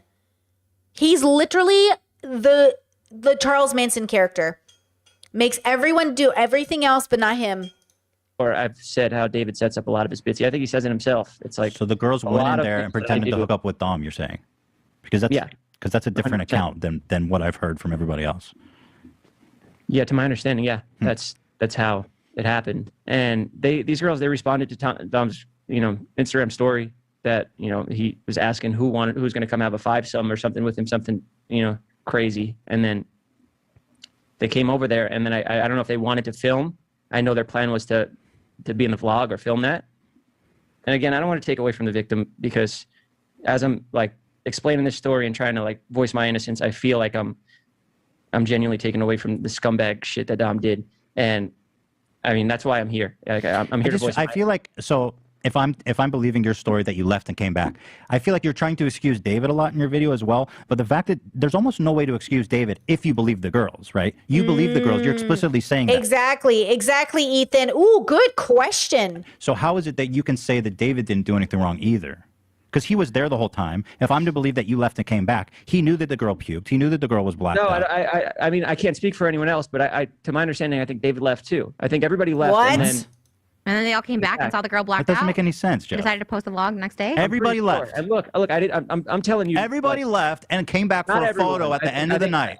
I'm sure Dom and a few people stayed, but I think I have this photo of you guys at the What? end of the night. how is it I that probably should have touched up on this with other people to get the exact story straight, but I just everybody? figured I'd What call- story straight? The truth or not? And that's Dom's apartment. Yeah, no, like actually what happened because here's everybody at the end of the night. 100% do not remember. I mean, I know if I saw what they're saying. It's that the elevators happened. at Dom's apartment. Do you too. feel bad about the joke you made about like, hey, they look good? 100%, of course. Yeah. But why would you? I just don't understand why you would even do that. Like, it's so incriminating. Like, if you knew that this would look bad, why would you even be a part of it?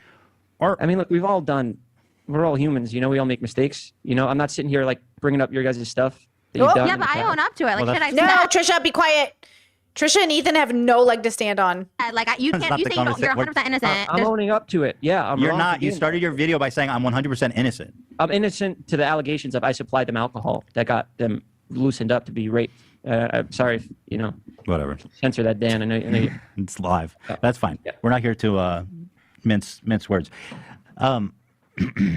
But you continue to support Dom after this, and you knew his VidCon stuff, you knew this stuff, you knew that there was bad shit going on when you saw that blacked out girl, and you still put him in your videos. Like, I just don't understand how it all of a I sudden knew some now. bad stuff was going on, and I distanced myself from Dom. I recently deleted the video, and I'm getting heat for that. I mean, I don't understand that because that's like what anybody would do. That's what Netflix would do. I have no problem with you erasing the Dom videos. That's what I'm David did. trying to avoid, any online. But, so do you understand how it looks a little insincere? Like, okay, I understand you're defending yourself, saying you didn't supply the alcohol and you didn't know this was happening. I believe that. But to come out and say you're 100% innocent, that feels to me insincere. To those allegations, I'm guilty by association because I was there and being a part of that, and I'm fine with that. Like, I'm here to tell the truth.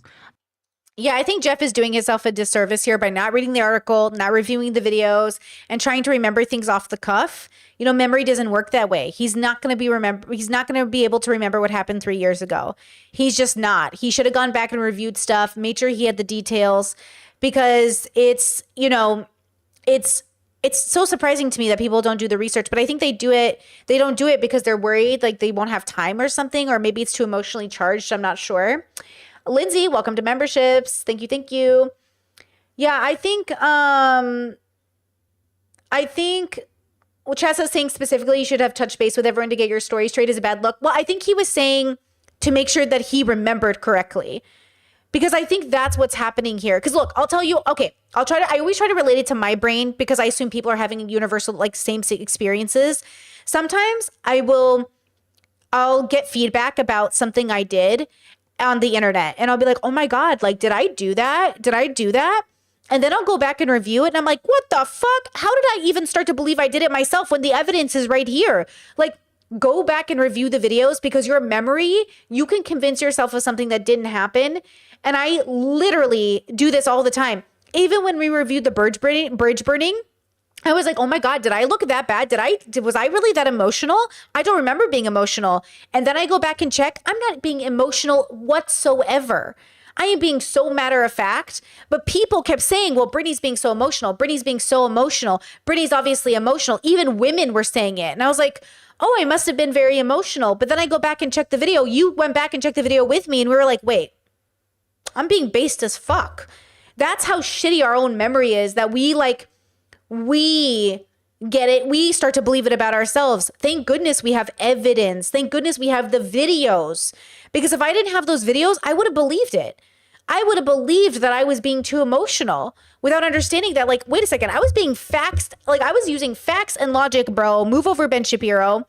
So Jeff, instead of coming on this and not reading the article, he should have read the article, watched all the videos back, researched that era, seen everyone's vibe, and then made a statement. It feels like he jumped too fast to make a statement, which a lot of people do, by the way. I think that's the problem. Chaz says, when did you review the bridge burning? I'd like to see that. You can look up Brittany Simon. What was it called? Why Details Matter When Bridges Burn? I'll link it. Let me find the link. Hold on. But I think that's a big thing. I am too. I said that too. I'm guilty by association for being even the little bit I was there. It's not a good look, and you should at least take. I think that's the thing. All of you and you guys all group each other and you say we. No one takes accountability, and you guys think you do nothing wrong. I've said that I talked to you personally offline, and I told you that I stepped away from Dom a long time ago. I haven't seen Dom in over a year. Even when I was texting him, I don't even know. Why did you step away from Dom? Just because I heard stuff. I don't know the exact stories. Did you know that the victim referred to the text? I did not know about the text. I genuinely did not know about that text. David knew about it. Yeah, I didn't know. I mean, I'm not up David's ass like every, you know, like I'm just, I have my own shit going on. Like that's something that I doubt he wants to tell everyone. Yeah. That is going on. You know, I know that he took the videos down and distanced himself from Dom too. And, you know, keep in mind, we all play exaggerated versions of ourselves. It's like, I wouldn't say characters, but like everybody has their thing. You know, David, when he met me, he was, he had found out I had been arrested, and that was like what he made my character kind of, you know, and yeah, Chad says it annoys me when people accuse people of lying when they obviously are just relying on memory. Like, sorry, I don't remember what I said 5 years ago. I do too. I just think it's so unfair. But I think I just want to encourage everybody to be very serious when topics like this come up, because you can't just rely on your memory. Like, you have to go back and get the evidence, because it's not fair to anyone. But it's not fair for Jeff to show up and this is the representation he gives himself. You know, in some ways, Jeff did himself a disservice. I can't believe he didn't read the article because he didn't want to pay $1. Like, I am absolutely shook. Even if it was $100. Bro, Insider wrote an article and your name is in it. How are you not going to pay $100, whatever it was? I don't even care. To make sure before making a public statement about it. Now, you know, in some ways, it's kind of like naive of him, which kind of maybe insinuates some innocence or some cognitive dissonance where he didn't want to do it, you know, in some sense. I don't know, because present day Jeff and Ethan are good, right? They're on good terms. So it's like kind of interesting how it all played out.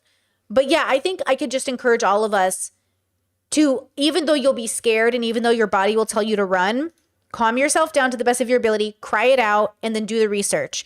Because as somebody who like gets really overwhelmed sometimes, like when people make content about me and I know it's a lie, I can feel very overwhelmed. And then I just like meditate on it. And one, either don't watch it if it's not a credible source, or two, in some cases, watch it on stream and debunk all of it because it's bullshit. And it's amazing how people could just lie about you. But as long as you have the receipts, which I brought, then it's like easy to debunk. But Jeff, he forgot to bring receipts. Which is, you know, and also he is trying to protect some of his friends because he's hoping that his friends are innocent, which is also a part of the issue. You know, at the end of the day, I can't guarantee you that nobody in my life would do something horrific, but I could at least say, based off the evidence of their character and what I know about them, I don't see this happening, but they could, because everyone's capable of anything. We are all capable of being very evil, though some of us are less capable of some evils. Right? I think some of us are literally less capable of some evils, but all of us are capable of some evils. And that's why you have to remain disciplined in your morals and in your values. And when temptation comes knocking, do the better thing. But you also have to learn these lessons in life. You have to sometimes be a bad person to be a good person. Not on purpose, but on accident. You know, you have to on accident be a bad person until you become a better person, or on accident be a bad person until you realize to be a good person, you know? Whatever it is. Sorry. Wait, hold on. The road to hell is paved in good intentions. Lots of bad people are good people with intentions. Like, I was okay with that. But Dom's character was this dirtbag. And yes, Chad, his memory might be impacted by the fact that he has a TBI right now because of the David injury, because David almost killed him. Dirty Dom. And you know, I don't know how much is real and what's not. You know, I talked to Dom off camera, and he didn't seem like as intense as he was on camera. Like when he gets into those like real scumbag bits that he would do. And look, to David, who's a 21-year-old kid, he, you know. David's only 21? That's crazy, y'all. That's crazy how young these people are. No wonder it's messy. I'm sorry. No wonder it's fucking messy. Yo, that's crazy. No wonder it's a mess. Was he 21 of the filming? No wonder it's messy. Yo, that's crazy.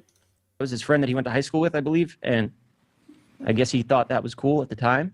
You know, I was never a fan of the sexual bits. I didn't like them too much. I don't think they're funny. I don't do them. I make videos too. I don't make jokes like that. But it is what it is. You know, like we all benefited from David and his videos. So it was, it was our. I mean, do you have anything to say to you characterize the author as you say she acts like she's doing the Lord's work, but she's really just trying to make money. Do you feel like that's a fair characterization? Look, I'll be completely honest with you. The focus here, to me, is on Dom did a serious crime. He needs to go to jail. That is the focus of the article. The victim, I feel terrible for, and I in any way that I could help, I would love to, but I like in this situation, I don't know what to do. Do you feel it was a and fair I feel- characterization to characterize the author as a liar who's just trying to make money? I think so. I think what she did was wrong by Wow. putting my name in there with the Have story. you read the article? I have read the article afterwards, yeah, in bits and pieces, I yeah. thought he said no, bits and pieces. I mean, I read the parts with my own name in it. You have not read I the can't entire. speak for I can't speak for other people, so like they need to handle that on their So own. you haven't read the whole article, is what you're saying? No. Okay. Because I feel What? that her characterization of you is very factual and straightforward and mild. So when you say to her, "You're a liar who's just after the money," you're questioning in the entire You're questioning in the validity of the entire article. And I've seen Well, a I lot of look at it people like taking your this. video that way. I look at it like this. We're all, this is all of our jobs, right? What you're doing now is your job. What I'm doing now is technically, I'm here explaining myself. Is this a criminal case or is this I don't think you. No one's pressed charges or anything yet. Okay. I don't know. So everybody is now, I mean, you have ads on these videos. They have ads on their videos, and their insider has. Wait, Chad says I can't wait for Trisha to bring up the accident. It wasn't known by the public at the time. Before this video, though, Jeff shared that he had eye surgery for his eye. So we just didn't know why it happened. Is that what you're saying? Because we knew the beginning of this video shows Jeff explaining that he had eye surgery and it shows his eye. But do we not know what happened and Trisha knows? Is that what you're saying? a paywall, and there's a lot of money being made off of this story where something horrible happened, and the guy who did it is not in jail, and we're all just making content out of it for entertainment now, it seems like. And I'm the only one who did not monetize my video. And so Mine's not monetized either. My David ones are never monetized. The stuff about you. Oh, people didn't know David did it. Oh, shit. From what I remember, Jeff got mad. Trisha brought it up. No. Never been monetized. I didn't know that. I respect The that. fact that people are making money has nothing to do with the validity of the article. We're all working, like you said. So for you I to, think she didn't put the entire story together. based on properly. what? Based on what? You didn't even She read had the no article. interviews but mine, and I didn't even remember the situation because I called immediately off impulse when I saw my name attached to something disgusting. So I called up immediately, and She said you denied being involved. What more do you want her to say? When two witnesses who were there say that they saw you come in with alcohol. She said, then she referred to a video of Trisha. That was not in the article. Trisha referenced. That to was her not in the and said- article. It was in the article. It was not in the article. It was in your conversation. It wasn't in the article because she couldn't find the proof of it. The reference to the the barbershop conversation where Jeff, that was oh not. no, that was in our conversation, but she didn't put that in. That's what my problem was, because I said to her, yeah, that conversation, she cut her clip right off when I was about to say, you remember that recording you played earlier? Yeah. At the end of it, I said, yeah, Todd likes whiskey. So I made fun of him in a barbershop. This is where she cut. No, you're And I wrong, said, dude. You said in the clip that I was playing, you said that he does drink whiskey. I said, he does drink whiskey, and that's where she cut. And right after that, I said, but that was in a barbershop episode that was filmed 2 years after this situation. where I But made the these way you said, I don't think that delegitimizes everything. She said, she said, is it possible Todd brought alcohol? You said, I don't think so, but he does like whiskey. Yeah, because there was whiskey there. So And how Todd is was she drinking whiskey. mischaracterizing you? Because the way she worded it, it implied that I was covering my own ass, but saying that Todd did kind of buy it, but I want to protect myself, which is not true. So why did, but okay, we're arguing semantics, dude. That's not enough to Because overall, yeah. people, even the stuff in your video, people weren't accusing you of doing anything other than like, I heard that you went to go get the alcohol. The girl said you guys brought back alcohol. That was it. That was the extent of your accusations. No one said that you did anything wrong with the girls or anything, which is why it. True. Chess says I can relate to Jeff trying to defend someone who is abusive because of all they've given you, in quotations. For sure, right? All these dynamics matter. Or even like when your friend comes to you and says, I know I did this horrible shit, but I'm really getting better. I promise you I'm going to therapy. I'm going to work on it. I'm going to get better. I'm mentally ill. I need help. You're like, okay, well, you should get that help. But what you did was fucked up. Like, yeah, like that's the problem is eventually it's the boy who cried wolf. But also sometimes it's just the person who needs the right tools. And ultimately, it's all of us who need the right tools. But see, here's the key. A person who can't eat the cupcake, who eventually rejects all of the tools given, that's just them. That's just who it is. And that's what I mean to say, like, there are just people who, no matter how many tools you give them, give zero fucks. Like, I had hope that Logan Paul would change as a person if given the tools, but he was given the tools and didn't change. Right? Like people are given the tools all the time and they don't get better. People stay stagnant, you know, and that leads to them having worse and worse outcomes over the years. Logan Paul has had so many chances to become a better person, has never taken it. Never taken it. So you don't pay any attention to him. You don't invest in him, your family members, your parents. If after all of the opportunities of giving them tools, they do not get better, it is what it is. You know? I give people time limits. I put a clock on it. And I say, okay, if I don't see like improvement in like 2 years, I give people time. Okay, that's it. With some people, I give them a year. I usually give people at least 2 years to make improvements. If you'll notice, I gave them 2 years. Didn't see any improvements. Do you know what I'm saying? I give people a long time because I think people need time. But if I see absolutely nothing better in 2 years, my bro, with peace and love. 2 Christmases, 2 birthdays, with peace and love. With peace and love, with peace and love. I was She like surprised. specifically told me that Trisha told me that you and Todd in a barbershop episode. That wasn't later it? on Yeah, but that said was you not in the admitted- article.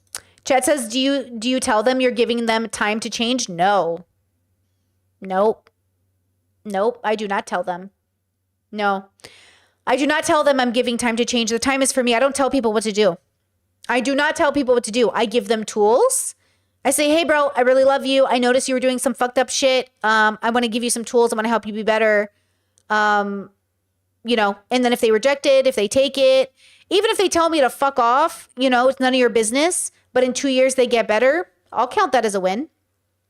But if they're like, yeah, for sure, bro, I'll take your advice. You're so smart. Thanks, bro. I really appreciate it. And in 2 years, nothing changes. Dead to me. Bye, bitch. You know what I mean? Peace and love. Peace and love. Peace and love. Yeah, no, I don't tell people. I give tools and I give opportunities. Chet says, yep, let them show you who they are. Exactly. You know? Exactly, chat. I feel like telling people they have 1 year to change gives them the tools to lie and manipulate. Exactly. Exactly. If I tell them, then they'll manipulate. But if I don't tell them and I just wait to see what happens, their character will show. You had 2 years. What are you going to do? Yeah, buying the alcohol. Yeah, she never like put that on record That's because why I said Todd likes whiskey. Right. It can also feel very toxic to give ultimatums. I don't give ultimatums. I don't tell people what to do and I don't give ultimatums. Period. Very big, very important to Brittany. Never tell people what to do and I don't give ultimatums. I simply make it clear what I'm going to do. And if you fit into my life, great. And if you don't, hey, it was nice. That's the only reason I even referenced it in the article. Well, does Todd like whiskey? And if we fit into each other's life, not just you fit into my life, but if we fit into each other's life. Yeah, Todd loves Okay, whiskey. so there you go. And you said it to her and she put it in the fucking article. But the way she So worded how it, are it you looked going to like justify I did- putting I her did name not buy out the there alcohol. and calling her like some liar who's just money hungry? That's just a dishonest. That's just not a fair characterization. Well, the story here is, to me, the problem is Dom. He's the one who did the essay here, and David. I think David. Yes, very much. Also, David. My understanding, David had no recollection of this. Except the tag. Come on, He filmed it. He was there with the limped out girl. He went back to get the closure of the thing. He got the text message a year and a half ago. He I thought removed the video. I thought he faked the shot the next day of that. Yes, and so when did this happen? When did the assault happen? The girl, you're in a photo of the girl after she was assaulted, being held up by her friend drunk, dude. All of you guys are there. And you also posted it. I mean, bro, If you really didn't know and you see a girl like that, maybe don't include her in the vlog. Her face wasn't blurred in the original vlog. I don't control that stuff. Okay, but David does. yeah, David literally controls that. Look, I'm not trying to make you incriminate your friend or anything. I'm just saying. don't- I look, think I'm the not, way I'm you. not the guy that's going to speak up for David. Okay, but fine. You don't have David to and I speak up share for him, bank but don't accounts. defend him. You just credit me. Yeah. You say, oh, it wasn't David, it's just Dom. You. You Trisha, did. I The whole apologize. thing I was. apologize for discrediting you. But look, in all fairness, Trisha, like we've met a few times in real life, and I mean the first time we met, you flashed me. You know, like this, like one of the time, maybe like the third or fourth time, I went to go see you. I didn't go see you. I was in the car with David and Jason when they drove to visit you in the hospital.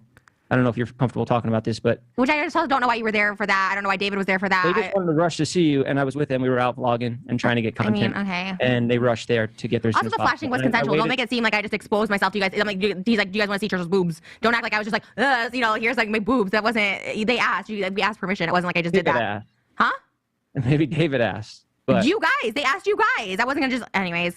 I would never ask to see Jason's girlfriend's boobs. No, you didn't ask to see them. He said, "Can Trisha flash you?" And you guys were like, "Yeah." No, Trisha, I would not. I would Okay. never. I remember in the video, I was like, please do not. I Just like you not, came nothing back. against you. Right. It's about that you're my friend's girlfriend. Right. And then like the time at the hospital it's a serious thing. You're at a low place and you look much better now. But I didn't go in there and see you even. But I'm just saying from those times. I stayed out in the lobby, and I just tagged along because I wanted to rush there and get. But to why you discredit me in these? What? Because I flashed you? Because I was in a hospital? Now I'm not a credible source that I didn't. Because you were declared 5150 that night, correct? Because I overdosed. You get 5150 if you're attempted suicide. Yeah. It's not because I'm crazy as I try to kill myself. Okay, what is Trisha? Guys, everyone's crazy. Every human being is going to have a biological experience in which you experience mental health decline. And you are crazy, but you're not permanently crazy. Crazy is an outdated word. You can say, I was temporarily on hold, but honestly, Trisha probably could have gone home. So I'll give you an example of why I don't believe in like holding people unless they really don't have anywhere else to go. But I actually think the government shouldn't be able to hold you. I think you should be released to family and friends. I think the issue is that nobody vouched for Trisha in a big way. Like, I think that's the issue. Is I think like legally the government has to do something, but I think we should change that. You know what I mean? So trying to use it to discredit Trisha is obviously a ploy, but they might actually believe it. They might somewhat internalize and believe Trisha's an unreliable narrator, as many people on the internet do, or in some ways think she's the ultimate, whatever, something. Chat says family and friends can't handle you. I just don't think it's a universal experience. As somebody, okay, like, true, Maiden says mental health emergency, not crazy. Yeah, that's okay too. I just think like Trisha downplaying it is not fair. But I think like, I think the idea of being trapped is not going to help. For my friend who was undergoing psychosis, like we made sure they didn't get taken away because it would have made everything so much worse for them, right? So we took them home. But if we had legally been interviewed and said what we said to the doctors in front of that person, they would have taken my friend away. But the doctor warned us. The doctor was like, hey, what you just told me, if you tell that to this woman who's about to come in the office, she'll take your friend away. And you won't be able to see them because it's lockdown. And you won't be able to see them. So you might want to take your friend home because they're not going to do better at this hospital. And they're overrun. It's crowded. Your friend's not going to have a good time. And I took my friend home and it was the right decision to make. My friend was struggling with psychosis, but we were getting them doctors. We were getting them resources. We took them home to their family home. We tried to like help, but like, and it was better for them. And so it terrifies me, the idea of being able just to take people off the street and into a facility. I think that's the wrong way to do things. I think we should be more loving and caring and thoughtful. But I think like, I don't trust humans. I don't trust humans in senior citizen homes. I don't trust people. Like, I'm sorry, like people are too fucked up in their own right to be out here pretending like they're always going to be helpful. Are there good people in these fields? Yes. But I just don't trust people to handle. That's why, like, before you have children, hey, fuckwat. Hey, you horny bitch. Before you have kids, think about the fact that they might be 5150? Think about the fact that some cop in a uniform might target your child and take them away. So before you have a fucking child, you better get ready and prepared for that child to need you in a moment of crisis. And that's the problem. When I say don't have kids, I'm not just thinking about the kids you're having at 3, 4, 5, 6, 12 years old. I'm thinking about the kids who are going to be 45 years old and still need their mom and dad. What about the fact that your children will be adults and might need you? And don't get it twisted. If your kid grows up to be a horrible person, you got to call the cops on them. It is what it is. Sometimes that happens even with good parents. But let's be fucking for real. My friend was an adult, a grown-up, and their mom and dad needed to come and help and save them. As they did. Their parents really fucking showed up when their adult child needed care. So being a parent doesn't end when they turn 18. You're a parent till that person is goddamn dead or you die first. Okay? Your job is not till they're 18. Your job is for the rest of your fucking life. Okay? So before you have babies, remember those babies get old and they become adults and they might still need you. Okay? So then when you started making videos and stuff about Jason, I only heard Jason's side of the story where he tried to avoid any contact with you at all because you were suicidal, and we fucked for 4 months after I was at Coachella. You know I was at the house in Coachella. How do you think I got down? I didn't know this. I heard that showed up. I heard you showed up at the house. Oh my god! You just popped up. I can't control what everybody like. This is just what I hear. You're discrediting me by witnessing this because I tried to kill myself. You're like, well, she's trying to kill herself, so don't listen to what she has to say. No, I'm apologizing for that. I'm apologizing for discrediting you. I'm just explaining why at first I did discredit you because after that, then the Starbucks situation happened, and at that time, I didn't know. That's really fucked up for people to say Trisha just showed up uninvited when really she was like meant to be there. That's so fucked up. And that's the shit. Do you remember? That's the shit I was so confused about when Debate Bro said he was being stalked and harassed by that girl. Only we all found out he was sexting her. Well, he was telling the world she was a stalker. Like, I never put it together. Like, I think you guys, like, it took me forever. I swear to God, I'm going to be so much better now. I'm going to be so much better now at listening to people when they talk. Because sometimes I don't think I hear people and I'm like, okay. But like, I didn't really process like what that was, like what that really, really was. And now, same with Trisha. I think it takes years to really process like how people are willing to fuck people over. How fucking manipulative is that? To tell the internet, a public space, that someone is your stalker and then to be sexting them behind closed doors? That is the most Machiavellian, narcissistic shit I've ever heard in my life. I can't even believe that didn't process or sink in. And same with Jeff. Like, Jeff's probably not even sinking it in that people told him Trisha just showed up. But Trisha was invited. She's a vampire. She can't just come to your house. You have to invite her in. Like, that's what I'm saying. Like, you don't even know. And it's probably not even sinking into his body. It's not like an embodied experience that where you realize like, oh, okay, yeah, now I get it. Like, wait a second. You know what I mean? I'm telling you, wow. That just got swept over. We just like ignored that, but that's actually a huge deal. Was that Jason? Jason was painting it like Trisha just showed up to my house. But he probably DM'd Trisha and was like, head over. I know you guys had a nasty breakup. You drove your car into his house and stuff like that. So I just didn't want to be involved. And I saw you and I left because I didn't want to have an interaction with you at all because of all the stuff that had happened afterwards. And, you know, that's just me being. But do you think that's why I corroborated the story when I got reached out to for comment? You think I'm doing this as like a vendetta? At the time, I did, yeah. I thought that. But take me out of the article. These two girls still said you were the one who supplied the alcohol. So if I never gave a comment, it would still have the same story that you supplied the alcohol without me involved. But your only line of defense is to attack me. Well, it was because the article had a story from you saying that it was a barbershop episode. Not in the article. It wasn't in the article. Well, that's what Kat said. And it's not in the article, dude. You think you? So what Jeff did is he either let somebody else read the article for him, or somebody screenshotted the article where he's named, and then he thinks it's in the article when it's not. Something like that. Something is going on with Jeff's brain, or he has a TBI because he just got his surgery done. That's why I think he's wearing medical glasses right now. So either he's having like kind of a memory fog. I don't think he's lying. I think he's misinformed. I think you would read the article. You also okay. Before making a whole video. Anyway, listen, we're talking in circles a little bit. I just want to get finally on the record. You don't apologize to Kat for what you said about her in your video. I want to know what Kat's objective is. Is it to get the girl's story out? Yes. Because you were such a small part of it. You were literally 2 lines of the whole article. So the fact that you made this video blew my mind. You know, when you apologize, like, oh, that makes sense. You know, you were involved in some capacity, as was I. So you're scared as anybody would be. And then you made this video attacking me and Kat, and I was like, but that's not the issue. I'm always skeptical of these articles that come out with clickbait titles. It wasn't a clickbait charge title. Money.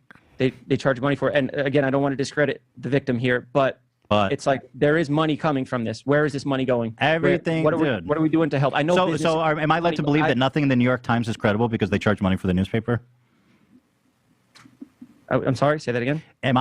Should I believe that nothing in the New York Times is credible because they charge money for the newspaper? Well, I look at it like this: if you are speaking on a case of a sexual assault and your goal is to get the story out there for the victim, to get her story out, and you link it to a celebrity and it makes a lot of money, I think you should use that money and give it back to sexual assault. That's up to the insider. They can't. But that's a ridiculous case. You can't, as a functioning journalistic newspaper, they can't set up an escrow account and start donating to the victims of every article they cover. It's just such a reach. I felt guilty for being a part of this, and I went and donated to a sexual assault charity. Good for you. I'm happy you did that. And I'm just trying to. Why can't you just say that and let it be? Why do you have to like attack me and Kat? Because that goes a long way. If you're like, this is something disgusting I was a part of, more than Todd has said, more than David has said. David didn't even acknowledge her in the apology. You've done more by donating, by talking about it, by making a video about it. And if you just that's what I wanted to come on here to do, and I thought that we could talk this out and we could find a way to use our platforms to help. And in any way, if it's just like when I tried, you cut right before I shared the article about Insider and how I actually feel about this. I've talked with actual sexual SA victims. And, you know, I didn't spend time reading this specific article, but I did my research, and I feel like I'm trying to learn here in this situation. My guilt is only by association in that bit, just by going Listen, over there. I think you're, from what I can tell, a good dude. I don't think you're. I understand that you feel bad, and I believe that like you didn't have anything to do with the events as they unfolded. I think the intent of the author was to first of all talk about Dom, first of all talk about David, how he enabled it, and the culture of the entire Vlog Squad, which unfortunately you are a member of, how it all acts to enable this kind of thing, which I don't know if you've been following, but there's more and more videos of girls saying similar stuff happened to them like this through the Vlog Squad. Now, nobody's directly saying you did anything, everybody okay? under this But I'm Vlog just Squad, saying that like umbrella this is whole now going down, but like I'm, you know, for me, morally, I feel like I'm completely innocent, and now this whole thing is crashing down. And I understand it's because my name was put in this by this reporter, so that's why maybe I have. But the vlog itself, your association, even if it was a joke and you guys were faking it, like you should have sponsorship taken away for you, like peeking in on someone having sex. That's not consenting. Even if it was a joke, it doesn't look like a joke. I did not peek in on them having sex. Or faking it. You faked it. I faked peeking in. Why would you do that? to the viewer? Trisha, I mean, why have you guys done the things that you have done? We make mistakes. You know, I'm not going to get into That's detail. fine. I'm happy with you owning the mistakes. I just don't understand why. Listen, I hear you. I'm sorry for all the things you're going through and everything. I hope that you know you can just push forward and everything's gonna be okay with you. I think that you don't deserve to be canceled, and I hope that you can just keep doing your show. And What? Chat says can we watch the episode of Just Trish with Jeff afterwards? They do a retrospective on this convo time that was happening. No way. Was he on her podcast? I know your fans are going to keep supporting you, and I hope that, you know, in time you can get through this and stay strong, and this doesn't destroy your career. I don't think that it will. That being said, look, before I end, I just took a minute to think about this situation with this reporter. Yeah, I understand she doesn't run Insider. I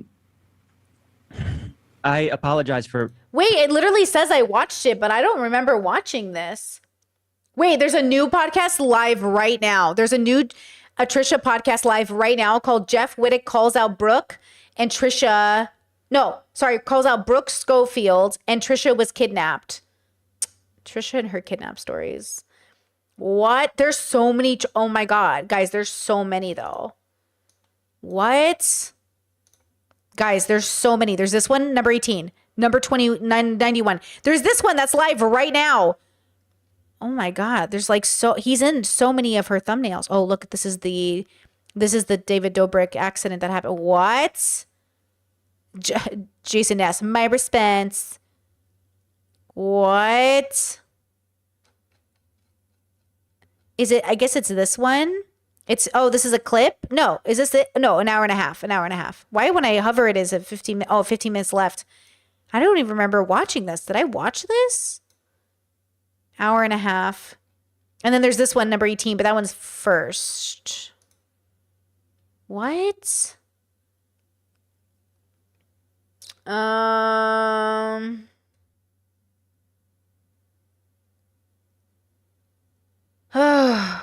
Which one was really good? The one that's like long? The reveals disturbing David Dobrik lawsuit in details exposes Natalie, or the one about Jeff Wittek talks Vlog Squad trauma? Number 18 or number 91? Which one's better? Is there like a section? If there's a section, or I can also come back and we can watch it and move on, because the next episode tomorrow is Jeff Wittek interview Fallout. So it's still on the Jeff theme, which I am a little bit running out of spoon. So I think that might be better. What I can do is I can come back tomorrow with a clip that I can show us that might be better. And then we'll move into the Jeff Wittek, because it's still Jeff Wittek tomorrow. We still have more Jeff Wittek tomorrow. And that way I can edit Ultimatum and get some rest before tomorrow. But okay, I'll put this on my find a section to watch list. Let's finish this one out. Putting her, like, I threw that video together quick, and I just felt like I was being accused of these things. My mom texted me. She was worried that my name was linked in this stuff. And I was just like, you know, it was impulsive to put out a video like that so quick. So there were things that weren't perfect in it, and you just chewed it apart. But I don't even think we got to the part where, oh yeah, you did. I apologize for putting her name, her Twitter up, because I wanted to send people to attack her. Yeah, that was wrong. That was and trash. That came off wrong. Trash and I apologize behavior. for that. But as far as the wording of the story. That was really trash behavior for him to like be mad at the woman who wrote the article. Like at the end of the day, you are a public figure. People are going to write articles about you. It sucks, but it's just how life goes. And you can feel mad about it, but you can't send people to harass people. I would have appreciated it if it was a little bit better, but you know, it is what it is. I guess that's why you just don't talk to reporters, and that's why nobody's speaking but me. But I felt that if I came on here and just genuinely talked from the heart, that I would be able to show that I am a good person. I had nothing to do with the sexual assault. I had nothing to do with anything that happened inside of that bedroom. When I peeked in, it was a faked bit, and the sweaty part after was a setup shot after the next day. And I mean, that's my story. That's from 3 years ago. That's what I remember, and I can well, you know. I think from what I can tell, I agree. I think you're a good dude, and like I said, I hope you get through this and you're okay. But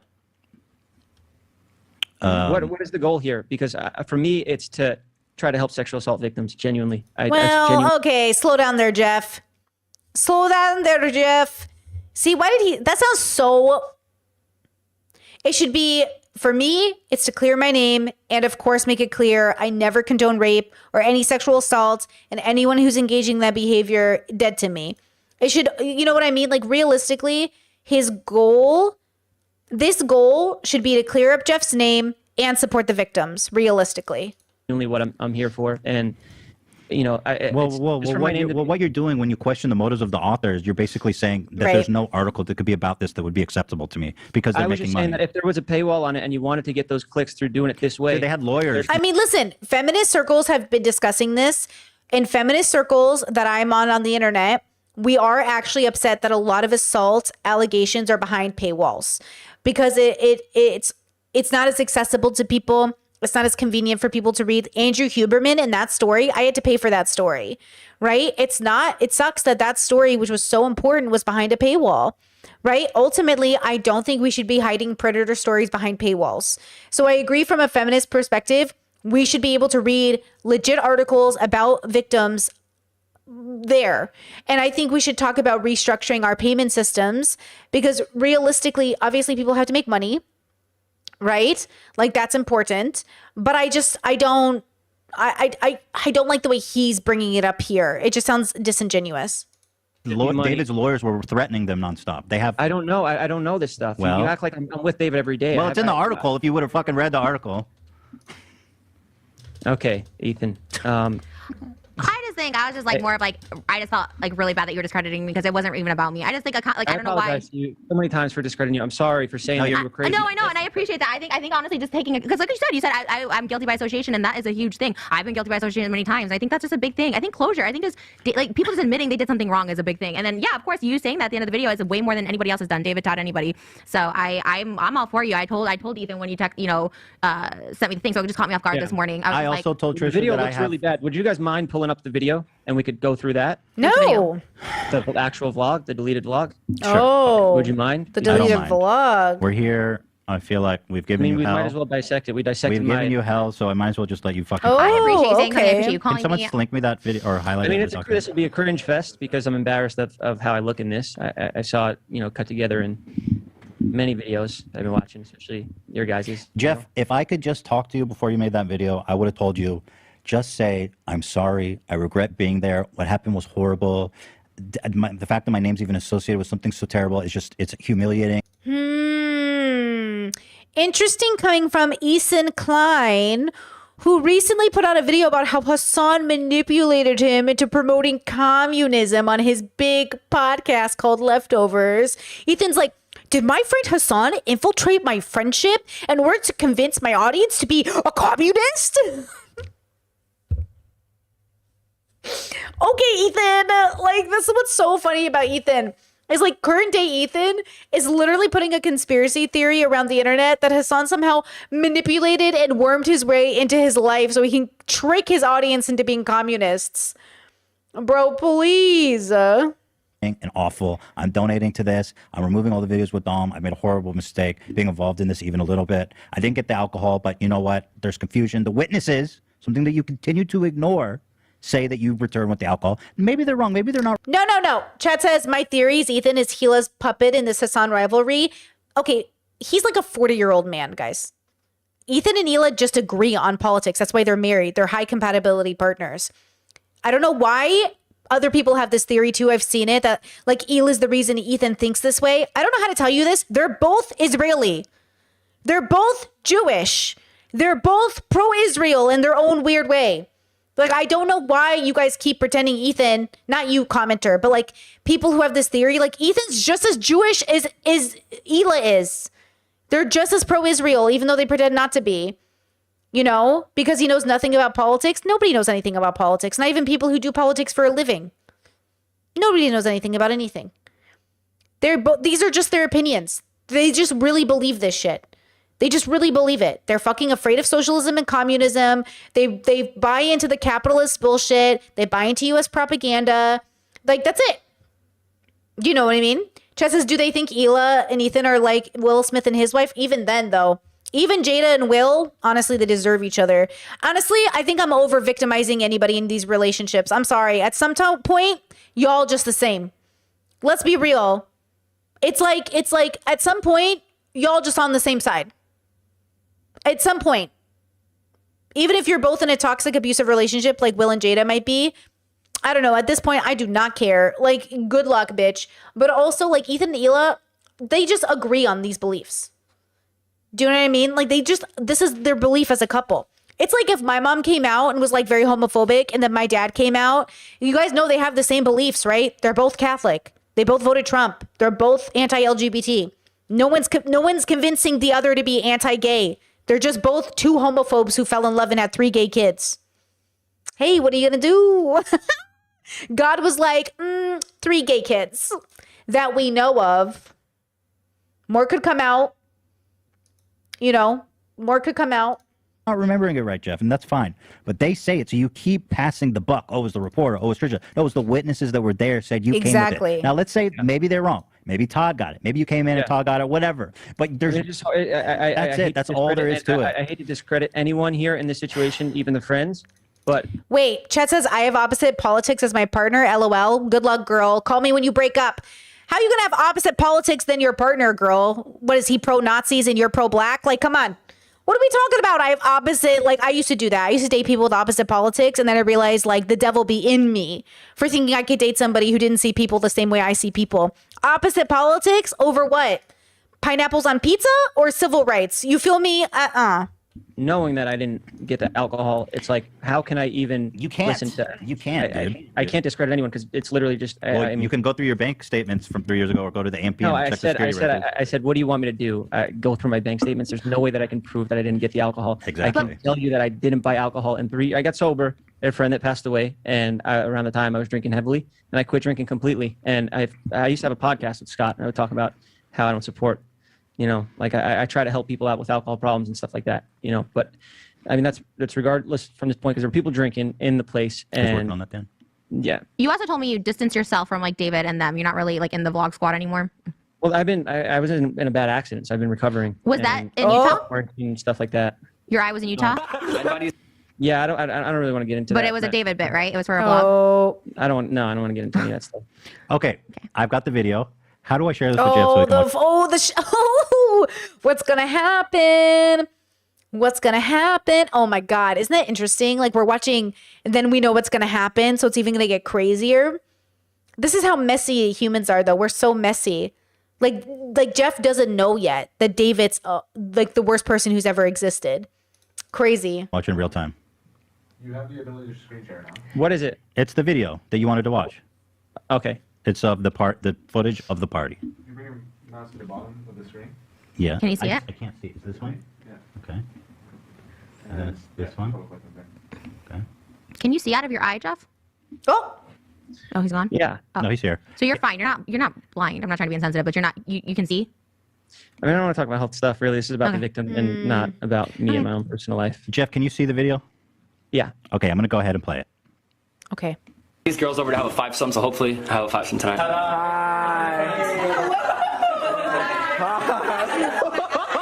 Holy shit! Oh, this is weird.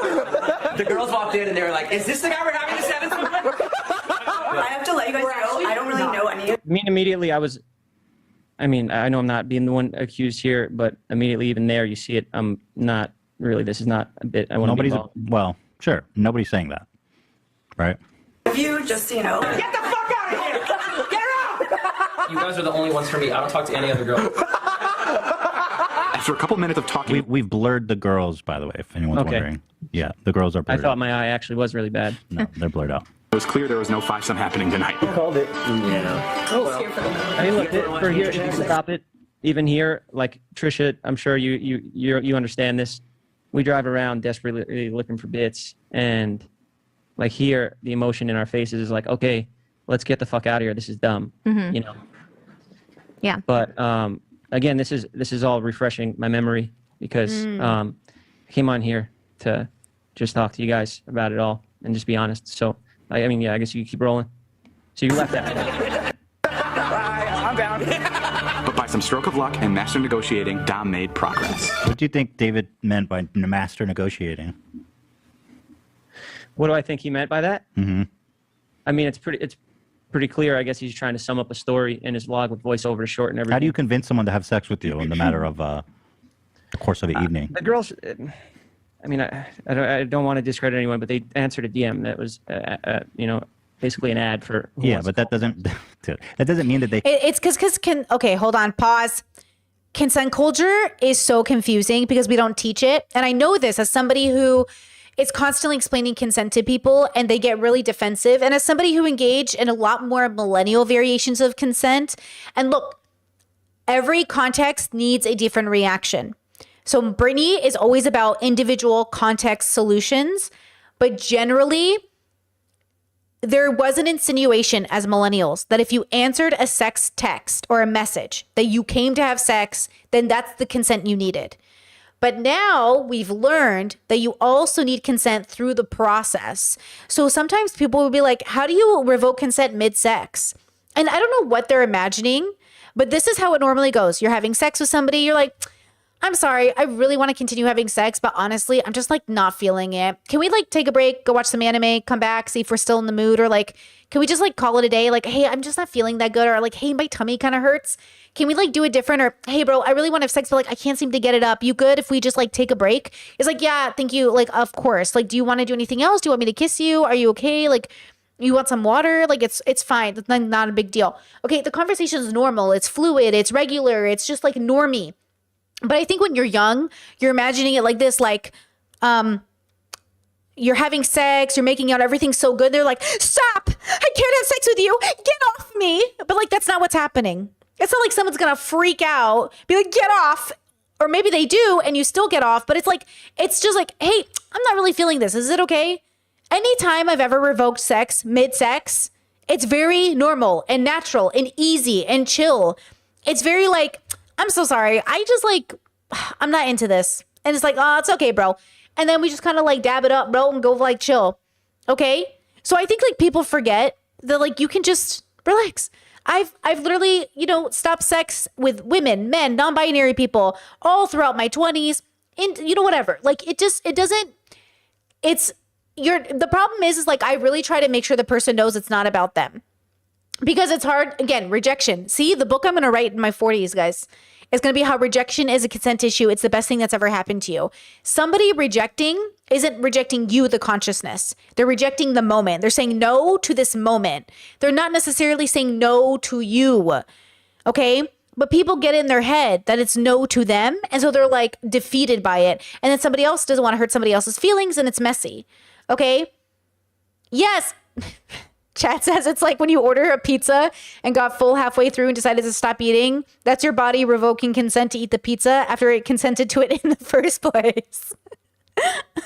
True. Hey, true. Exactly.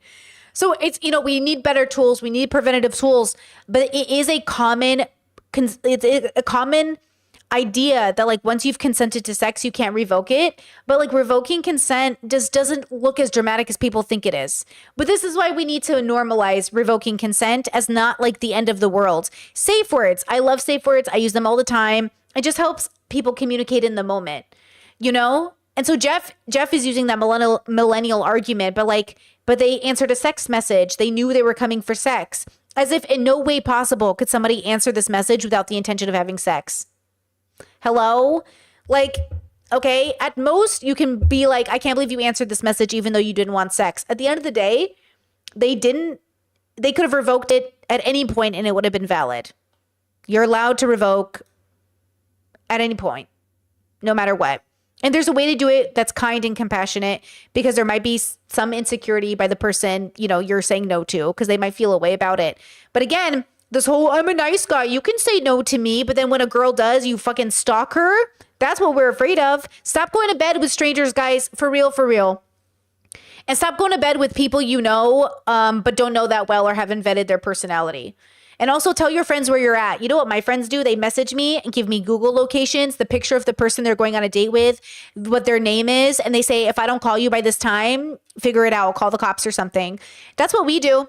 And don't tell the person, you know, or you can tell it to them in a way, I guess. I think I told you guys I was on a date with a guy in real life one time, and I wasn't answering my phone because the date was going really well. And my sister called the restaurant I was at and asked to talk to me. And the guy was a little offended. He's like, I'm a little offended that your family is like that worried about you. And I was like, yeah, no offense. Like, we don't know who you are. And my sister's like, okay, you having a nice time? I was like, yeah, dude, sorry, I didn't look at my phone. And then that was it. And for some people that might be too paranoid, but I'm sorry. My friend not about to get kidnapped. My sister not about to get kidnapped. I'm not about to get kidnapped. You know, we're not about to get kidnapped because somebody's uncomfortable. Do you know what I'm saying? We are prioritizing you being comfortable over somebody getting raped. Let's fucking figure it out. Okay, let's fucking figure out our priorities, please. Thank you. Consent to. I agree. I take that back. I mean, the fact that they answered that doesn't mean anything more than they just wanted to hang out with some celebrities. Yeah. So what do you think it means that he negotiated his way to sleep with them? Oh, this part right here was staged. That we were walking into the room, and then I was over there looking into the room. This was staged. Same day or different day? This was the day we were there, you and I. Okay, I'll keep playing it. But there is alcohol. Some time has passed. You guys, David and Dom and the girls were there for 2 hours. Years old or something like that. I mean, he could have alcohol in his house. You know, Dom lived there, so it's not like. But drinking was happening. I don't know why we're watching this. I feel like it's kind of pointless, to be honest. Okay, we don't have to. It's fine. This part is. Well, unless you have something new to add. Do you have something new to add? Is there some specific? No, part I just wanted to get through this and get through the whole story, and just maybe I could I can refresh my memory and stuff. I'll go ahead and watch. It's not that much longer. Yeah. I can't believe he hasn't watched it. I'd rather just wrap it up. You know, that's. You want to finish the video? Or you want to wrap it up? I'd say we fucking wrap it up. Okay. Because it's disturbing, and I'm sure it's triggering. So listen. Once again, I want to reiterate. I don't wish ill for you. I really don't. I think you're going to get through this fine. I know it feels bad and it's traumatic. I feel like you did Trisha and Kat dirty, and that's basically it. And I feel like you're covering for your boys. That's about it. I mean, I can only speak for myself. You know, they have to cover for themselves. Yeah, I think Trisha made the best point too. It's like you're misplacing your anger. I feel like, you know what I mean. The person who put you in this kind of situation was not Trisha or the victims or the reporter. I chose to roll along and and be in the vlog. I wanted to get more jokes done, more videos done. It's our jobs. But yeah, that wasn't the plan at all for how that went down. Of course, I understand that. And I think that's like somewhat of a success. People think I'm just trying to bring you all down. It's like I just would I know as someone who's gone through some shit myself, as anybody has, like closure is a big thing. Taking accountability and saying like, hey, I fucked up, I'm sorry, including David, Jason, whatever. And this is such a minor thing. Like you just saying it, like I fucked up. Like to me, that's a big thing because nobody in your group. That's why I'm surprised you're even doing this. What like when you were supposed to be on Impulsive, I know everyone's like, you can't go on Impulsive. Like everyone in that group, I know how it is because when Josh went on, he got ripped apart. So the fact that you're on here is like I went somewhat on Impulsive recently. You did go on Impulsive recently? I didn't. What? I mean, I'm gonna open up and I'm gonna like be clear on what's going on in my life. I've been in a dark spot for a while now, and I didn't plan on coming out and doing any of this. The set's halfway done. I wanted to wait for the right moment, but these allegations, and once I saw that email, I just impulsively called that reporter right away, and I should have done research. I should have read more. I should have read more of the article. I only cared about myself to clear my own name. So I apologize for that, but it's like an umbrella of the vlog squad that if David does something wrong, then everybody goes down, and this is one person who's in the squad now that's done something horribly disgusting, and he dragged all of us down too because of course it's shocking when you get a phone call with somebody you've been partnered with for years and you had a great relationship and now they're asking you that they want to end their partnership because of something so disgusting that somebody else did that I had no idea about. I genuinely had no idea about until I got the email, and then I started asking around, and then I found out what really happened, and it's just been a rough couple days. I'm still getting my thoughts together. I understand. Listen, I totally get it. I wish you well. I really genuinely do. I mean, Jeff is the most successful without David, so that's why I was kind of surprised because you're kind of always been your own entity. So I was kind of like, to me again, I still feel like you're hiding some things, but not just to cover your guys, not anything else. That'd be you now, Trisha. Huh? And you'd be the most successful without David now. Oh, well, thank you. I'll take it. I mean, I definitely crashed after, but I think, again, I just appreciate you talking. Look, we all, we all make mistakes. Yeah. And look, you've made some mistakes, but look, you're doing good now. I made a lot of mistakes. I've made tons of mistakes, and I always own up to it. Obviously, going to Jason's house, I am meth. I've owned up to. I don't try and sugarcoat it in any way. It's my bad, and it just is a thing. Yeah. But Ethan's made a bunch of mistakes. Hey. Dan's made We're not here to talk about that. Talking shit before.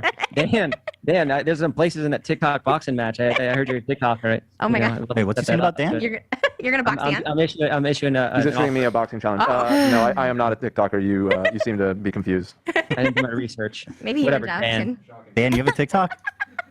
Is Jeff is this his TBI at work right now? He doesn't know who Dan is exactly. He's mixing him up with someone else. No comment. It was the hair. It was his hair. It was his blonde hair. I thought he was a TikToker because his hair dyed that's blonde. AB. You want to fight AB? He's thinking about AB. Listen, I wish you well. I appreciate that you were willing to call in and subject yourself to this abuse. I don't abuse them. I don't think you guys are. I use that to. You're pros at this. Well, you guys should be. I feel like at this point this should have been a criminal case. And Jeff is talking a little bit like he's slow, a little bit. Do you know what I mean? I hear a little bit of slurring, and I assume that's or maybe not slurring, but there's a little bit of maybe it's also the audio. Maybe the audio feed is just slow. You know when you're on a call with somebody like your grandma or grandpa, and they're like, well, what do you think about that? And they're like the audio's maybe the audio is just slow. And it should be investigated by. Well, it might be. It's a fresh story. I think a lot of times girls are scared. Most people are scared, so I don't come out with it. Up until recently, when Big Nick Seth, I think other people are coming out now because they're not as scared of David's power, which he had a lot of power. People saw what happened to me when I left. Everyone thought I was crazy and I was, tossed aside or whatever. So people were scared. But I think more people come out now because, Yeah, but that's not always. It's also it's just always hard because people are also unlikable. Trisha's unlikable, Big Nick's unlikable. Excuse me. So it's also difficult because there's no such thing as a perfect victim. But that's why I say it doesn't matter if the worst person was wronged, it's still wrong. Hear me when I say this. Even if Trump himself had something bad happen to him, it's still wrong. It's still wrong to desire suffering of people. And this is the part where a lot of people will not agree because we're taught to evoke suffering on our enemies, but you should have no enemies to which you would evoke suffering. You should have no enemies to which you wish something bad to happen. And look, all of my friends that say things like, oh, I can't believe it just grazed his ear. I usually go, hey, I don't want to be a part of this negative thinking. Don't invite me into this. I am working on my consciousness right now. I am working on my spiritual health, and I do not need to be dragged into your negative thinking of people. I do not want harm for everyone. I want liberation. I want a coming to Jesus moment without the Jesus part. Can you imagine if these people are so horrible and then they have an awakening, a realization, how beautiful, but also the world could overrun them. There are less bad people than there are good people, and yet you let the bad people take over. And that is not just because the bad people are so much smarter than you. It's because you are complicit in ways you refuse to engage in. Because it is too hard to acknowledge how we have contributed to the harm. Bad people didn't do it alone. Good people helped. And I can speak for that. The group, sometimes people choose to leave, and sometimes people they genuinely do something wrong. And I've seen some people that have, done something wrong and taken advantage of David's name and went to accuse him of stuff. You think that's me? I'm not saying David's perfect. No, I'm not saying it's you. You're fine on your own. You and Ethan got a great show here. I was like, I didn't do that. Yeah. But for instance, I don't want to spill the beans on too many people, but also I can't just make an accusation and not back it up. Fuck it. Should I say it here? Do you guys want dirt, or do you want it? Yes. Yes, tell us, please. Give us something. Fuck. It's such a. It's a guy I don't want to have beef with. Who is it? I shouldn't say it. Go ahead. No, it's not Brandon. Go ahead. I can't think of any others. Zane. No, Zane. Go ahead, Jeff. I'll wrestle Zane. Jeff. What is it? No, like I've seen you have people on the show here, and Oh. not to discredit the other situation with the SA, but I know Big Nick came on here, and I mean, like again, I don't want to have fucking problems with Big Nick, but I'm Big Nick's crazy, bro. He's part of like some religious cult, and he's misogynistic and horrible. yeah, he was caught doing some sketchy stuff. And I'll just tell you the story. We had like an Easter egg hunt vlog on.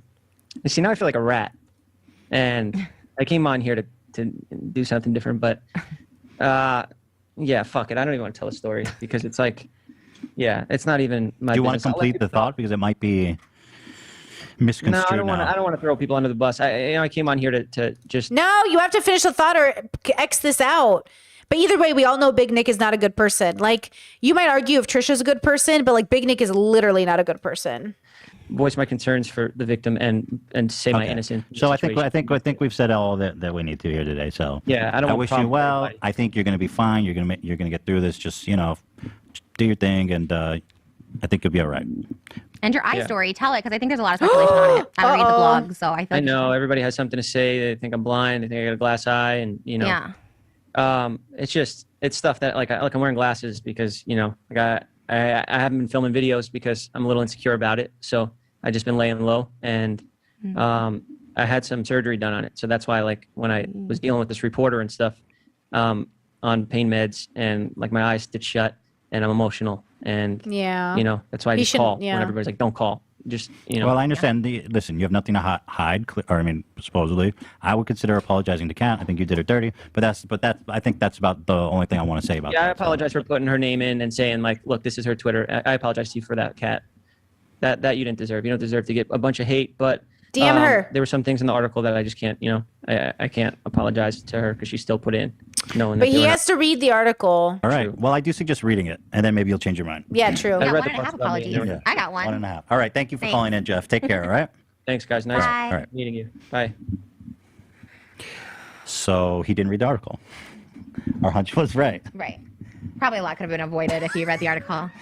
But Literally. I feel bad. I do feel bad for him because I feel like he, Well, a I little do. bit. I feel bad on a.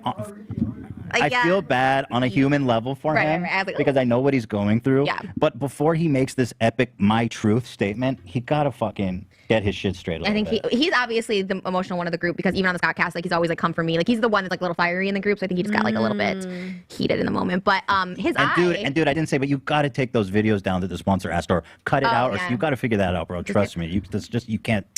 You don't want that. So he does apologize for discrediting me. He doesn't. Yeah, he apologized to you. He gave Kat a half apology. I'll take it. Yeah, For you got a Kat? full-on Yeah. apology. I take it for Kat on behalf. No, I'm just kidding.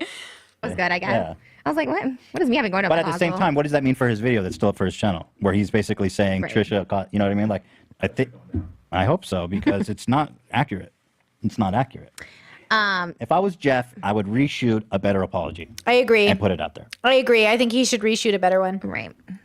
I do think he's going through some shit. Hey, you know his eye thing? I'll say this allegedly, is it from a David bit? That's why I wanted him to talk about it because some shit went down in Utah and that's why he didn't want to talk about it. But I read these blogs.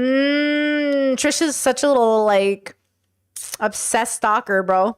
These like Vlog Squad blogs to keep up with it. This was in Oh, yeah, you're deep 2019. into this or 2020 or something. And they all went on this trip and nothing was ever posted from it. And then all of a sudden Jeff has like this like eye out and it was bad. And he's like, I don't want to talk about it. I'm like, goes with David, I don't want to talk about it. Which is, again, he had every right not to talk about it. But I think if he spilled the beans on that, That's his story. he goes on impulsive to spill those beans. You should spill them here in front of me. What was he going on about Big Nick? I don't know. I was like, dude, whoa. Wrong one. I mean, Big Nick just said that he felt bullied. I mean, what do you got? What? Wait, what? Chad says I just saw a screenshot from Ethan's IG. He's betting $100,000 that he pays his housekeeper better than Hassan. Is that what rich people do? It's because they're being sued, I think, by a house cleaner. For some reason, I haven't gotten into the details. I tried to watch a video on it, but I didn't like the source of the video. I wanted like maybe a lawyer to go through it or something. I prefer to watch the lawyers go through the legal stuff because it's more digestible to my brain. But yeah, that is what rich people do. As far as I know, Ethan has always paid people fairly and livable. So I don't know. Not that Ethan would be her only client and that, or his only client or their only client, and that Ethan would have to pay a livable wage to a housekeeper. The housekeepers name their price, right? Like they decide their price. But I think Ethan's always been good to his housekeepers, which is why I'm interested in the suit, because I wonder like what happened. I'm very curious about that. What are we going after Big Nick for now? Yeah, just because not saying we don't vouch for him. You want Mexican food? Kind of. Yeah, that's that. He said I was the most successful. Thank you. Also, I was successful before David. I had Shane before David. Also, I get the feeling that Jeff is kind of charming and funny, so I was like, stop the bullshit. I know. I like it though. I was kind of like, oh yeah, this is why people like you. Yeah, but like, let's not. I don't want for flashing him. Excuse me, that was a bit that David asked to do. Show your boobs. I don't want him trying to win over the audience for being charming when, like, you know what I mean? I don't think he won over the audience with that. Well, in the beginning. Housekeeper was in Teddy Fresh payroll. Oh. Did they clean the studio? Or were they cleaning the Teddy Fresh studio, or were they cleaning their personal house? Was that the issue? It doesn't matter. But again, I do think that this picture tells a lot, and I believe that he doesn't remember. I don't believe he went away and came back. I mean, that seems kind of far. And David too. They all went away and came back. They all left and came back at this perfect moment when the girl. Here's the girl blacked out, being held up by her friend. Yeah, I think he's definitely taken at 1:18 a.m. Yeah, definitely covering some stuff, but. That's pretty damn. All right. I mean, that's it. That's all I have to say about that in the words of Forrest Gump. Well, his sponsors will come back. He has enough creativity on his own. It'll take time. Thank you for giving me a third wave. I feel like I've gone through. Discord said, I think the main issue, the lawsuit, is that she was fired 2 days after she told them she did a month off to recover from a hernia surgery. Was she a contracted worker, or was she a hire for situational? She was rude to their nanny. Oh, that shit can happen. Uh-oh. Because like all the nanny families I'd nannied for who had housekeepers, they were just on the job to job basis. None of them had like a year contract or something. So they could be, you just wouldn't call them back for next week. Like you would tell them, you wouldn't get, you don't get fired. Like you don't get fired for being a house cleaner. You're not on payroll. But if he has her on Teddy Fresh payroll, that's crazy. Do you know what I'm saying? You shouldn't have a housekeeper on payroll. You should be able to book as you need them, because then she becomes an employee. That wasn't smart. Why would you do that? Because the house cleaner should have their own business. That feels so weird. Even as a nanny, I only worked 12-month contracts. That's all. Cleaner had consistently made rude comments at the nanny and was repeatedly warned and didn't stop. Oh, well, bye. You can't be mean to the nanny. Shane gave me the first wave, then David, then we don't have falling out. Well, we almost did, but we pulled through. You're marrying my brother-in-law, so it's like we're stuck. Kind of removing the options.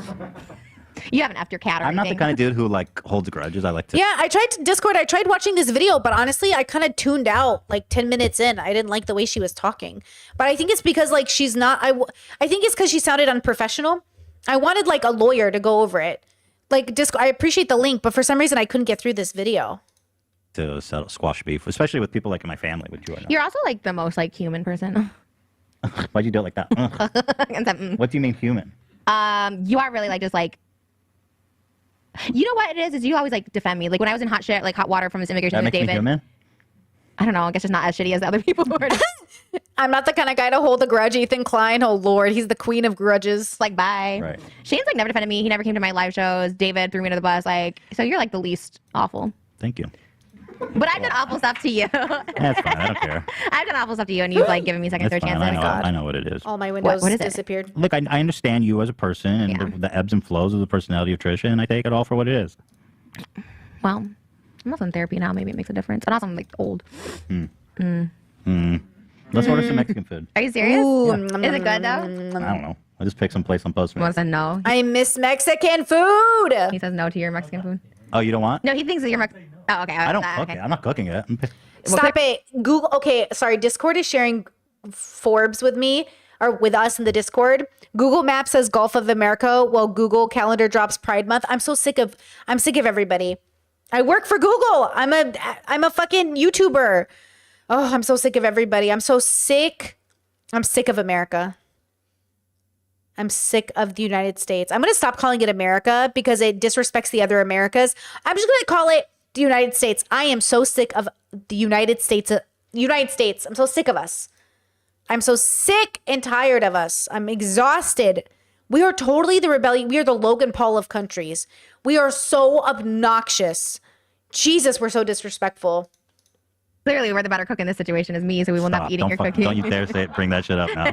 There you go. Got him. All right, let's We need the rest of the world to be the adult in the room and do something. wrap this up. How long? Okay. Listen, we've said it all.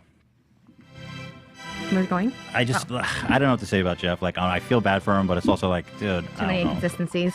Also, buy Me and the Bees lemonade. It supports the bees. Everything goes to. Oh, maybe some rich people do have salaried housekeepers. My mom was a salaried housekeeper and worked full time. I guess that makes sense. If you're like really rich and you have a big house, especially, and you really need someone consistently there, that could make sense. Or if you're disabled and you need someone consistently there, I guess that could make sense. To the bees, 100%. Yeah, I'm working hard to help bees. We love the bees.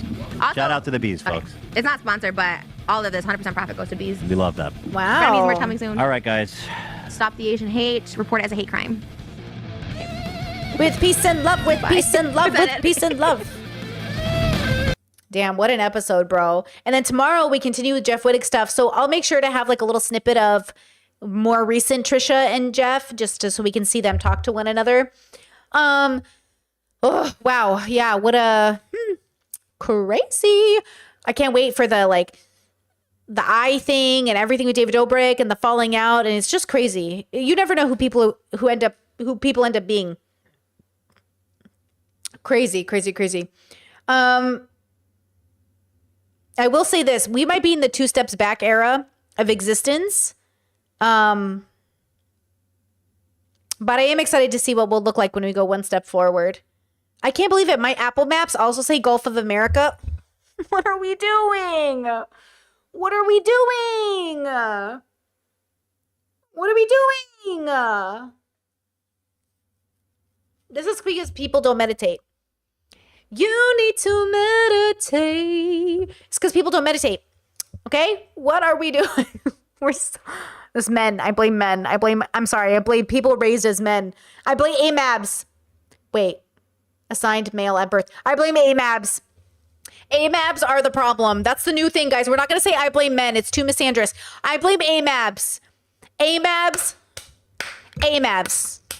The majority of AMABs raised under the patriarchy are the problem. AMABs. Bro. That's crazy. AMABs are the only reason war exists. AMABs, bro. I'm so sick of it.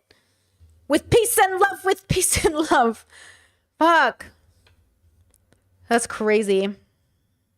Well, remember not to lose yourself in the ugliness of the world, because this too shall pass.